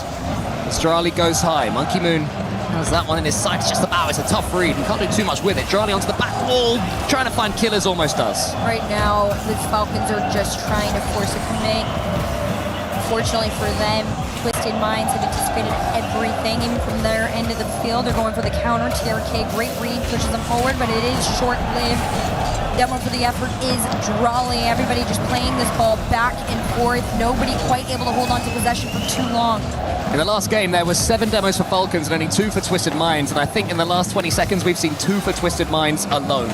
So maybe they've identified that they're not being quite as aggressive enough despite getting that last game.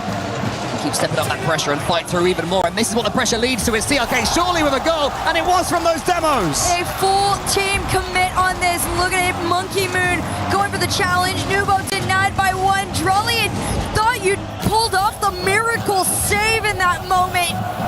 And of course, the GOAT completing it, full sending in a lead to Twisted Minds here in Game 3. Here comes Ruasso straight from the kickoff. TRK is going to spawn. It's going to be too late. And just like that, Falcons have sent themselves. This team, their ability to respond is absolutely incredible. What a demo. That is the most head-hunted I want you demo we could have seen. That is absolutely brutal from the kickoff. I'm so glad we didn't have Bullcam on right there, so you could just see, no, I don't want that. I want you, Monkey Moon. Come here. Get in my sights. Hey, listen, if there's one person that you want to demo in this matchup, it is going to be Monkey Moon. He does currently sit with the most saves in EWC history. So if there's somebody to take out of the way to make things a little bit easier, he is the one to demo. Plus, my goat has got a tilt in him, so let's see if that could happen as this series goes on. Anyway, here's Drali into the center, well read and well met by Nubo, who tries to complete the job here. He's got a gun. Oh, he fakes them both out! That's so brilliant from Nubo! Monkey Moon reminding everybody exactly who he is. The double fake left from Monkey Moon. can see why they enjoyed that one. I think that drum deserves a few more pounds for that one, mate. It's Charlie though, again from the kickoff. Big save from Monkey Moon. He stole the last goal. Then he makes a huge save on the other side. TRK's got no boost. It has to be Nubo. He floats towards that ball. Twisted Minds back in the lead in this game. What a game it has been, game 3. This series really coming alive now. Once the mind games come out between these 1v1 masters, you know fireworks are on the way. Raleigh just trying to force his way. This player's been a little bit more quiet than we usually are used to seeing here. Clears, trying to defend and keep him back. Twisted Minds already on the race home. Monkey Moon in position, but I think there's a headhunt for him. He moves himself out of the way here, still manages to keep this ball with his team, even though possession is a bit of a tug-of-war in that corner pocket. Monkey Moon goes for the clear. I like this from Drawley. Show no fear.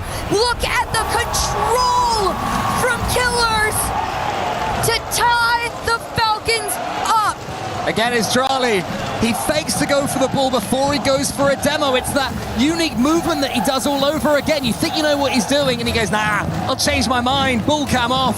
Monkey Moon in my sights. And for Killers, the shot wasn't as easy as it made it look, but then for him, it never has been. It always seems so simple. 3-3, Drawley again, causing chaos. Monkey Moon takes out Ruas. Killers coming forwards. 3-all in this one. Who gets the all-important 7th goal? 50 up. It'll be Nubo that's able to make that first touch there and clear. Drawley to himself off the ceiling. Power shot from up high. Look at run it back. That can't go in though. Monkey Moon pre-jumped. I don't know if he thought he'd have a teammate behind him, but it can't be that simple for Drawley at this stage. That'll probably be as open as it'll get from here out too, I anticipate. Just over a minute to go here. Falcons have their lead, and it's going to be a short one at that. TRK and Nubo from way on their end. Look at this, over one, bump on Killers, and it is just a straight shot on net. We made the mistake there, Herc, of taking a breath. We were punished by this game because every time you blink, you open your eyes, there's another little blop on that scoreboard. Right now, 4-4. It could be 6-all by the time we maybe go to overtime. Here's Monkey Moon. The backboard is completely free. Killers goes up it now. Leaves it for Nubo. Monkey Moon squishes Killers. TRK tries to sneak it in, but can't quite do so. These are two teams that are leading not only in saves, but in scoring. So they're going for the shootout here to that backboard. A small miss there from Drawley could have been dangerous as they cleared all the way to the other end. Just because it is off target, Twisted Minds can breathe a sigh of relief. TRK leaves it instead for Nubo. Now TRK can go up. He saved a little boost for exactly this moment. Gets a flip reset, but doesn't really need it. And Killers just about is able to do enough to keep it away for now. 25 seconds left. We have slowed down in the goals as Nubo almost gets in Ruas's way. But Ruas sit forwards. Who's going to win this race? It's going to be TRK. TRK with 4 shots to his name on this has been absolutely on one. Monkey Moon over 1, 10 seconds left on the clock. Can TRK do it? Of course the answer is going to be yes. TRK just watched. He saw that he had Drawley on the backboard. Drawley opted to go high instead of staying low. Believed that TRK would try and get some height on the ball. He did, but the angle was too high.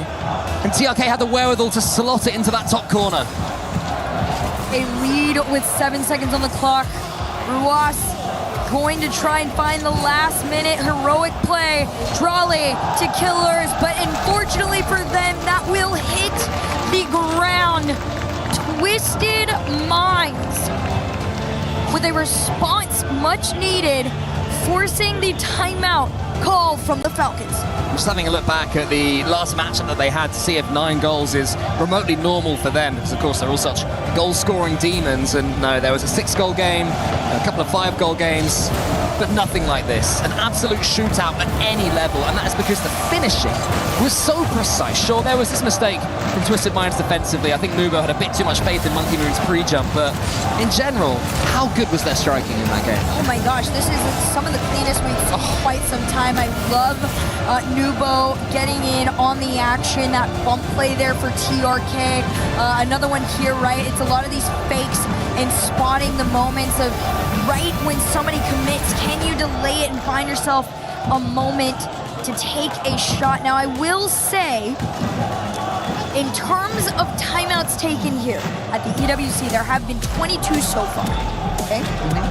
Only 6 have been won afterwards. So currently, at 2026 EWC, it is actually a debuff to call a timeout. So we'll see how that plays out after this. Maybe things could be changed up a bit, but the most even game we could have gotten between the two, split 50-50 straight down the line. Maybe they were watching Space Station Gaming versus Rebellion earlier and thinking, hey, if we go 3-1 down, we're guaranteed to win. It's the same almost happened with Nip earlier, but Nip managed to hold them in Neo Tokyo. But 3-1, the most dangerous lead in a best of 7.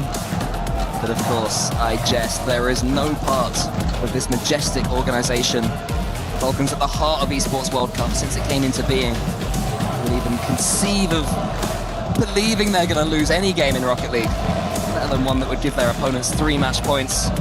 And I think when you lose a shootout like that, I don't think you can change too much. I'm not even sure that I like this timeout too much, to be honest, because both teams are playing at the top of their game. It's not like Falcons are looking at each other scratching their heads, right? Yeah, I am a little curious as to why the timeout was called. I've always wondered, and maybe this is an interview question for one day, if a player in particular feels the need for the timeout. Or just a generic lost 2 games thing. Yeah, or like if there's just like a understanding that they have between each other on it, but we'll see. It has currently been a debuff and a curse here in Paris to call a timeout. Maybe that's why we're cold on it ourselves.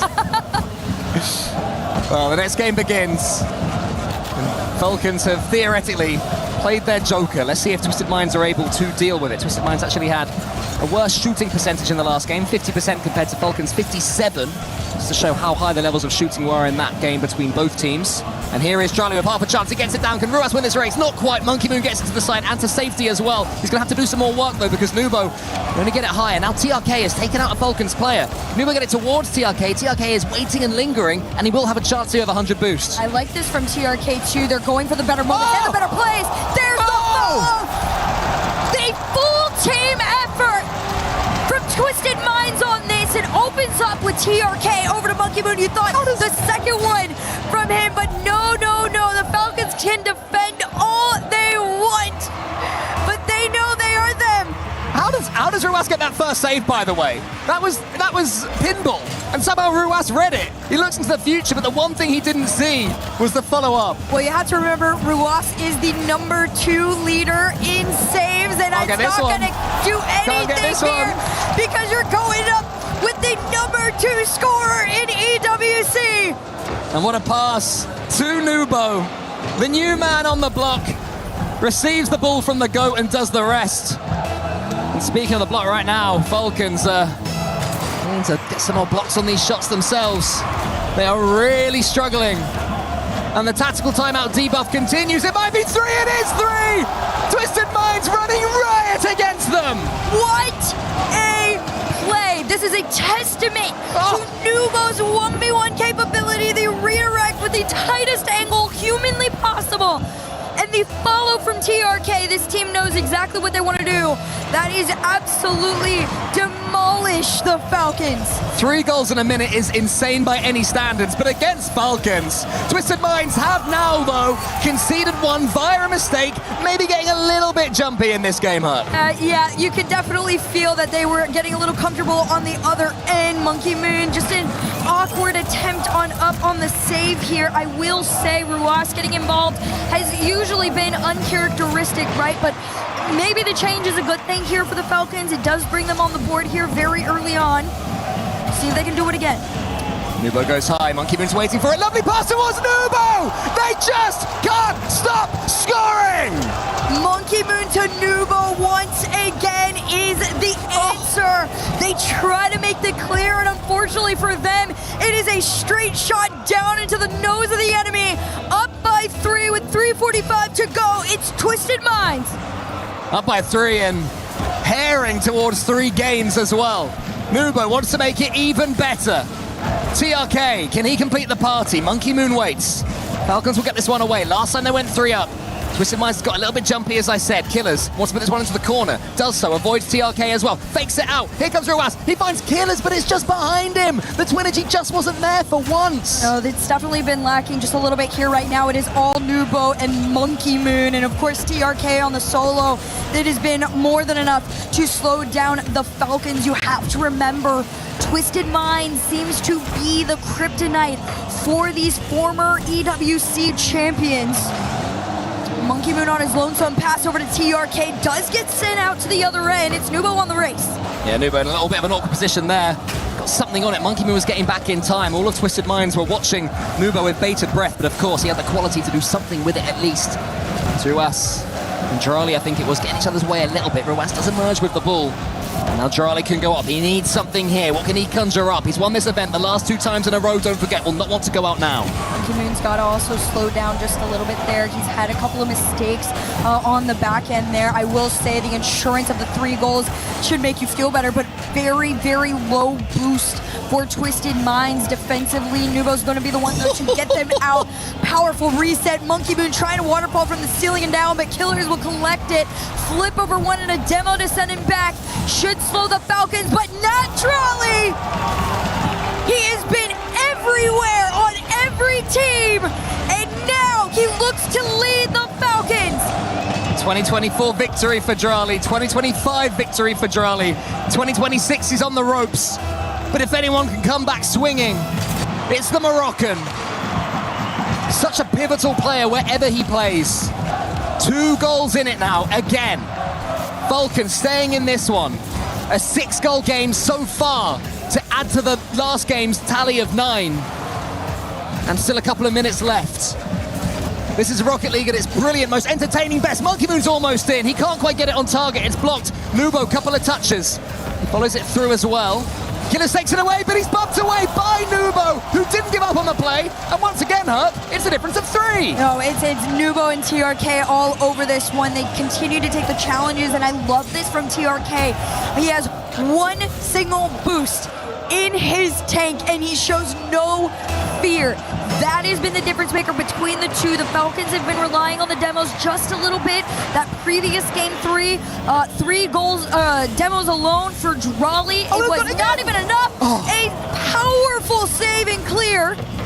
Pressure still with Twisted Minds. I'm feeling greedy. There's already been 19 goals in this series, and still forwards they march. Killers, does he fake? No, he goes for the flip reset into the corner. Monkey Moon watched it and tracked it. It's put onto the crossbar by Ruas, who tries to get it to Killers. Nubo watched it and was able to get it to the side. This shot taken down, TRK's touch should get possession back over to the Falcons. We'll see what they can do with it. TRK did manage to slow it down just a tiny bit as Monkey Moon up first on the challenge. It's just enough, but used everything. Got that mid boost to send them back with just a minute left to go. They are still trailing by 3, but why not make it 2? Ruas down to the center. Falcons find a small hair of momentum in the final minute. Yeah, they do. They've definitely got a chance the way these games are going. 2 goals in 56 seconds in 3v3. Normally you'd say very low odds, but this is the game and this is the series where anything can happen. Monkey Moon knows they've really given their opponents an inch here. But they do win the kickoff. Nubo keeps it to the side. Falcons have to get this ball, and Drali's entirely missed it. Killers had to be careful of the post there, let alone the opponents. TRK is keeping the attack going. Can they make it a 3-goal advantage again? Not yet, because here comes Killers. Killers and Nubo fighting in the rafters for this ball. It is a 50 gone backside. Ruas has been playing deep in the 3rd there, and it will count. And it'll be good for them. Oh, but TRK and Drali! A fight to the finish! I don't understand how you overcommit like that with no boost in a 3v3 when you're 2 goals up with 25 seconds left, but that's what Twisted Minds have done, and Falcons are right back in it. Less than 30 seconds to go. The Falcons have brought this lead down to 1. 50 after 50, challenge after challenge. The Twins looking together to make it! Oh my goodness! And that's exactly what they'll do! That is not so much a dagger, it's a huge sword being swung maliciously at Twisted Minds. On 3 occasions, they've been 3 goals down in this game, and we have 5 and 20 seconds left. 18 on the clock. Drali looking to lead the charge. A pass to Killers. Surely not. And a shot Monkey Moon keeps Twisted Minds alive. 10 seconds to go, and we'll see what they can find. It's a shot towards the other end, but Twisted Minds doing an incredible job of playing this ball around. Looks like it's going to be overtime unless there's one more twist in the tail. I don't think there's going to be. I imagine Twisted Minds are more than happy for OT at this point. What a kickoff that is! It's going to fall to Killers! Stolen by the Falcons! Some of the greatest, most mechanical players, not only in MENA, but the world, are battling it out. A fight that feels like a final, and for MENA, it is. A true advert for Rocket League, this one. As Twisted Minds take their tactical timeout, I'm hoping there's a few people wandering around the SDC arena saying, what is this? Because I want more of this, and I've seen thousands of hours. So imagine being brand new, and this is the series that you see. Oh my goodness, I mean, if you're tuning in for this, you are watching a very special series. Yeah, I mean, two of these roster moves, right, where a lot of people thought they were uncalled for. I talked about it yesterday with a couple of people here from EWC. These were very calculated roster moves. Players like Drawley and Monkey Moon have tasted victory time and time again, but they want to play it now out with the best, most mechanical players on the planet. Players like Ruas and Killers, like Nubo and TRK. And it is making for some very entertaining Rocket League. And right now, Herc, there is ego on the line as well. Because these players all know each other, they've all won so much. Multiple World Championships in Monkey Moon's case, but World Championships all over the place. Majors, in the case of Nubo, the 1v1 World Championship, and recently second place at the Paris Major. But they play in the same region. And it's such a proud nation, Saudi Arabia, as well. And everybody wants to be sort of the kings of this region, especially the fact that the Twins got rid of TRK and he's still there. So they are playing as well as with skill and with passion. They're playing like they're putting themselves on the line here. But I don't think there's going to be any sense of a team defending to win. They want to say that we want it, and we want it by playing explosively. We want it by playing more aggressively. We didn't fear you throughout this. It needs to be a standout game, especially, I think, you know, on the end of the Falcons. It means just a little bit more right now, right? This is the team that was #1 for so long in MENA. And not only that, since the beginning of the EWC, this was a team that was winning everything, not only Rocket League, but the club championship as well. They have done everything to, you know, to make their names so important and valuable here at EWC. You saw it on their key there, that little circle, the title defenders, one of the most worth and powerful keys to crush, and Twisted Minds want it bad. Oh yeah, that thing is gonna pop when it gets put under that hydraulic press. 2-2 in a series that's an absolute firecracker. And I pray that what the coaches were saying was, hey, just keep going, more goals, be more aggressive, be even faster. Nubo avoids overcommitting there. 0-0 still after 15 seconds. Come on, time for a goal. He almost finds one there. Low boost, but a steal for one. TRK looking to try and take this one away. Does get beat out by Killers. Another by him as well. Over the head of Ruas. Gonna play this one low. A nice read there from Drawley. First 30 seconds into this. Pretty back and forth, but a decent amount of pressure. Last game for the Falcons, outshot Twisted Minds 54 to 45%. Looking to do it again here with another added into the tally. Yeah, big save. They also had the ball in their half 58% of the time, so Twisted Minds are slowly but surely being reeled in by the Falcons. As Charlie goes all the way around the corner, there's missing the back wall there from Killers. Nubo's coming in. Killers has to keep track of him the whole time, which he's done. Monkey Moon into the center. TRK was waiting. Monkey Moon gets the ball back. He passes it back towards Nubo. What a goal this could be. Charlie saves it for now. Here comes Monkey Moon. Has to get the challenge well. TRK somehow read that one because that looked like it could be 0-0 in a split second. Yeah, you got to hand it to TRK in that moment there. Monkey Moon a little bit slow to that follow on the play. Gave an opportunity to the enemy. Drawley off the ceiling. There is no boost in here. Monkey Moon tries to make a clear. The Twins working together to get to the other end. Nobody's been able to find anything outside, just a couple of decent shots, but things not looking as clean as they were before, but it could change with a double like that. I'm surprised Ruas has missed that one. There was a player on the backboard that missed it as Monkey Moon comes in to block the follow-up from Killers. But even so, you'd expect him to sink it. Can he get another go? He gets the bump instead. Monkey Moon pushes it sideways. Drali's coming in now. Falcons certainly playing the better Rocket League at this point. It somehow remains 0-0, but only due to flawless defending from Twisted Minds. And Twisted Minds got to be careful too, because it has been so flawless that any small miscommunication could break them. It got a little shaky there in the last few moments on a shot. TRK is going to pop this one to the sky. Drali leaves this to Ruas. I love the read from Monkey Moon. They try to go for the catch out here. Nobody able to find it. Yeah, Nubo tried to slow it down, believed that Killers would be rushing, but Killers doesn't fall for that. You have to be even more intelligent. TRK, it's called out politely, we'll say, by Nubo, who steals a big boost. Monkey Moon's down there next to him, but he can't quite get the ball in his direction. Twisted Minds are still trying to play for the pressure game. One up, no center found. Drali trying to find a beat out, but Monkey Moon, he's done a really good job of playing a little bit further up. I like just the bump off on Drali. Take the player out the game right now. That is the Twisted Minds motto. Nubo under one.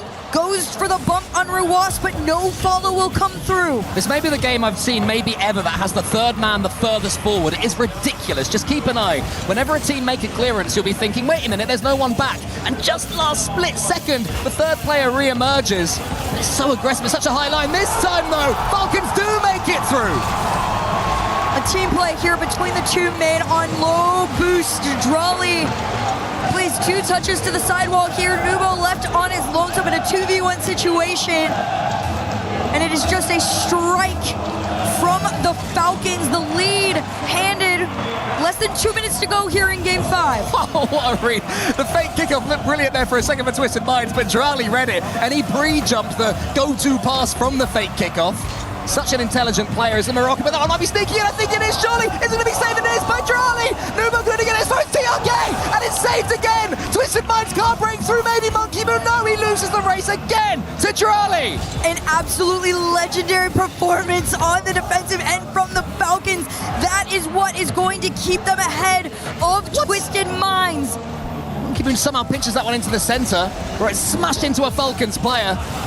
And now his teammate Nubo tried to smash into a Falcons player himself. Monkey Moon in the end does. He gets the ball as well, gets it almost towards Nubo. Drali has to be aware of this race. Nubo's coming in once more. TRK should have a clean boom back. Does get cleared all the way forward. Killers is trying to catch it. Everybody from the Falcons wants to play, this very connected game, but Twisted Minds have given no space. Monkey Moon over to TRK from downfield. That's a nice shot, immediately sent back. Falcons defending their one goal with their lives right now. Twisted Minds trying to get a little cheeky. Monkey Moon has the recovery, goes for the bump. The shot denied by none other than Drali. He's looking to lead them to that Game 6. Monkey Moon should have shot. He went for one pass too many, and his teammates didn't expect it. That was a real opportunity. And they've got 15 seconds to conjure at least one more. Monkey Moon to the ceiling. Here is Nubo. Drali again is in his face. TRK wins this race, but Ruas clears into space. Monkey Moon to the side. Drali swats it away. Have Falcons done enough? The final moment that TRK could steal it, but it'll hit the ground. Falcons find a victory. And you can hear it in the crowd here in EWC Paris. This team have been second to Twisted Minds for so long since they've joined the MENA region, and this head-to-head means more to them than anything else in the world right now. It was a 1-0 game, but it wasn't played defensively. It was played on the front foot by both teams. So many chances, the big saves. Look at this one. Oh, it's about 60% over the goal line. Drali could only use the post. Nubo was lingering. Even the follow-up was great as well. Nubo, 6 shots to his name, but no goals. That is the most he has been denied throughout this series here. You can tell the Falcons went to prioritize defense. Drali in particular leading with MVP honors, 722 points to his name alongside those 7 saves, denying everything that Nubo was throwing on net. You're talking about the lead saver versus the lead shooter. Drali just really giving Monkey Moon's record, you know, a run for the name. Oh yeah, for sure. 100%. And we said early doors that at least Neo Tokyo seemed inevitable. And now here we are. We've seen mistakes on this map so far today. There haven't been too many mistakes in this series. It's all been attacking brilliance and incredible saves as Charlie tries to get an early floor pinch, but it's going to be read by Monkey Moon. Ooh, what a 50 back. That's a shot and a half from Nubo. The power on the catch from Monkey Moon. Already up in the air on it. I mean, cleared just a half second behind on it.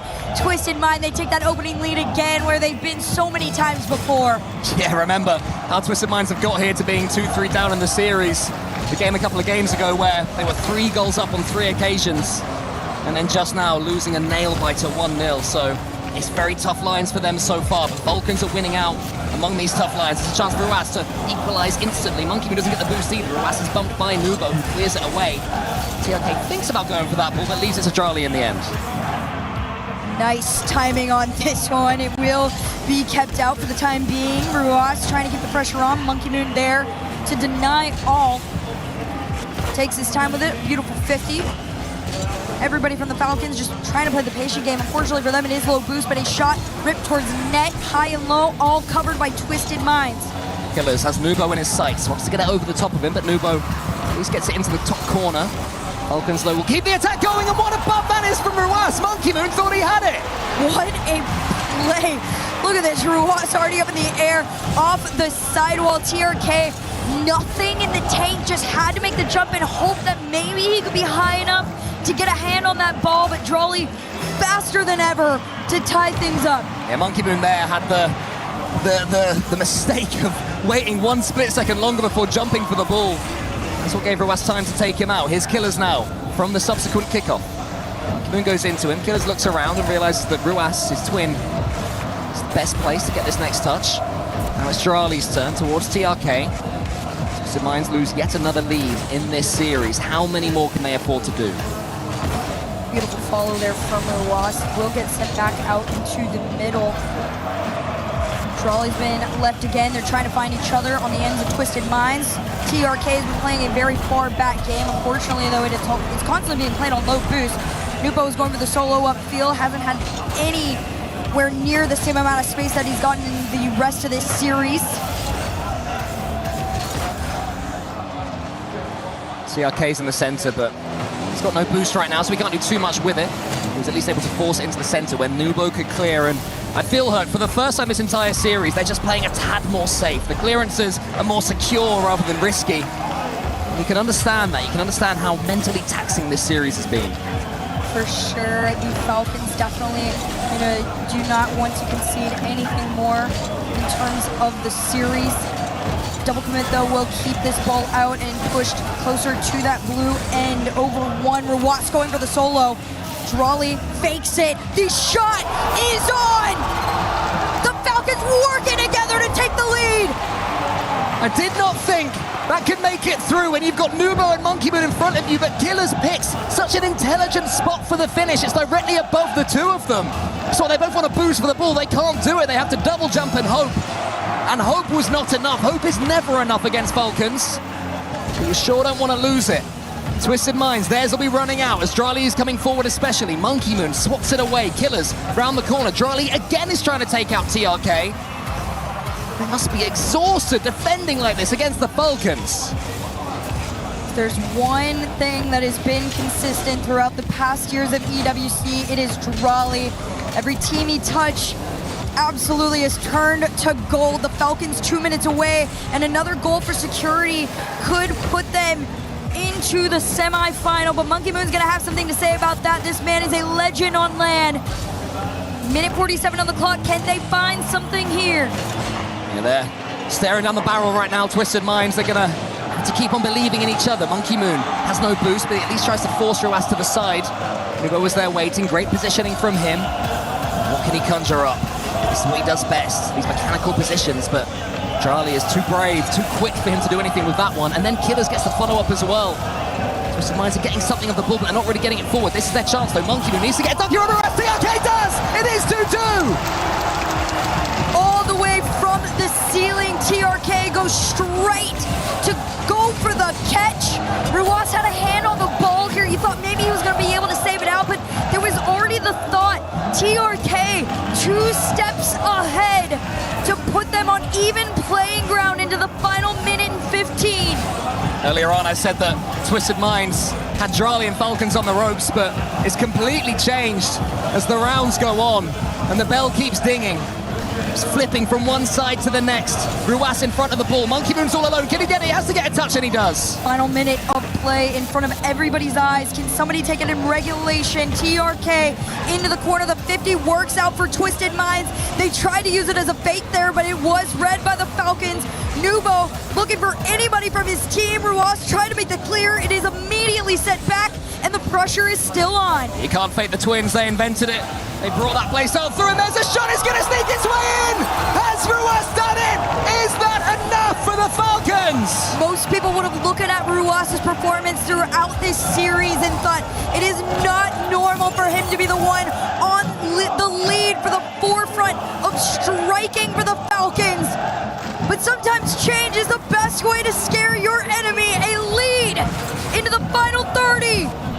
Twisted Minds have to do it. They have to do it now. This is where they need some Nubo magic. He bounces back to the ball from Ruas. It goes high. TRK is there. He wants to get the floor pinch. Isn't able to do so. Drali again in his way. Ruas over 1. Monkey Moon no boost in the tank. It is up to TRK to make that clear there. Nubo is going to take that corner boost away from Killers and keep him low on the ground. 10 seconds away from a semi-final. A shot here could guarantee it. 5 on the clock and a demo sends him back. The pressure is still on. Twisted Minds are in the wrong end of the field. The ball almost on the ground, but Drali is still trying desperately to get this to end.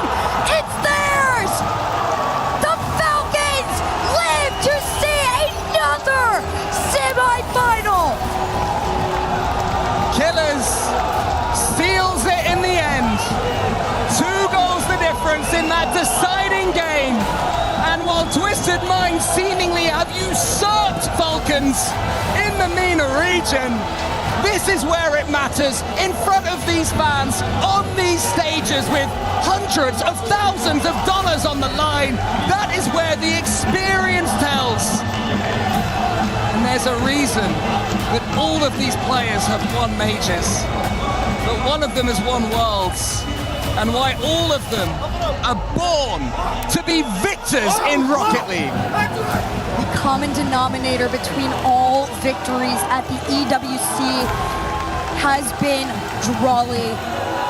The Falcons looking to return to be #1 here in Paris. They took the one who has never lost in this event with them. We'll see how long that continues on. A very intense matchup after this, but this one mattered more than anything.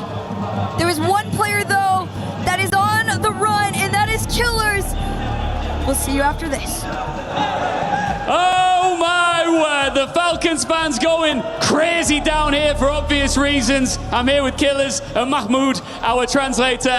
Killers, to watch, that felt like a grand final. Did it feel like that to play it?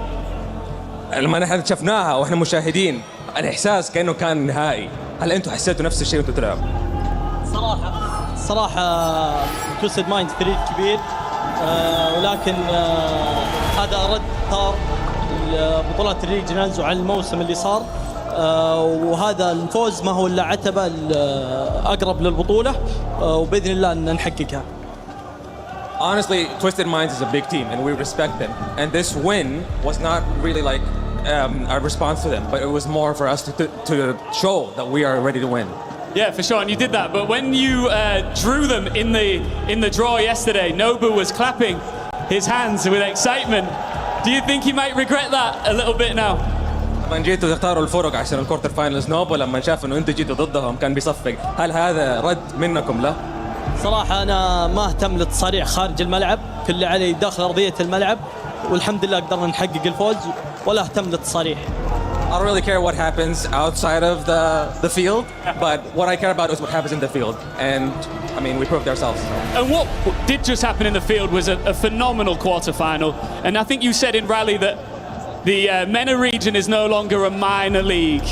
how proud are you of the MENA region after such a phenomenal match between two Saudi teams? انت قلت في الرالي انه المينا ما صارت منطقه صغيره في العالميه، فقديش انت فخور انه دحين في فريقين في المينا؟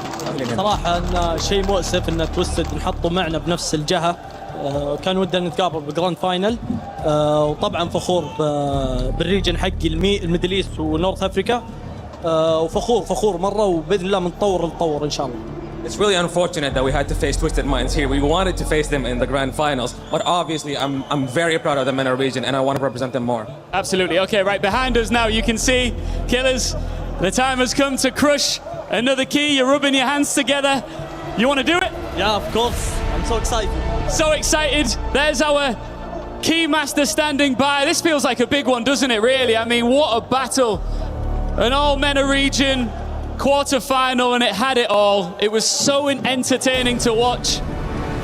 And Killers is about to do what he has to do. Twisted Minds came to Paris carrying MENA's #1 seed after taking the throne from Falcons. But tonight, the old Kings get the last word.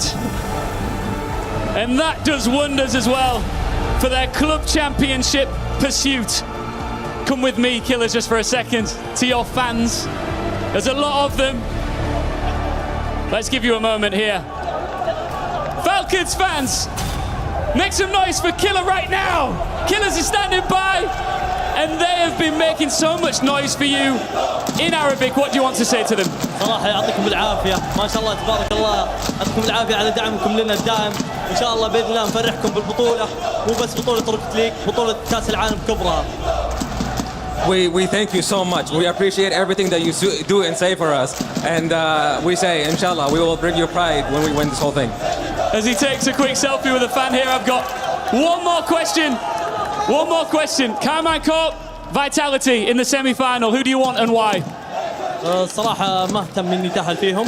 بنكون اي فريق بيتأهل بنكون جاهزة ان شاء الله. وبإذن الله احنا مستعدين. I don't care which one. We're going to be prepared for either one, and we will do our best. Killers, thank you so much, man. Congratulations. What a performance. The Falcons fans are happy for many reasons. And like I said, their club championship dream lives on here in Paris.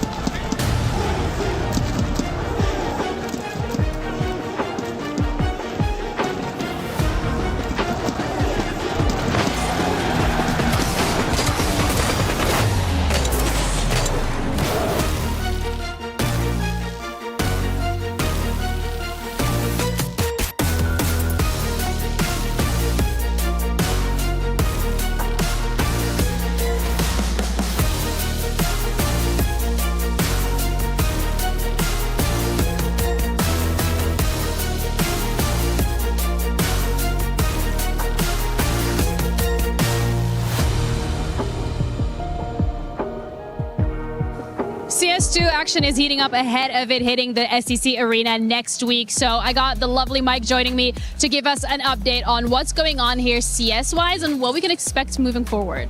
We've had some crazy upsets early on. Some of the favorite teams have actually lost and are at risk of elimination. Vitality are down in the lower bracket. They need to rally if they're going to make the playoffs. That's a huge one.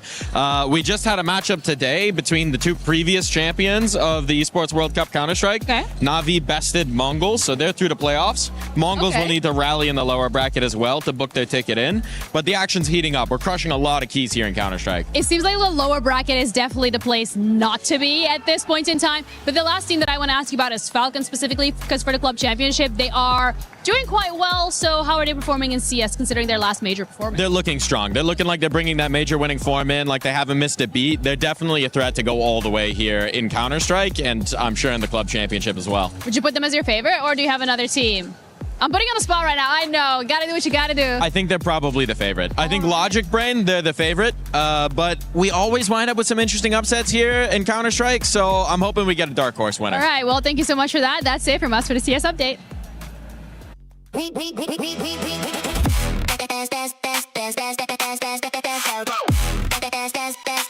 booked Esports World Cup up.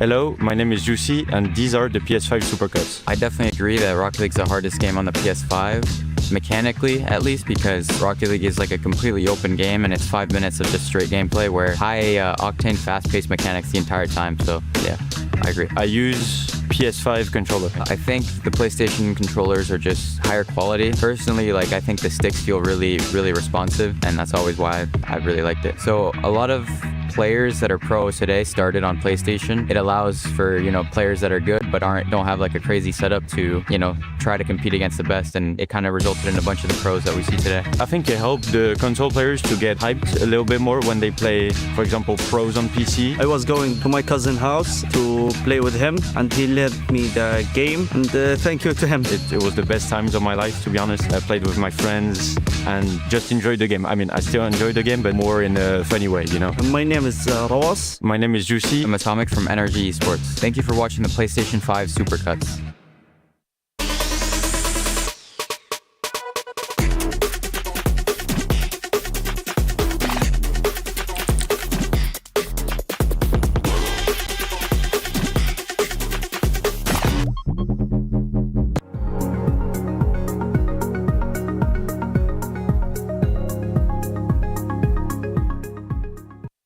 I'm here with Vitality fans, KC fans, a huge final match, and we're going to have a debate.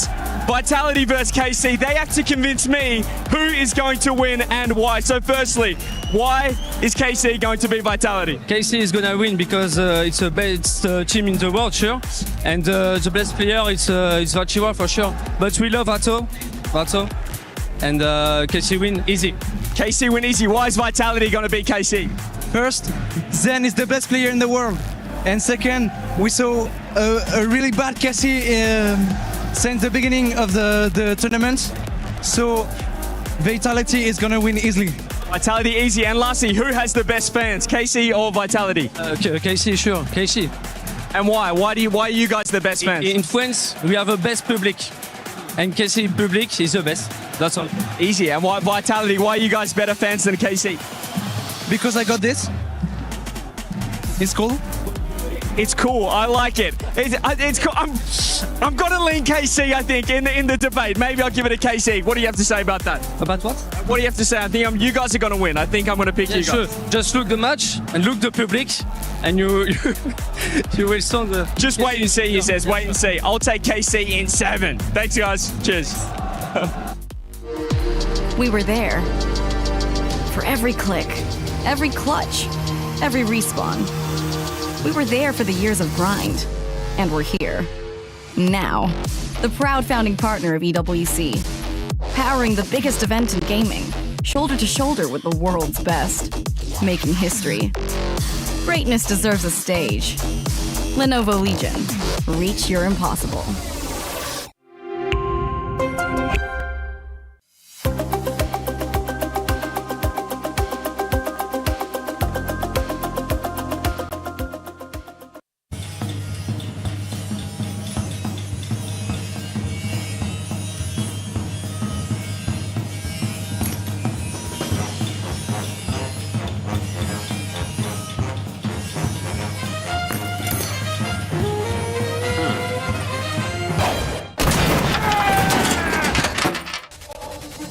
Are you ready for the French showdown? Vitality and the Bees ready to take on the Blue Wall of Carmine Corps. This is a showdown that has had fans packing into the STC Arena since 4 p.m. We are now 4 hours later, and that man Vatira is ready to show why he is considered the face of French Rocket League. He's dominated Zen. He's had his number. Does he get it once again? We've got two incredible legends in the booth with me. We got James and Johnny. Johnny boy, who do you like on the screen more? Well, I don't know why you're asking me. I'm 0 for 3 on predictions today, so I said KC at the start of the day, and I've been wrong every other time, so I guess I'm leaning Vitality now. You did promise me a game 7 in every match. We have gone 6, so props to getting close. James, though, this is an epic showdown that has had a lot of French fans buzzing since we first announced the groups at the end of last night's draw. Why does this one have such an impact at EWC? Well, I mean, you have two massive names in French Rocket League going head-to-head, Vatira and Zen.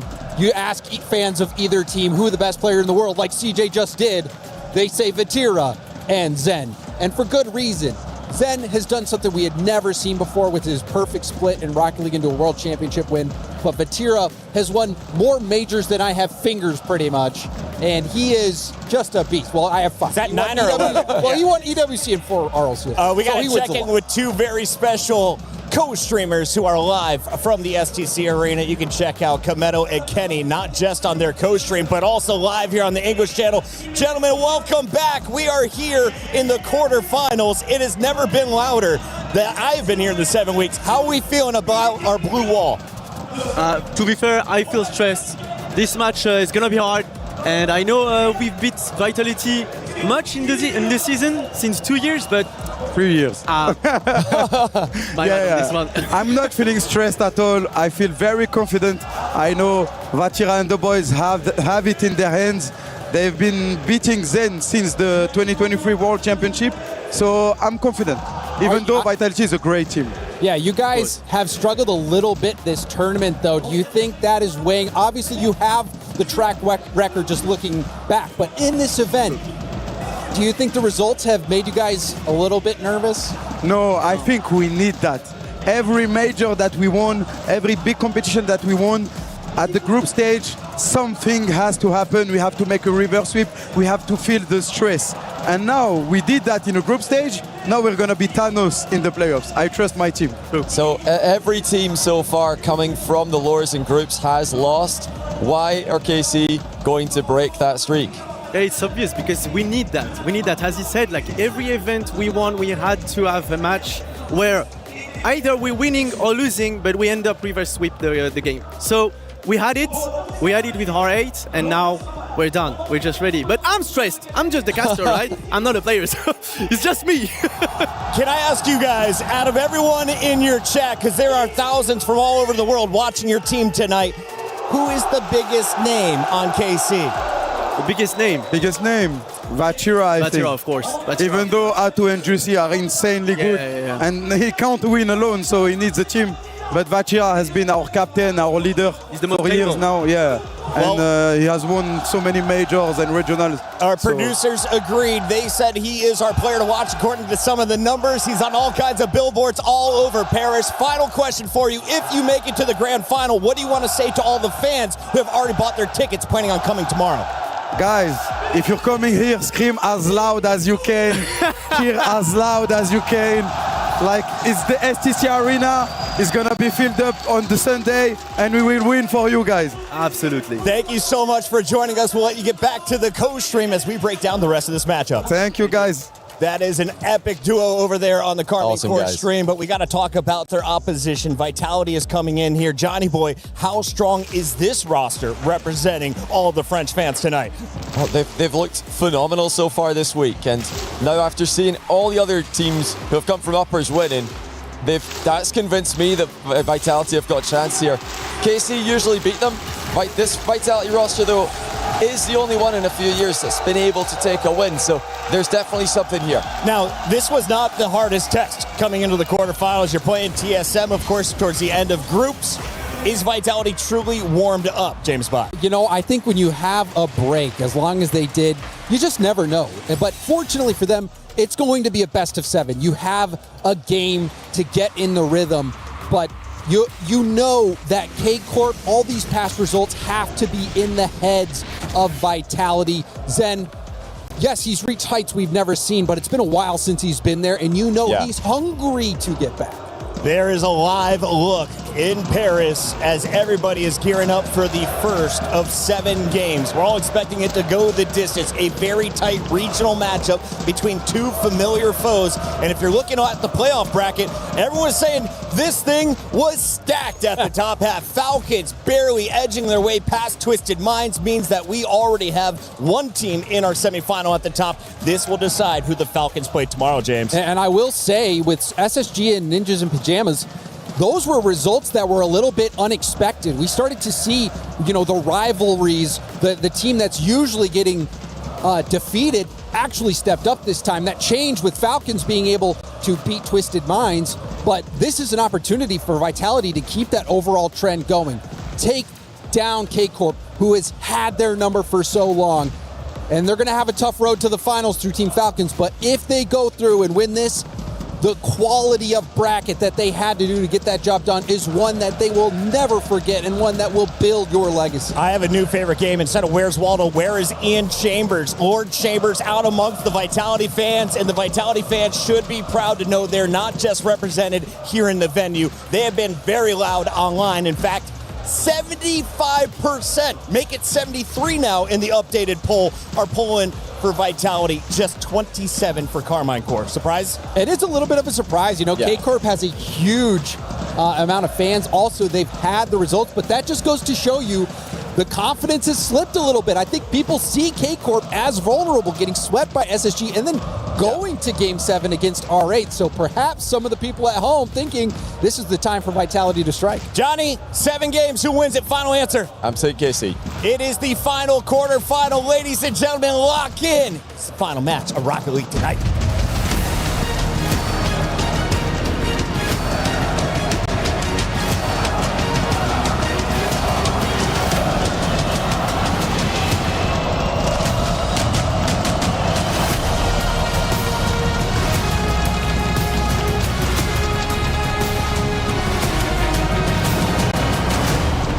Mesdames et messieurs, ça y est, on est à Paris pour le derby français, pour enfin savoir qui est la meilleure orgue française. Ici, les Carmine, vous êtes prêts? Ian, I think you're with the other team, aren't you? Ian, you ready for it? Yeah, I'm ready, Lou. The thing is, I'm standing by with some very loud Vitality fans! Hey! What's your song? Sha-la-la-la-la-la-la, Vitality. Okay, they're ready, Lou. Yeah, okay, I hear that, but you know in France we have a hymn that is called La Marseillaise, and KC have made it their own. T'es chaud de le commencer, on y va? Aux armes! Nous sommes le Blue One! Et nous allons gagner! Allez, Carmine!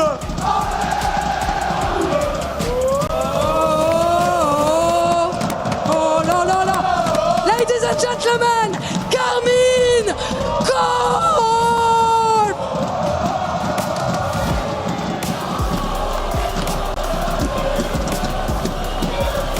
And here comes the neighbors. Nobody wants it in their brackets. The defending EWC champions.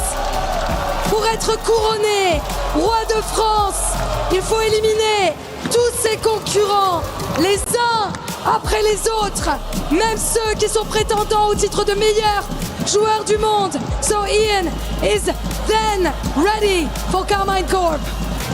Harry, faites du bruit pour Vitality!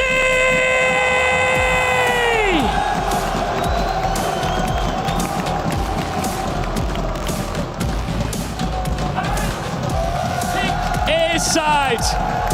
Vitality have reached the quarterfinals looking calm, clean and almost untouched.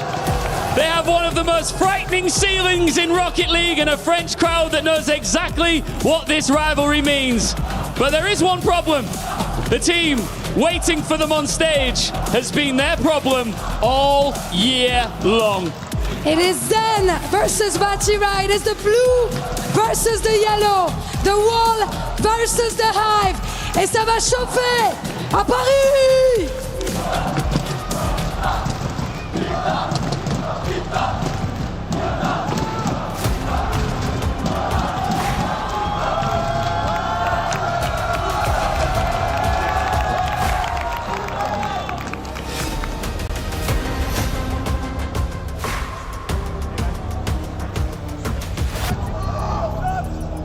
Standing by, two titans of French Rocket League, Vatira and Zen. I'll come to you first. You've beaten these guys so many times, him included, of course. Why will today be exactly the same? because we won the last major. We're really confident. They are a good team, but we also play good, so I believe in my team, so we will win. Zen, you've of course done something that this man hasn't, and that is win Worlds. Does that make you a better player than him? No, I think he's a great player. He has a good team. We have also a good team, and I think it's gonna be a great match. So just let's fight, and who is better win. Very respectful. Listen, you've got French crowd here. I want you to say your final words to each other in French. Faites du bruit, ça va être un super match. Bonne chance à Zen et à son équipe, et que le meilleur gagne. Merci à vous, donnez un maximum de voix, vous le faites déjà, vous êtes extraordinaire, que ça soit le Blue Wall ou même les Golden Hornets, vous êtes exceptionnels, montrez qu'on est le meilleur pays et vous êtes incroyables. Merci beaucoup. Please shake hands and go and take your seats. A lot of respect from two friends here. It's about to go down. Team Vitality versus Carmine Corp. Paris, faites du bruit!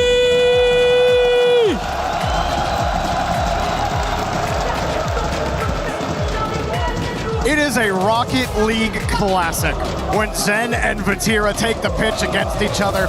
It is a Rocket League classic when Vitality and Carmine Corp take the pitch against each other. Only one of these teams gets to move on in this tournament. KC trying to defend their EWC title achieves Vitality, trying to one-up. A tough task it'll be, as they mentioned in the pre-match. A lot of history between the two, and a big chunk of it in favor of the blue wall. Vitality, I wouldn't say it's necessarily, climbing a mountain here, but we're definitely trucking uphill. No one, I think, on Vitality thinks this is free. They know they've got their work cut out for them here. Juicy, Atao, and Vatira.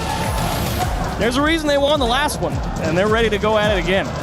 You're right about the blue wall taking the majority of the matches. I mean, just the last few times these guys met on land, they played twice in Paris. The last time they were here earlier this year, KC won in 7, and then earlier won in the group stage 3-1. And then you go back to the Boston Major, Vitality actually beat KC 3-2.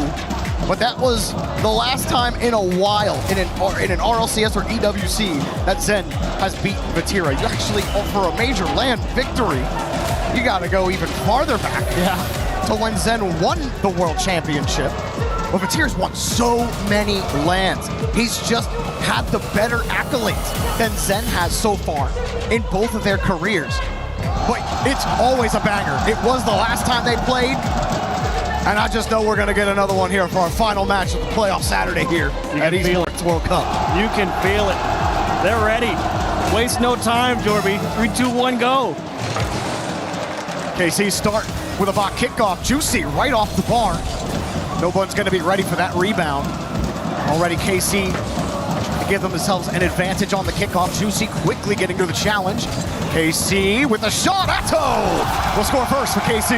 Atto just kind of leaks up the pitch here after he takes that first challenge on the sidewall. He has a lot of faith in his team coming up with a good 50 there. I mean, he didn't have a whole lot of boost, but he was pretty confident. Even if it got through, you know who's back there. Vatira, you can take a little risk, go upfield, and it pays dividends. Well done. Already, Vitality fans across the online media not feeling good that they had to match up against KC in the quarterfinals. They know how hard it's been to beat this team. There's going to be any event to do it. It's this iteration with Stizzy on it that has given just an extra little bit of oomph to this Vitality squad. But it's Atto had started the scoring. Atto slipping underneath one, but can't bump Zen. Really nice job from Vitality on the clear as well. Stizzy, you say he needs a big game. I think I agree, because all of Vitality obviously knows, don't let Zen have the ball. That's a bad idea. So it will have to come from other places. Obviously, Zen will get his chances. They know they can't stop all of them, but they will try and stop most of them. Somehow, Stizzy doesn't get bumped there. Zen just recovers on 0 boost as well. Atto will demo him. Vatira going for a bump as well. Awkward exotic, great recovery and avoiding Vatira there. Great job from him, and he's had a great tournament for Vitality so far. Really great job, I agree. Fantastic bit of job opening some space there out of the corner, playing in front of the ball, making sure the teammate behind him can find a nice, easy clear.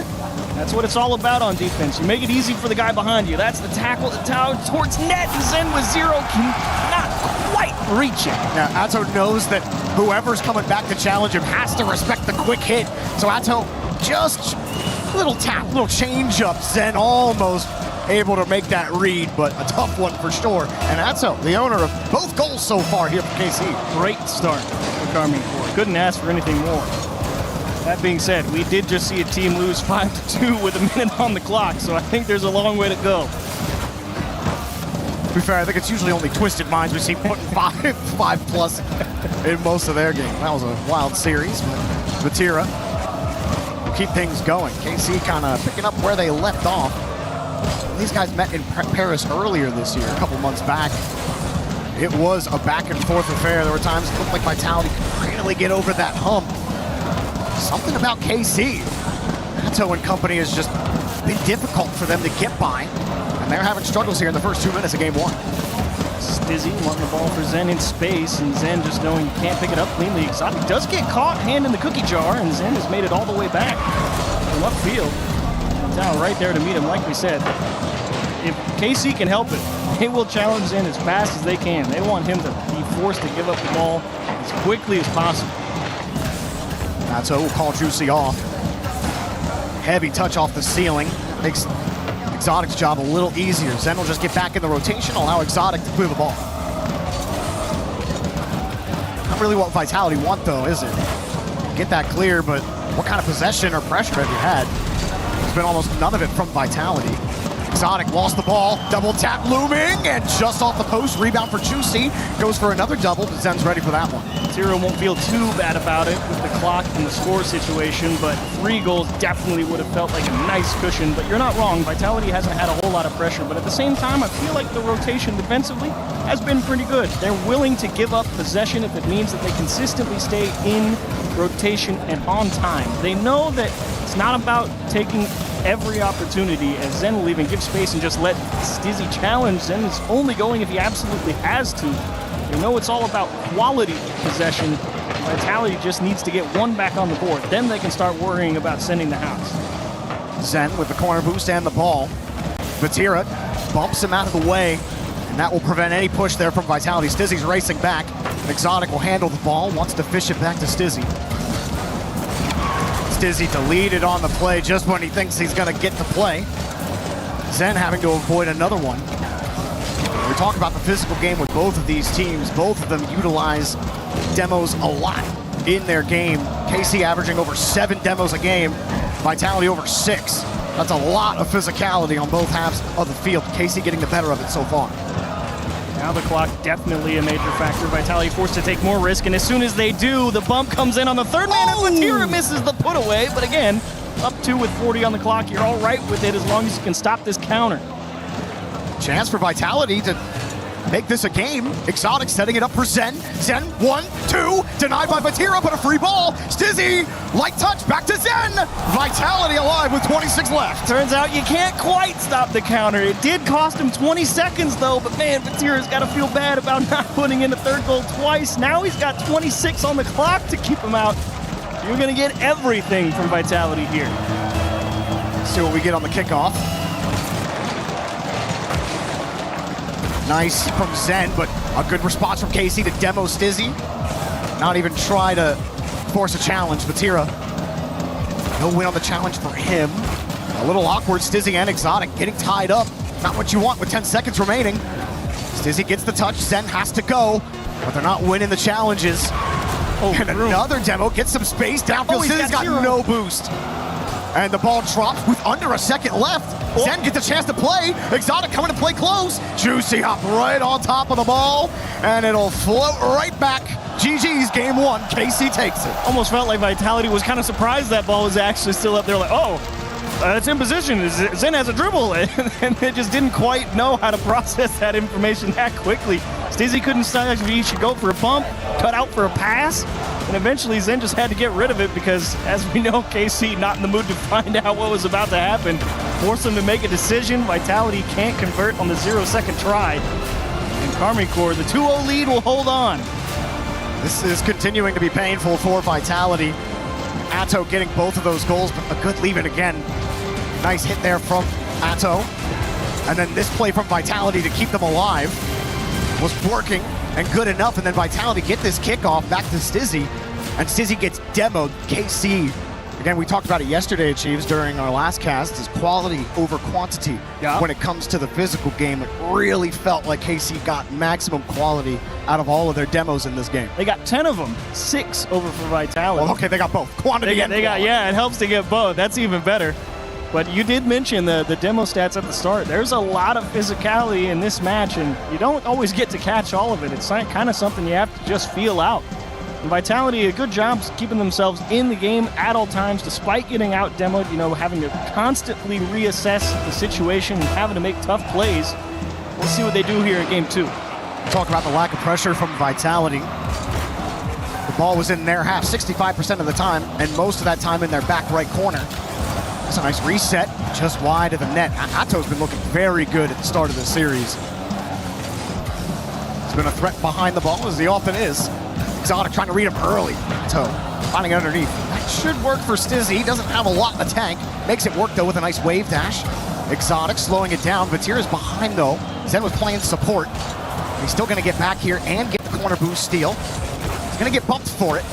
Still, Vitality get a chance to actually set something up here. Ato wanted the boost, and he conceded possession for it. Zen just couldn't really get a handle of the ball there. But still, KC losing the boost numbers right now. But Vitality's rotation had to swing so wide, it's just too much time to get anything going. But, they're losing the boost numbers on that KC side because Zen is almost playing this weird decoy role. He draws so much pressure from Karmine Corp. They want to remove him off the pitch at every opportunity. It feels like he's almost just playing keep away with his own car. And he's willing to just say, look, you want to spend all that time coming to hit me? I'm just going to drive around, grab all these boost pads, and we'll see what happens next. This time, Vatira gets demoed. Stizzy at the 50, but it's out to the corner into safety for Vatira. Happily will take any space Zen gives him. Exotic stuffing two Karmine Corp defenders. Boy, this quite is a change of pace from the last series, isn't it? Felt like we were at Supersonic in the last series, and this one much more measured from both squads. Tight, controlled. Oh, he bumped him, and Vatira will indeed open a lane for Tao. Great bit of bump and shoot play. And Vatira never really gets back into the rotation. He's downfield most of the time, and he's been doing that in this tournament all week. He just loves getting up there, likes creating opportunities that way. And he does so there with the bump, like you said. Bot kickoff for Vitality, but it goes right to KC. And he doesn't actually make contact, but it's all about the threat. Like we mentioned, and that's a flip reset. Nice save from Exotic. He'll have to make a couple, and Vatira tries to spot one, bottom left corner. Vitality just able to cover the gap. And a lot of room here at the midfield line. It's how quickly realizing, not in the mood to find out what was going to come from that. Nice dish into the middle. Stizzy has 0, though, and he's just got to hold it. It's happening a couple times. Stizzy's getting the ball without any resources to do anything with it. Exotic and Vitality struggling to get by the midfield line. Zen will try. He's got a man downfield. Exotic trying to create some space for his team. Stizzy off the wall. Ato. Oh, he might get beat by Exotic there, but Exotic had to stretch. Stizzy, everyone's getting deleted. Zen will buy everybody time to get reset. Gets over one. Zen double tap just off the bar. Twice off the bar. Third time is not the charm. KC keep him close. What a save. Just able to get a piece of the bumper on that shot aimed at the bottom left corner. What a job, Vitality. Thought they had one for sure, but again, that KC defense so tough to beat. Blue wall and apt name. Exotic can't hit the ground pinch. Vatira goes dead red. Juicy will lend it a helping hand. Stizzy not quite equal to it. Caught Vitality in the middle of their rotation, as Stizzy was expecting a hit there from Juicy, but he flipped by the ball, and all of a sudden it looks like Stizzy's out of position. But when he doesn't hit it, all of a sudden Stizzy has to turn and run, and by then it was already too late. Vitality have yet to score a goal in the series.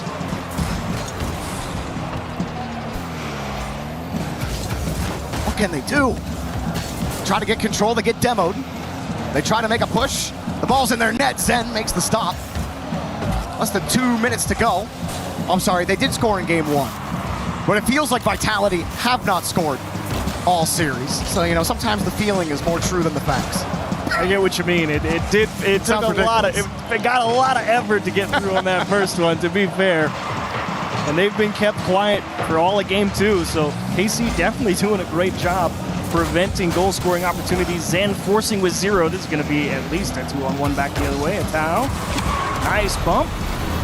Juicy will just hold the ball wisely. He doesn't have to force the net. He's up 2. Make Vitality do all the work. And Vatira, he's just going to play, poke it around the net, see what he can do. And how about just a little tap down on a defender and let it down score at the top of the net? Vitality have to know what KC's game plan is at this point. They keep trying to play it slow. They keep trying to control the ball. And they keep getting demoed. Stizzy, right before all of this happened, was slowing it down, trying to keep control, trying to size up a 50. But KC aren't playing the 50. They're playing Demolition Derby. It's happening constantly. You said what, 10 demos in game 1? Correct. I think they're close to matching that here in game 2. Vitality definitely not, well, I shouldn't say definitely not, unlikely to come back here yeah. At this point. And I wonder if they take their time out. I mean, you'd be justified in thinking of it.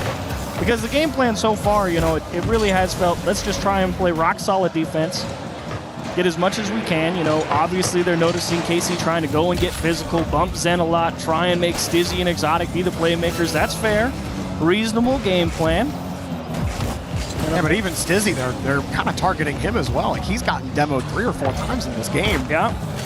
I just, you know, maybe picking up the pace. Maybe smacking the ball a little bit more instead of long clear game. Yeah, you like the forced reset. Give yourself some space. Yeah, not a bad try. We shall see. Tough game on Forbidden Temple for Vitality and a tough series so far. We may see the tactical timeout coming in, but KC are making a statement right now in this series as they put in the victory lap goal in game 2. Vatira's not going to miss that one. that one's easy. Low pressure. Low pressure, great challenge from Juicy, and an exclamation point at the end of game 2. Great start to the quarterfinals for Karmine Corps. And indeed, Vitality do elect for their timeout here. They say clearly whatever we've come into this is not good. 569 score for Zen. The problem with it, 4 saves and 3 shots. We haven't really seen him able to do anything. He had that one double tap attempt off the bar. And he had to pick that one up too because both of his teammates got bumped. Yeah. So he was forced into the full solo play. And then there was still a rebound attempt after that. Yeah. But again, it was off the bar. Yeah, he almost put it in right above the top of the net. Trying to pull a page from the Atomic Book. Couldn't quite squeeze it in. Yeah. It's an incredibly difficult shot. Like 14 shots for KC in that game. They had 13 in the last game. Vitality had 7. And I believe they had 7 in the last one. I mean, they're getting outshot, outpressured. Game 1 again, the ball was in their half 65% of the time. I'm sure it was 65 plus that game too. It certainly felt like it. The Swarm has been quiet so far here in the first 2 games. And kept quiet. Not allowed to even start buzzing. You get that 1 goal, and that was all they had, really. And apart from that, the chances on target have not felt amazing, apart from 1 or 2 solo efforts. Vitality, it's really just about, you know, we've talked a few times over the course of the EWC, you know, you have to earn a little bit of pressure. You need somebody other than Zen to start winning consecutive challenges, right? Because we've seen Zen, like we talked about, that solo effort that he couldn't just quite put under the bar. That's okay, that happens. But he does get through multiple defenders. And that's the type of command that's necessary to earn space, where you get boost, and then you can fight for possession at the midfield line. And that's why only one doing it is Zen at the moment. Yeah, that's why I wonder if you don't just try to boom it a little bit, you know, and just try to force KC to actually respect the long game a little bit more. And while booming the ball away doesn't necessarily mean you're giving yourself space, because it could just lead right into a counterattack, controlling it just hasn't worked. It hasn't worked at all. And I thought Stizzy got demoed a lot more in that game. He was only demoed once in game 2, but I think he got bumped a couple more times as well. And Stizzy has had a lot of standout moments on this Vitality team. He has been an explosive player. Yeah. I mean, he's got to be for this, because Zen not having a good time. Exotic had a couple moments in there where it looked like he was starting to set things up for his team, but all the cards have not been played yet for Vitality. KC continue to have their number. Vitality got 2 more games to figure it out. Hey, they went. I think they heard you. Stizzy starting off with a boomer and a chase, and Zen just diving straight into the middle of the ball. We'll see if the timeout buff plays in favor of Vitality. Only 7 wins out of 24 timeouts taken, though. Wow. So at least in this particular event, timeout buff very much not a thing. Zen doesn't even get a 50, leaving third man Exotic in a tough spot. You saw him get chipped. Stizzy helps him out. What a corner double attempt there from Atto, who has been, again, excellent in the series so far. He scored the opening 2 goals. Whoops. They lost the ball here. Zen drops it. Trying to make it awkward for Juicy, but turns around on the challenge. Exotic on the midfield boost. Happy to let Stizzy take this one. Stizzy getting away from Atto. Stizzy has a little bit of pressure, but a good drop right on the Juicy's nose for KC, and he leaves it for Vatira. Off the board, here's the shot, but everybody from Vitality covering about every angle they could think of. Exotic's got no boost, he's left on the wall, and a pass in front, but no shot on target. Love the idea, though. You have the one guy fake the dribble setup, like he might try and solo play the net. The other guy comes at an opposite angle, tries to dish it across the box. Love the vision from Carmine Core. Great idea to try and cross up some defenders. Zen trying to bump Juicy and get a setup. Juicy avoids him. Exotic going up high off the ceiling, trying to challenge Atto, and it's just not good enough. Vatira!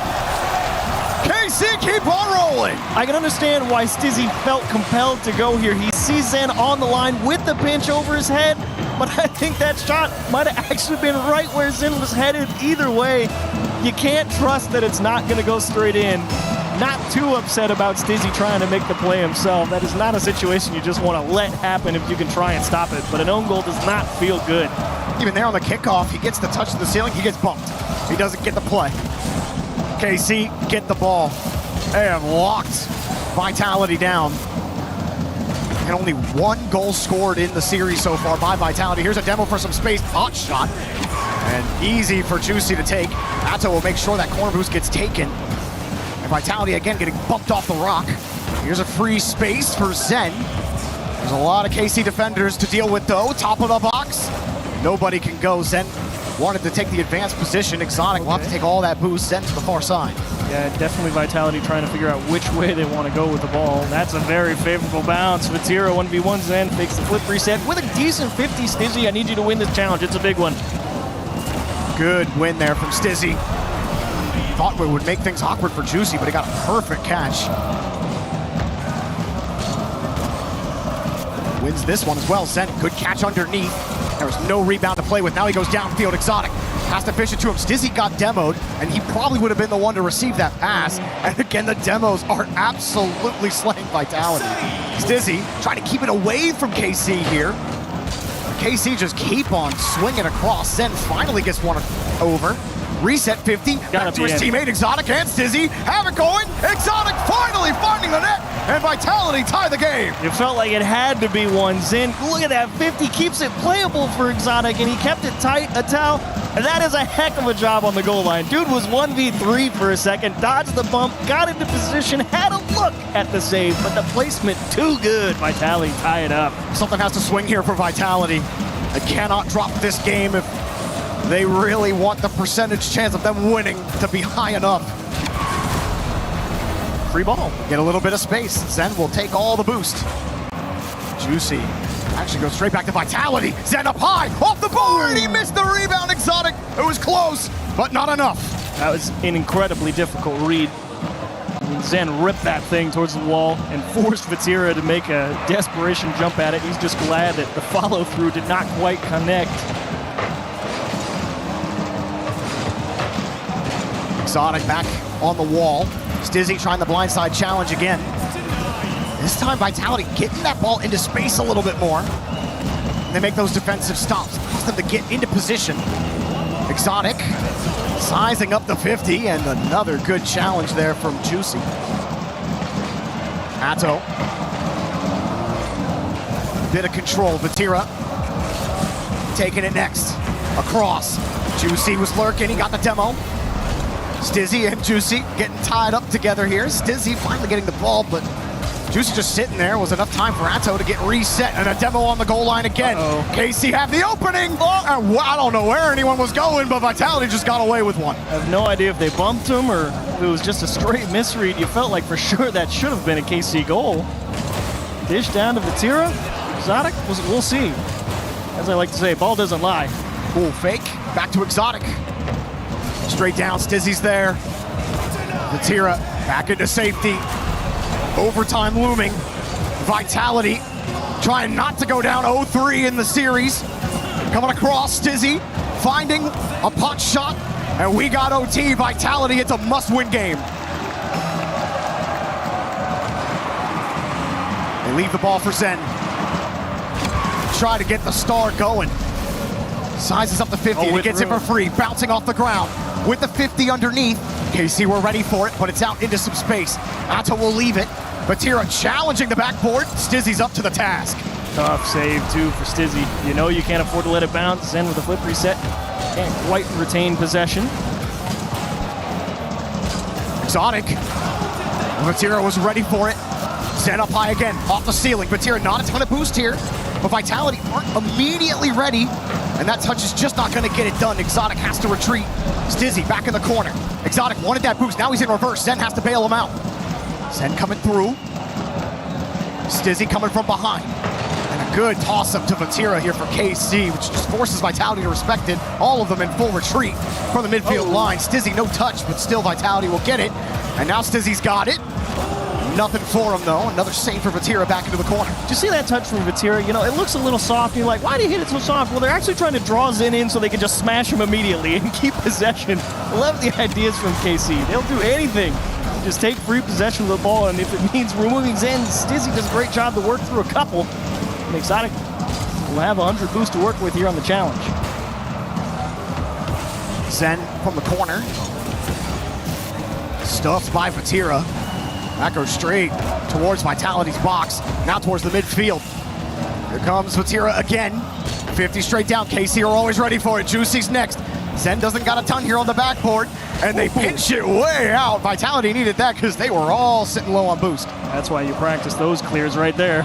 0 boost, dismount off your backboard, find the perfect long pinch, and put that one in the tool bag. That's a good one. Gives Vitality a chance to actually get some midfield game going. Nobody's really in the midfield. They can come from the side. And this is, oh, that was a chance for Stizzy. Stizzy flying in on that. I don't think he thought he was gonna get a free touch. Still Zen has it going. Zen with a dunk back over towards Exotic.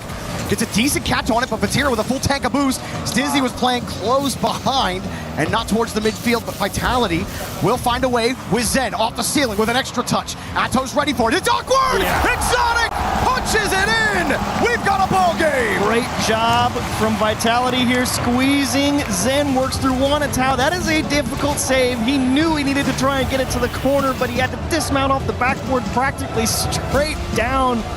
And that is difficult to get that one to safety. Unfortunately, ends up hanging right in front of net. Exotic, he's playing tight behind. This time in the right spot, just drills it. Well done from Vitality to just squeeze and squeeze in that overtime. And a lot more shots for them. That's really what you love to see. I mean, the first couple of games, they just felt like they couldn't get a whole lot on target. This time, they get, what is that, 13? I can count. But well done to them. And Karmine Corps, I don't think they'll be scratching their heads quite yet. I think they all know what happened there. Zen getting top honors, 2 assists, 3 saves.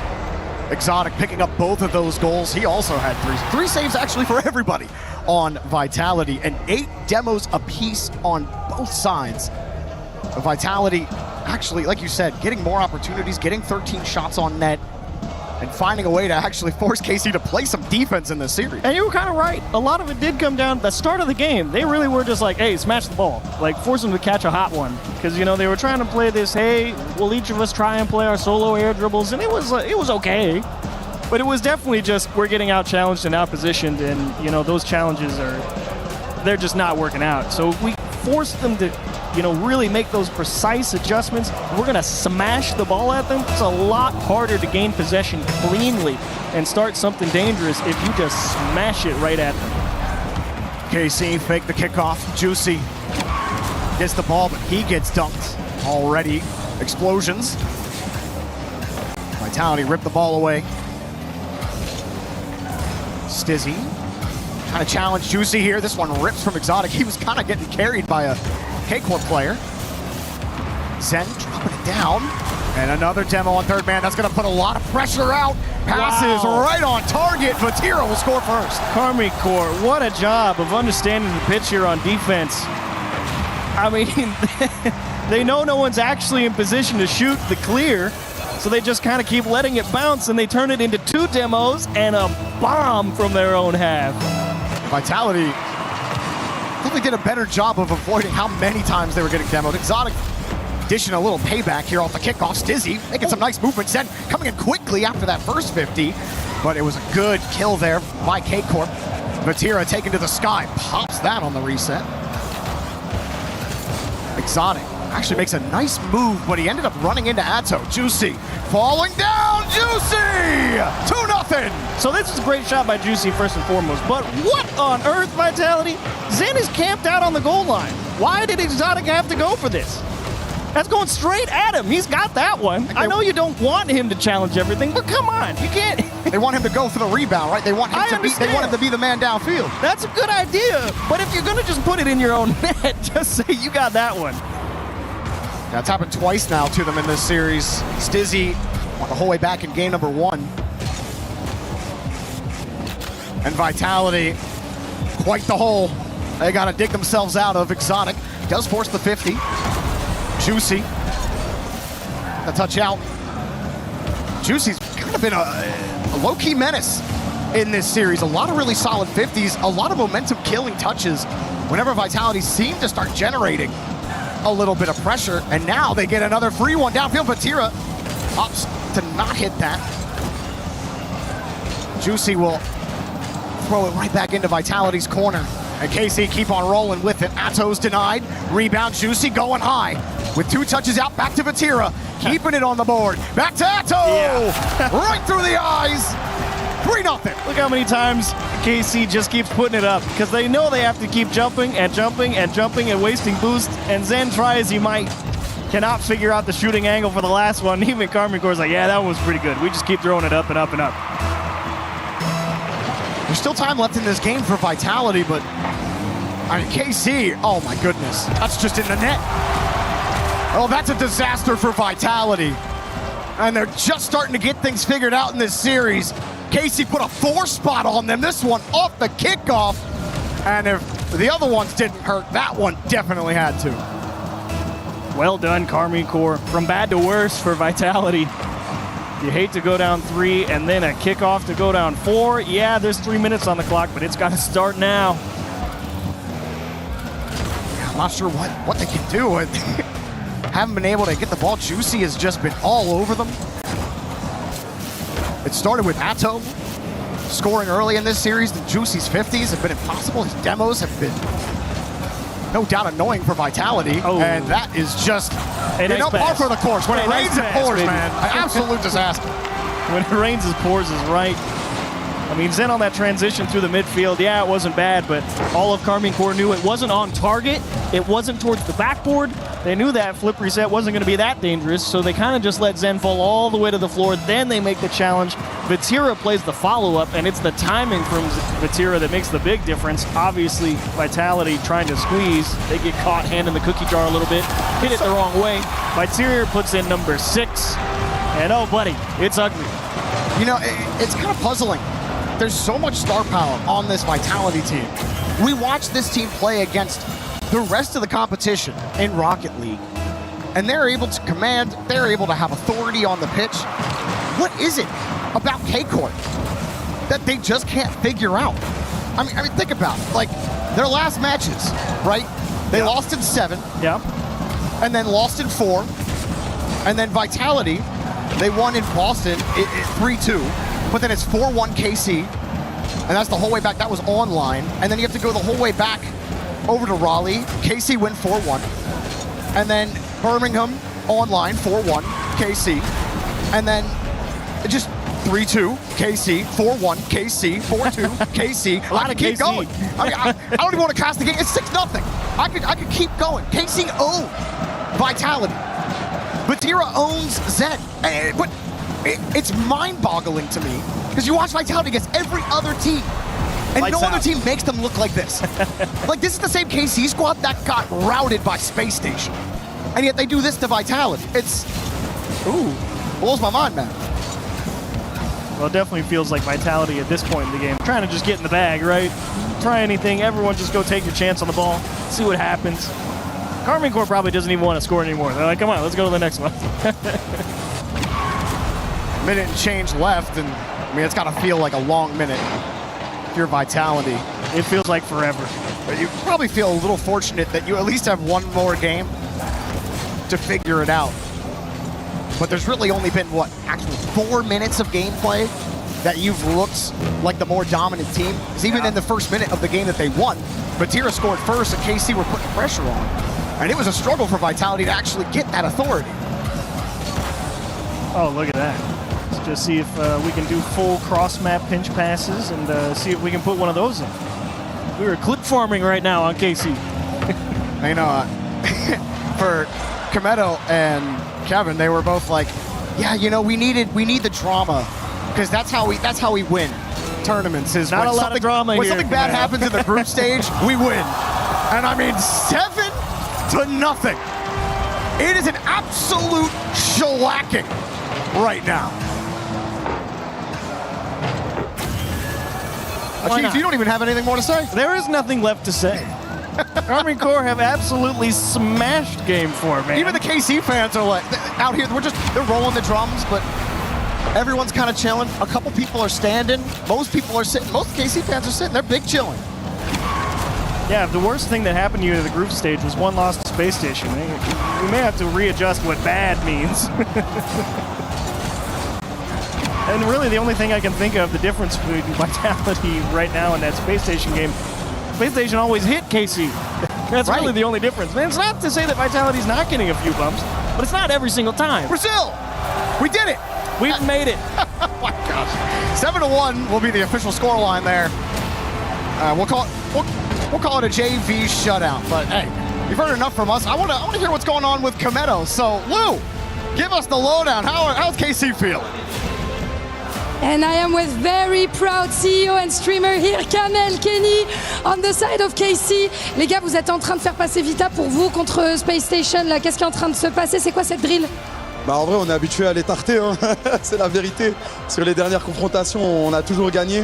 Mais là, voilà, 7-1, on s'est régalé. C'est hardcore, on se régale effectivement. We're just used to stomping them, beating them. But 7-1 is pretty massive. Et moi, j'avais demandé, Kenny, vous êtes historiquement le némésis de Vitality. C'est qui le meilleur joueur du monde alors? C'est Vatira de très loin pour moi, je suis complètement d'accord là-dessus, mais moi je reste stressé. Le match n'est pas terminé, il reste un match. Tout le monde n'est pas d'accord avec moi dans le chat ou à ma droite, mais je suis stressé. Faut être confiant, I'm still stressed, even though the best player in the game is Vatira. And last but not least, Kamel, on le sait, t'as un club de LoL, c'est un club qui est passionné de LoL. Mais pourquoi Rocket League, c'est aussi une pierre angulaire de chez la Carmine? Bah en vrai, on est l'une des meilleures structures du monde depuis plusieurs années. Donc non, c'est pas qu'un club de LoL. On se bat tout le temps pour les titres internationaux. Et on a gagné plusieurs majors et on en a un autre à aller chercher pour le back-to-back. Donc let's go. Donc let's go, we're gonna get that trophy here at the EWC. Let's get back to the game, guys. So we came into this series saying Karmine Corp were averaging, what was it, 7.6 demos a game with Chiefs. Guess how many demos KC had in that last game? How many did they get? 20. 20! Guess who had the most demos on KC? Atto. How many? A lot. 15! Oh my goodness. Atto had 15 demos! Yeah, that explains 7-0. If you're getting hit 20 times, that's crazy. I mean, like, we know a Space Station were doing that to KC, weren't they? What's the math? They were smacking them. Yeah, do the math. 20 demos times 3 seconds. Yeah, that's a whole minute. A whole minute of a player just off not the on the pitch. field. 20% of the game. That is a, this year at least, EWC record of the year. Most demos in a single game.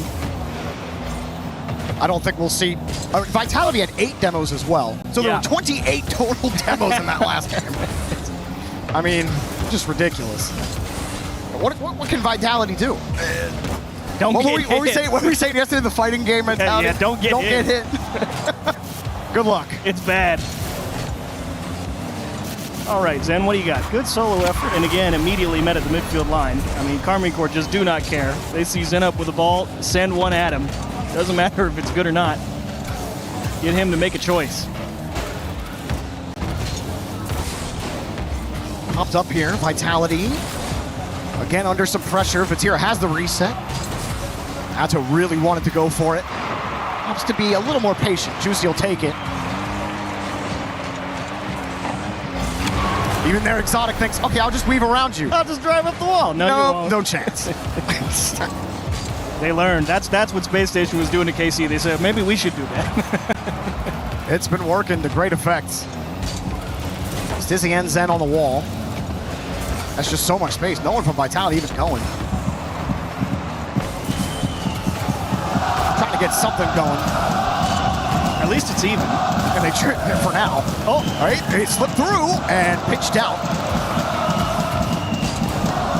2 minutes gone. Vitality at least stable right now. Stizzy just trying to get it away from the KC rotation. Now Exotic with a reset. Vatira, a little chip. It's a good idea, but Juicy was ready for it. Dropping it down off the post. Zen narrowly getting the save. We'll get a demo. Zen will also get bumped. And Exotic wins the touch, but it's wide. It's a great job from Zen back on his goal line there. I mean, he had to be very cognizant of the air dribble bump coming in, so he knew it was a very thin save that he was going to be able to make. That's why he hit it so soft to the back post right behind him. Did not want to take the chance of trying to get a big part of the ball and just letting one in, especially when goals have come at such a premium for Vitality. KC out here trying to make him have to execute the difficult play. Zen will get a KC corner boost steal. Something we've seen a lot of for Vitality. And it was sent right back to their half. Stizzy again, air dribble 50.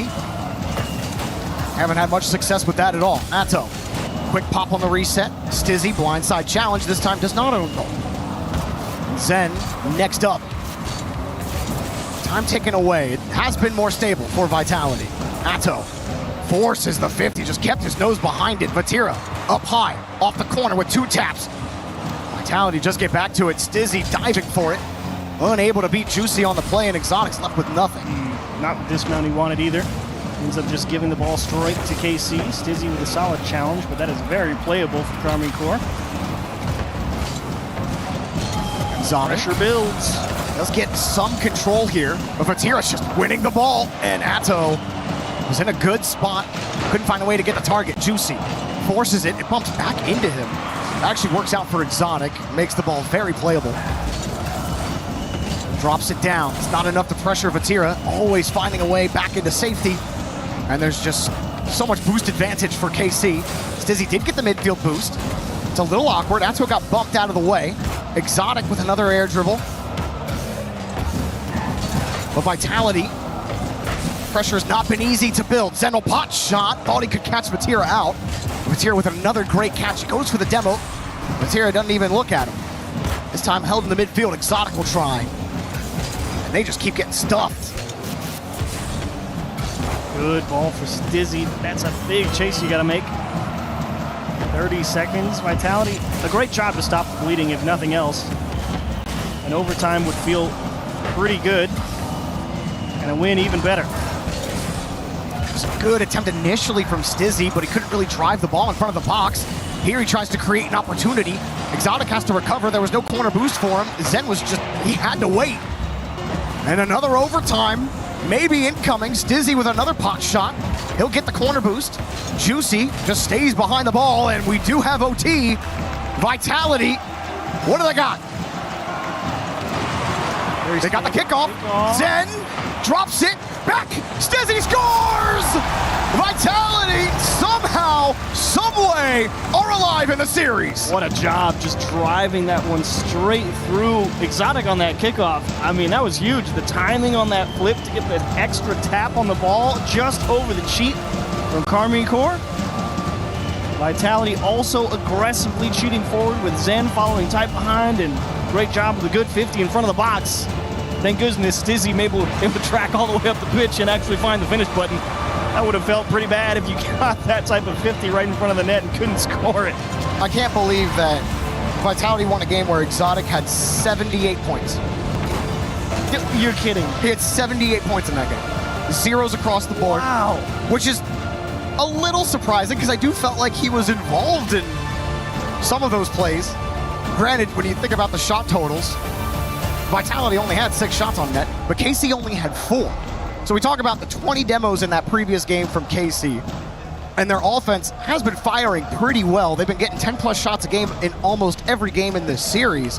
But this time their offense not nearly as high-powered. It's a fascinating game. I mean, that one was a head-scratcher for sure. 78 score on the scoreboard. Zeros across the board. And normally, sometimes you see a player with a scoreline like that, they're contributing with bumps, demos, very off-ball, who steals type of thing. 0 demos for Exotic there either. So I don't know. That's a very fascinating game. So it feels like Exotic kind of disappears, but they play 0-0 all the way to OT and end up winning. We head to Neo Tokyo. Every game is a fresh start in the series. Vitality are still in it. KC bringing some early pressure here at the start. Exotic will fling this ball back. Zen actually wins this touch. Atto will get the look at it. Zen didn't even try to tackle him. Atto leaving it for Vatira and knocked away by Exotic. No rebound for Juicy to play with. He's forced to get back quickly. Oh, is it in? No, not quite. Not even close. Not even close. You got excited. I did. Well, that puts a little bit of pressure on Exotic. Decent touch back to Zen. That's a quick counter. Atto's ready for it. And stuffed again. That's a free ball, though. Should be handled by Vitality, and they left the back door open! What a save! I spoke too soon. Vatira just got there in time. I should have known. Vatira's back there. That's never in. Vitality keep the ball. A little more oomph behind some of their pushes in the first minute. It's Dizzy dropping it down, gets a 50 underneath. They get a bump as well. A demo on Dizzy, Atto, and Zen. Zen was trying to size that up, but Atto was all over the ball. He actually couldn't figure it out through the smoke screen. He was diving up, ready to just jam it home, and then an explosion happens right in front of the ball, and he can't quite figure out which way he needs to go. And KC work out a clear. Atto gets bumped here. Vitality getting some quality physical plays in, and they force the 50 back. Some of these are better for Vitality. They're actually forcing KC to use more of their resources just to push the ball downfield. But Atto wins a great 50 off the ceiling. Couldn't quite catch it on the reset. Juicy supports. Vatira waiting on the sidewall for Zen. Pushes it back towards the midfield line, but nobody's there. They have to get back quickly. Zen actually going to wait right behind his team to support. Playing third man. Exotic forces it back. Stizzy sets it up. It's got to be Zen. Zen on target! Vitality take the lead! You can see Juicy here. You knew he needed to make a couple of 50s because he knew his teammates both had 0. Atau has grabbed the midfield, but Vatira, wisely I will say, goes back to net first. He doesn't leave Juicy stranded on his own completely, but unfortunately that means Vatira can't actually make the save on a ball above the net. And Zen comes in, drills a good one. Vatira off the kickoff, trying to strike back. Atto next up, caught it underneath. Zen just tries to rip it. Juicy gets a great catch and a release to the side. Atto will be ready on the other, and he's got it over 1. Trying to beat Exotic. He's got him, but Stizzy gets in the way. Zen pots it downfield. Exotic is downfield. Look at that corner boost. If Stizzy can shove this, it might be a good push. Zen can be ready as well, and he's got the push as well. Vitality doing a little bit better, avoiding those bump attempts too. Allows him to build a little bit of momentum. Vatira forces to go vertical. Atto with a catch with some boost. Juicy calls support behind. Kicks out, and that's Vitality ball. But support again demoed. Exotic deleted on the play. Zen, catch. All of K-Corp are waiting for it. And he kicks it away from Vatira. Vatira keeps getting bullied. Atto forces the 50. Grounder underneath, but couldn't really force it through. Nice try from Atto. And Vitality continuing to stick with that game plan. You'll see Zen will drive up and force like he's going to challenge at the midfield, but they do not want him using his talents on challenging the ball out to open space. Vitality just do not want to waste him like that. Exotic. Ball gets shoved by him. He's not going to make contact there, but Juicy will still turn and tail. Stizzy gets around 1. Stuffs Vatira. Zen gets set up in the corner. Vatira wins that touch. Atto went downfield to get a demo on Exotic. Stizzy has to run back quickly. Exotic spawns right in traffic to get that ball.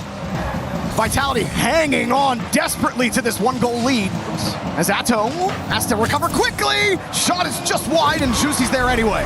Surprise for Atto there. Didn't quite expect that touch to go that way. Nice back pass from Zen, and Exotic doing his best there, but runs right into the big brick wall at the midfield. Army Corps, a minute left. A lot of time to work with, but they do need some boost. Exotic finding Zen, but he only found Vatira, who gets bumped again. Zen's finding more of that. Vatira's not had as much freedom as he had earlier in this series. The Vitality continue to hold 1-goal lead, but here come KC. Rolling across. Exotic was the one who got a demo this time. No one from KC there, having to respect the clear from Vitality. And KC also still have a game in the pocket. Up high, Exotic will get a free touch. Exotic falling down, double tap denied. Rebound coming in, but Vitality are slow to get to it. Zen gets stuck. Juicy with the go-ahead. Downfield, no boost. And here comes Vatira slowing it down, making it awkward, getting to the far side. Vatira will leave to go get some boost. Atto with nothing will get forward. Vatira trying to fly in quickly. KC do not want this to go to Champions Field. Stizzy has the touch. Here's the shot from Exotic. Exotic, no goal. Vatira stuffs him, but KC are still left scoreless. Zen drops it down. Vatira at 0 seconds. Here he goes. Stizzy's floating. Atto, no chance. Ball still in the air. Juicy, 2 touches. KC have to rip back around, and it's down. We go to Champions Field. Vitality got that fight in them. What an effort from Karmine Corp. You thought maybe for just a second that we're going to be able to find a way through. Vitality hold on to a 1-0 thriller. Exotic, rightfully, he will say, back atop the podium with 2 saves, 4 shots. No goals, no assists, but look, that's a lot of work there, 383. And all your scoreline stats aren't necessarily major ones. That's pretty big. A much bigger game for Exotic. Talk about redemption. Talk about the fight of this Vitality team. The KC do use their timeout that they've had in their pocket. They've been so dominant over the course of this series. But I want to hear the crowd. Let's go to Lou and Ian on the stage. Thank you, boys. The real question here is who is going to win that French derby in? Qui va gagner? Team Vitality! Ou alors, est-ce que ça va être la grande Karmine Corp? All right. That's good. One more game. What about Team Vitality? Les gars, go lui dire que vous allez conclure cette game. Karmine Corp! What about all together? What about all together? I agree. Les gars, tous ensemble, une dernière fois ce soir. Ian, faites du bruit! Ah, j'adore Paris. What a series so far. It started completely one-sided. Vitality looked like they were dead in the water at the start of this. They scraped out 1 overtime victory, but achieves these last 2 games. Something has clicked, and they still fighting. Somehow, this goes to Game 7. Somehow we end today at EWC with a Game 7 between 2 French Titans. And of course, we're going to get a shot of this Eiffel Tower here at Game 7, in-game at Parc des Paris. So continuing to stack his demo stats. Another 6 in that previous game. Paltry. He's 15 from earlier. He's more than doubled it. What are you doing? Well, here we go. Can Zen and company do what has been so difficult and beat this KC team to punch their ticket to the semifinals? Atto, it's a weak touch. Exotic, who has had a roller coaster of a series from double digits to triple digits on the points. Stizzy tried to flick, Juicy on top of it. And we'll push the ball downfield, Juicy. Bounces straight back out for Vatira. Zen's ready for it. Rebound, a short hop, pass, goal! Excellent job here from Karmine Corp. Look at the control through the middle. Vatira just forces Zen to make a weak clear. It's not about putting it in against him. It's about preventing him from controlling the ball out of his half. He puts it right on his car. He has to stop dead at the top of the goal, and it goes right back into the box. And Karmine Corp, blood in the water, went for it. Now Vitality forced to respond, and the worst thing that could have happened to them is to go down 2-0 that quickly in Game 7. They keep it out for now, but Exotic, the 50 gets away from him. Shot denied. This time Zen just gives Exotic the go-ahead ball. Atto flipping it out for Vatira. How fast Stizzy was to get back to it. Juicy, though, runs it right back around. Exotic just finds the thread. Stizzy couldn't get the touch, and it's just off the post there. KC getting close to it. Juicy running Stizzy up the back, and it's another goal for Vatira! Love Juicy's play here. Don't overthink it. Your teammate missed it, put it high and go make it awkward for him. Forcing Stizzy out, forcing Zen to go up and out.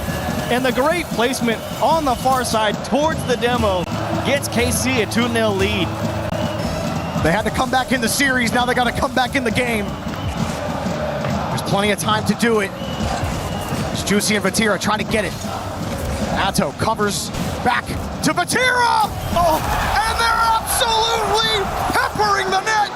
Vatira adds some extra sauce! I think Zen might have been the only one who was ready for this to maybe be a shot. He kind of gets caught falling off the post. And the pacing with which Vatira hit that just so awkward, and nobody else from Vitality could go for it because they knew Zen was diving at it. Vitality tried to kick off at the close cheat up, and instead they just run into their own grave. There might be a fourth goal coming here, and Exotic own goals! It is a Game 7 disaster for Vitality! And this is exactly the problem with you don't want people to have to make saves in the net. I mean, Vatira just can't believe it. That was not a particularly difficult play. I mean, Exotic, I wager, probably said, I got it. And then it was probably one of those ones where you jump and realize, I actually do not have it. But the game plays so fast, like him pulling off it does no good. His team's expecting a touch and just goes right into his own net. That is a bitter pill to swallow. Now, while timeouts have maybe been lower percentage effectiveness overall at EWC, right now it's looking like it was just what KC needed to stop this comeback attempt from Vitality. We rarely see 4-goal comebacks in Rocket League, unless, of course, Twisted Minds are playing. Well, all bets are off. I mean, 4 down with just about halfway to go. You'll try anything if you're Vitality here. If you lose by 4 or lose by 9, makes no difference. You gotta make something happen. Throw everything against the wall, see what sticks. And like a 5th goal, KC playing with their food. They're just going to shoot it at the net, aren't they? Just force them to always respect the shot on target. Force them to keep one man ready just in case, and really try and prevent Vitality from having strong, multi-pronged counterattacks. It's a brilliant tactic, but boy, is it annoying. Yeah, it kind of reminds me of those old like Monkey Moo BDS teams where, like, they would just completely stuff you. And there was nothing you could do. You can't score. They get those 50s, but the way KC play together, the way they cover each other, it just feels almost impossible for Vitality. Like, Juicy's had an incredible series. Atto has covered really well. Vatira has been a menace downfield. Atto obviously getting those bumps and demos. Achieves, you're spreading your hands here, a little flabbergasted about that clear downfield. I mean, Zen is just, he won a clean 50 in the corner and got a beautiful pop in the middle of the box, and you're telling me Vitality down 4 doesn't have somebody ready to catch it just in case? Look how much time has just gone. Only a minute 30 left. We'll try a pinch and maybe get a shot here for Stizzy, but he can't even get a dunk. No setup in front of the box. Juicy knows no one's around, and he easily clears this one out. KC really trying to make a statement outside of this quarterfinal. Why? This is their title to defend here at EWC. And most of this series has been all them, even though we went 7. Vitality had a lot of fight in them. But KC, it's a complete victory lap. KC fans are walking around. Some of them are walking up, just jumping up and down. It's absolute elation from them in the stadium. And Vitality, now they really can't believe it right now. 5-0 after forcing this Game 7. And dagger to the heart.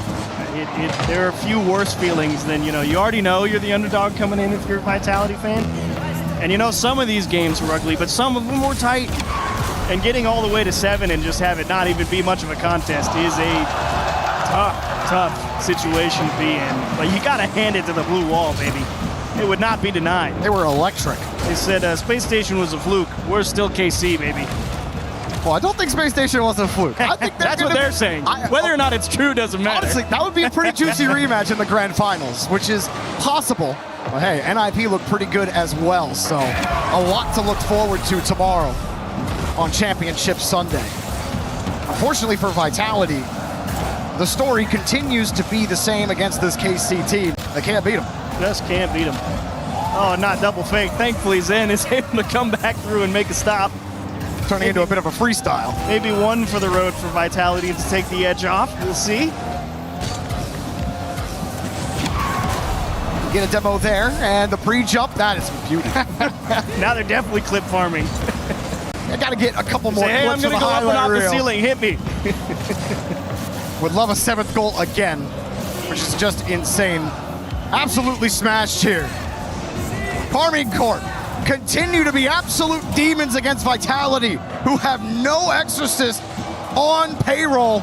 And KC, the Blue Wall, advance to the semifinals here at the Esports World Cup.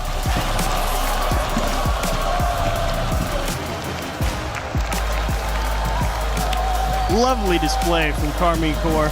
High fives all around. Well-deserved victory. I wonder if they were even stressed going into that Game 7. I really do.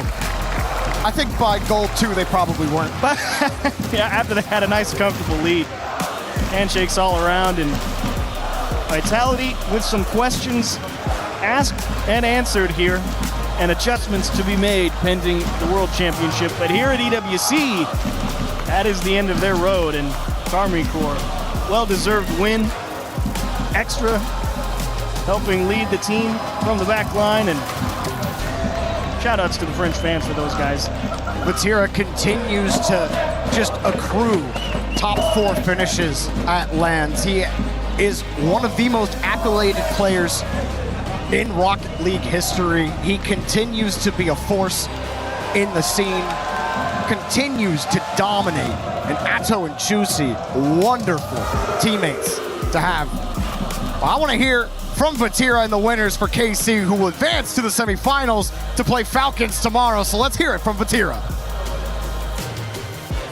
Wow, wow, wow. They like to do it the hard way. Vatirois, encore une fois, ne perd pas contre Team Vitality. Et c'est ce que je voulais te demander déjà. Bravo pour cette victoire. Vous avez fait quand même transpirer, à part sur cette Game 7. Moi, je veux te demander pourquoi est-ce que tu penses que vous êtes le Némésis de Vitality? Tu les terrifies ou quoi? Non, je pense juste que moi et Atto, on est là depuis longtemps. On a un super duo. Maintenant, on est accompagné de Juicy. On a un super gameplay. On joue super bien. On aime bien se compliquer la tâche aussi par moment. Mais c'est une très bonne équipe. Et en vrai, on a super bien travaillé. Donc, c'est le fruit du travail, quoi. Du dur labeur qui paye effectivement. So yeah, why do you think you are Vitality's Nemesis for such a long time? I mean, Atto and I have been a duo for long. I feel like our synergy is working really well. Juicy is playing amazing as well. And the work pays off. So I'm really proud. Et moi, je voulais de parler un petit peu justement de cette manière d'aller en Game 7 à chaque fois.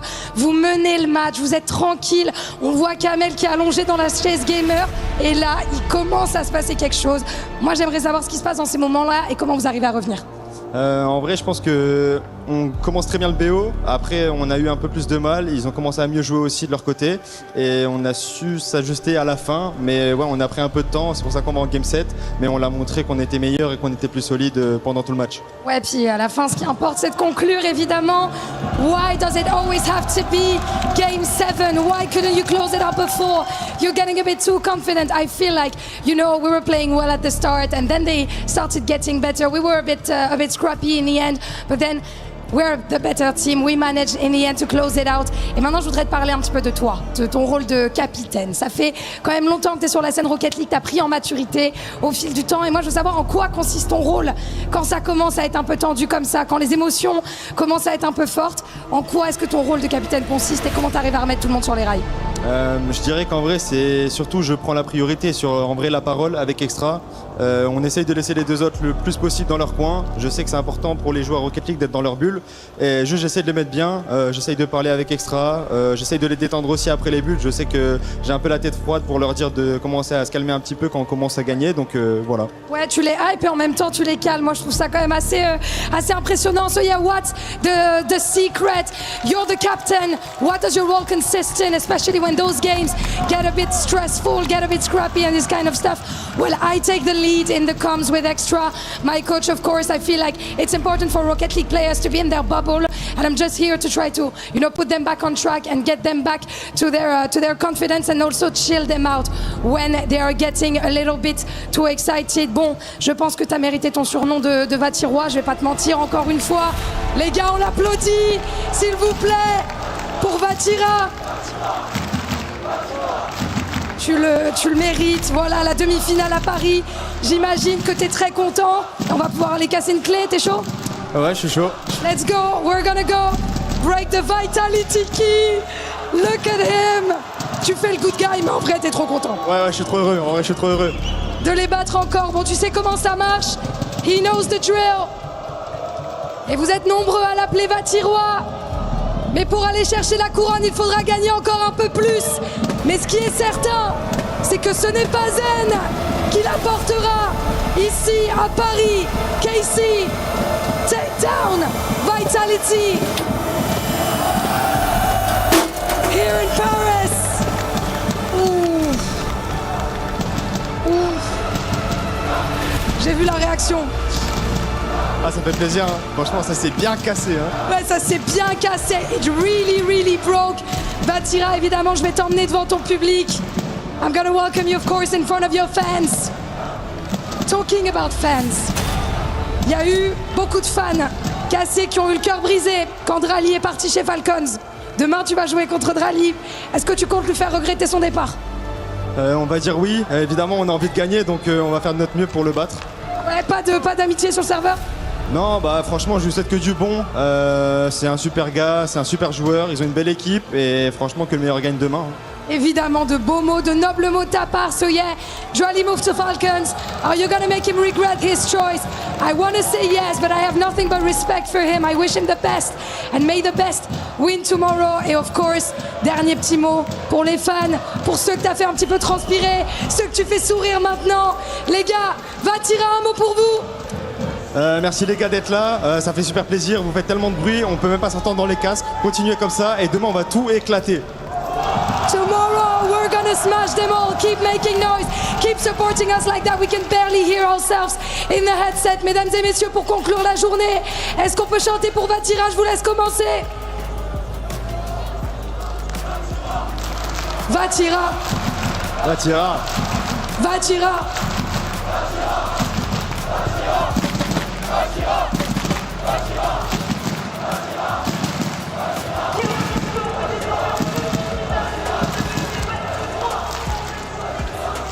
What a day of Rocket League. We had, 3 7-game series? Several. We had Twisted Minds, Falcons, go the distance. We started with Shopify Rebellion and Space Station. 2 went 7, excuse me. This one went 7 as well. And it did not feel like it was gonna go 7. It felt like we were ending this one in 5. Vitality found a way to fight back a little bit, but Casey and Vatira, these guys act like one hive mind. It is amazing how well they cover each other. They are absolutely a threat to win it all again here at EWC. Yeah, a great showing for them here for Vitality. We got extremely debated by Vitality not being able to make a competitive game 7 out of it, but that's the way she goes. There's a big goal differential here overall for Karmine Corp. Definitely outscoring, definitely out-pressuring, definitely out-game planning their inter-regional opponents in Vitality, at least in this go-around. And for everything today, if nothing else, each was a great series in their own way. Yeah, so 2 went 7, but obviously we started with Space Station versus Rebellion, and honestly, this series achieves, it kind of looked like Rebellion had the better of Space Station early in that series, and then the shooting kind of waned for Rebellion. They were hitting the post, they weren't hitting that, but hey, absolutely crazy stuff. Space Station, Ninjas in Pajamas, Karmine Corp versus Falcons. Which one are you looking forward to more? I think for me personally, I want to see Space Station. They've been my surprise. Ninjas in Pajamas has been a big surprise for me as well. Obviously, I'm looking forward to watching K-Corp and Team Falcons, but both those teams in that bottom semifinal, I did not give either of them a shot to have a chance at a final. And the fact that they're both there is amazing to me, and I'm very much looking forward to that semi. Well, we start tomorrow with Space Station versus Ninjas in Pajamas here on Championship Sunday. That will start at 4 p.m. local time here in Paris. So you'll want to make sure that you got the stream up or that you're in your seats locally if you're here. And obviously Carmine Corp Team Falcons will be after that. And we'll have our final, and we will crown an EWC champion, and I'll also have a third place match because the club championship is also going on for these organizations trying to vie for those points. But that's all we have for today. Thank you all for watching. Make sure you're here tomorrow at 4 p.m. local time to catch the semifinals and the grand finals. But until then, we'll see you later.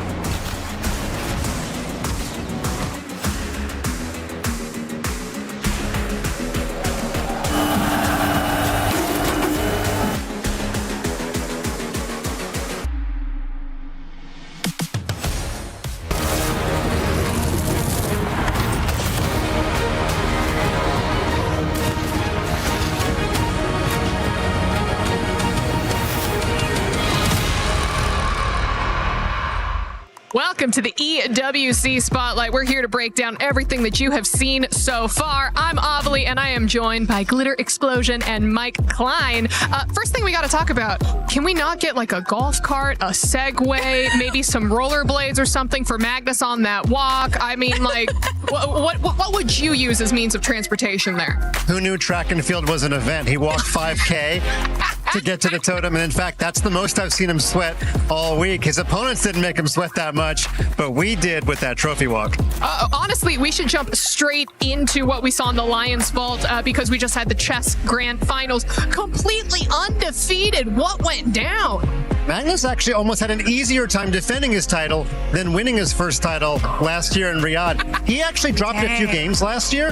This year, he was sick, a little bit weakened, and yet he still didn't drop a single game. He won the finals 3-1, 3-1 against the upstart Denis Lazovic. And he joked that he's the number one player in the world, and the number two player is a sick Magnus Carlsen. And that is exactly what happened. A sick Magnus Carlsen won EWC. I don't think he wanted to be sick, but nonetheless, even sick, he got the job done. So he won both sets 3-1, 3-1. No third set needed. Got it done in straight sets, I guess we could say. And but Denis Lazovic had such a fantastic tournament. He's really made a name for himself in the online chess world. He's kind of a COVID chess baby because he got his start start, back when we were all locked down, that was actually an advantage in chess because he played so many games online. That's cool. And now here he is proving himself sort of out in the real world. So, but Magnus, he's such a sportsman. In the final game, it was already a foregone conclusion, and he sacrificed his queen for a minor piece, which in chess is like trading LeBron James for a 7th grader. Oh, thank you for explaining that. That actually helps a lot. And he still won the game. Really good. Now, I should say the sacrifice was sound. Magnus knew that it was, but it was still amazing because he does have a flair for sports and the dramatic. He could have won in a more prosaic way, but the chess glitterati. Yes. That was for you. That's me. Amongst us, can definitely appreciate the way that he won. He likes winning all kind of formats. He believes the future of chess is in front of a live crowd, and he got the job done today. Love that. Yeah, what a fantastic job he did. I love that. I also love the analogy of atomic bomb versus the coughing baby. That's one of my other favorite analogies. But of course, we did see what happened on the grand finals, but also I heard that there was a little bit of drama in our 3rd, 4th place match. Ooh. Yeah, turns out it wasn't just in the Allianz Vault, it was in all of EWC, but we had Hikaru Nakamura, Alireza Firouzja, both Team Falcons. You would think that, there's going to be a little bit of fraternité, if I can get into the French spirit here. But what happened is that Nakamura was up in the match by a game, and there was some sort of disconnection or something. And originally Nakamura thought it might be something other than what it was, and it turned out to be a network error that briefly affected a few of the games here. And after a pause and they reset, Alireza had a roughly equal position when that happened, and then he kind of just collapsed. He lost that game, and he went down 3-1. He was still technically alive.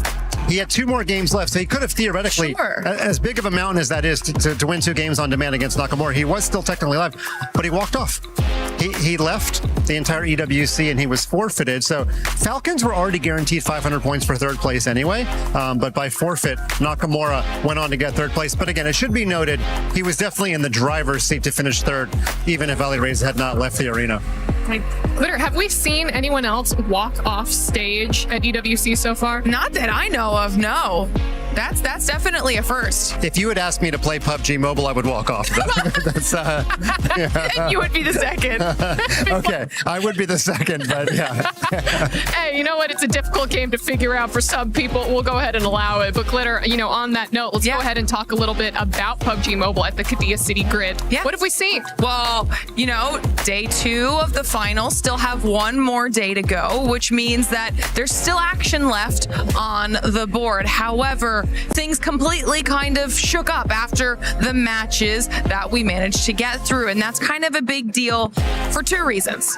One, the team at the top, the way the format of the tournament is, the team at the top kind of sets the point threshold for the 3rd and final day of finals. Right now, that team is Aurora Gaming in the 100-point club. I think they're around 104 points, I believe, which is a very, very high amount. For the rest of the teams that aren't close, trying to achieve that point threshold on day 3 will be a little bit more difficult. Now, they're followed by some heavy hitters. You've got E-Arena in there's only a few points behind, alongside quite a few other squads. So it's going to be a really close day 3 heading into that. And on the other side of that, Vitality was a team that we were talking about a lot heading into these finals. They have been very quiet, so it's not great for them. Yeah. Oh no, because I remember you were hyping them up a little bit. I was before, excited. And then where are they? They're just asleep. Oh, I don't. I think they had definitely some bigger expectations on their shoulders heading into finals, and sat around 6th to start the day, now down to 12th. So not really good. That is an absolute shame. But as you said, there's still day 3 to go. But over on the STC Arena stage, we had a little bit more Rocket League today. Yeah, Rocket League was really fun. We mentioned it previously. The way the draw went, every single matchup was actually an interregional situation, right? Exactly. So we managed to get through some of it so far. SSG beat Shopify Rebellion. That was the North American side of things. NIP beat Gentlemates, which that Gentlemates were not happy about. We've seen how crazy their fan base is in the best way possible. And so that was a very close back and forth. But Still to come, we have the Mina face-off between Falcons and Twisted Minds. And this is where it kind of ties in with chess a little bit, because the points Falcons get for the CC side of things were still very helpful for the club. Can they do the same in Rocket League? We'll have to wait and see. And then, of course, the matchup between Vitality and KC. It's another big one.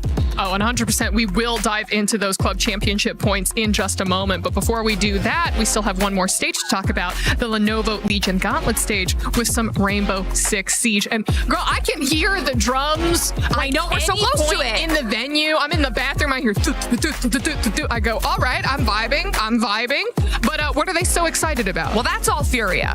Okay, that is the Furia fan base, and they have been going since last time they got to see Furia play. I mean, they are yet another dedicated fan base. Obviously, before Furia was on stage, there was a third, fourth decider match. That was between DZ and GK, and DZ were able to take that one home. So that was kind of good for them, because I think they were potentially one of the teams that people were expecting to see in the finals. It ends up being an all-Brazilian World Championship, though, between FaZe and Furia, and maybe the drums are going to be what puts Furia over the edge. You know, you don't know. Oh, it better be. Has anyone showed up with drums, vuvuzelas, or perhaps some sort of instrument at chess events? We're working on it. Fantastic pronunciation of vuvuzela. The South Africans are making a big name in the chess world. So, yeah. No, and no didgeridoos either. But again, we are working on it. We're a little bit of a newcomer on the EWC scene, and so we're accepting all invitations to get with the program. I can hear the drums around me as we speak. But yeah, if they would, they'd be beating for Magnus Carlsen, that's for sure. So Norway, get on it, okay? Norway does the rowing thing, remember, from the World Cup football? Oh, that's actually my favorite thing. I was ready. That's what we need. The stage? Yeah. We need to bring those World Cup football fans to EWC so we could see the rowing. Yeah. Oh, I'm excited. That'd be amazing. Oh, Yeah. that would be fantastic. Yeah. All right, well, let's go ahead and talk about the club championship rankings and the points, because in chess, we got to see quite a few points go over to Team Liquid. Yeah, we certainly did. Team Liquid did pretty well last year. This year they were sitting on 0. Yes. When the week began, they got 200 in Rainbow Six, and they got the full thou with Magnus Carlsen. And it's kind of like a relay race. You want your anchor leg to be your best runner. I know we're only in the penultimate week of EWC, but Magnus got the job done. But also shout out to Denis Lazovic, because it was his performance that extended the lead by 250 points. He gets 750. Hikaru gets 500 for the Falcons. So Denis actually helped the margin grow a little bit greater there by even getting second place. So, but yeah, Team Liquid, they're on the doorstep of a top 10 placement. Yeah, absolutely. I mean, Glitter, this is something that we have been talking about recap after recap. We never saw Liquid on the board after 2 back-to-back runner-up years at EWC, and finally we saw them there. I think it was page 1. Yeah, page 1. They're up now because of Magnus. And honestly, I think a lot of Liquid's points hopes were hinged on Magnus. I think he had some very big expectations to live up to, able to do exactly that, push them up the leaderboard just a little bit. An idea? Yeah. When you sacrifice your queen in the final game, you should get a bonus 100. Can we get that in the rules next year? Okay, you know what? I'm phoning John EWC right now. Can we have this? I don't know who John is, but make it happen. And I apologize, Don. You sound like a very important person. You don't have like that's John Chess? Okay. John Roblox? Yeah. John? No, okay. I mean, I've got John PUBG Mobile. John PUBG Mobile? Yeah. Okay. Fantastic. We've got people all around. But no, I'll see if maybe we can make that happen. Please do. Sure. Who knows? But yes, it's so nice to see more of these points up 100%. On the board for these club champions. Yeah, and not only that, I mean, you saw on the second page, there are the other orgs like that we just talked about. GK got 300 points for that 4th place finish. They will be on that list. Furia on there, FaZe on there, everybody we just talked about in Siege. So any additional bit of points does matter, because even if you're not able to claim the trophy, you're still jumping up and down the leaderboard. That's determining club championship prize pool money. So every win is still big. Huge even. All right, well, this basically brings us to the end of Spotlight. But before I let you go, Mike, anything else that you want to say to all the adoring chess fans out there, the people who are excited for Magnus, or maybe the people who want to see someone else take the win in the future? Well, I just say that Magnus wants a good rivalry. He loves sports. If you ask him about the 1980s NBA basketball, he'll tell you all about Jordan and Larry Bird and Magic Johnson. So he wants somebody to rise up and be a perennial challenger to him because he knows that makes a good narrative in sports. Maybe Dennis is becoming that person. Dennis is only going to get better at 19. Magnus, he might get better, but he's trying to hold on to his skill set. So we could see, this Dennis versus Magnus rivalry repeat at EWC next year. If not, there's, Nakamura still there, Ali Reza still there. So somebody is going to create a narrative to challenge Magnus every year. Or hear me out, Glitter. You start your chess journey right now. You start training, and we see you here next year. I've been thinking about it. This could be my calling. It could. I believe in you, girl. Do you believe in Glitter? Yeah, and I'd like for Checkmate to have some glitter bomb drop on the board. You're making all the new rules from here on out. Special move. You throw the glitter whenever there's a potential misplay or a fantastic play. But listen, that is it for the EWC Spotlight. Thank you all so much for tuning in, and we will see you next time. Glitter bomb.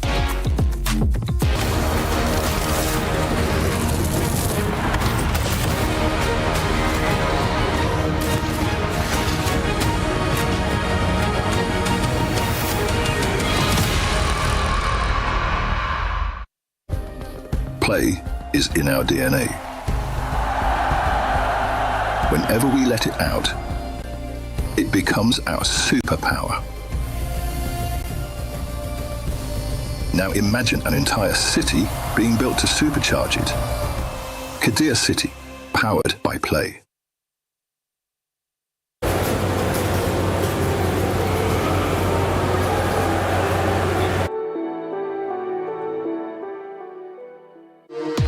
We were there.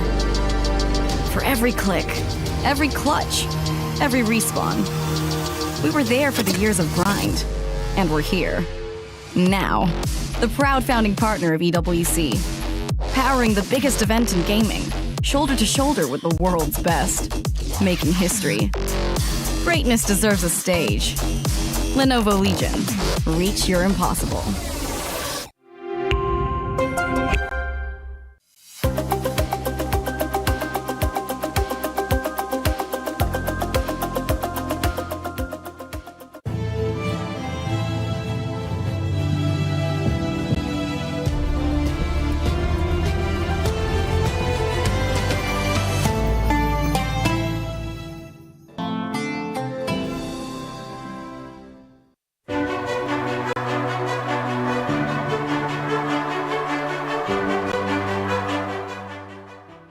The human body was built to move, not trapped at a desk in one singular posture for 12 hours a day. It's time your chair evolved. This is Secret Lab Titan Evo. Ergonomically engineered for you, gamers, hybrid workers, artists, backing your every move.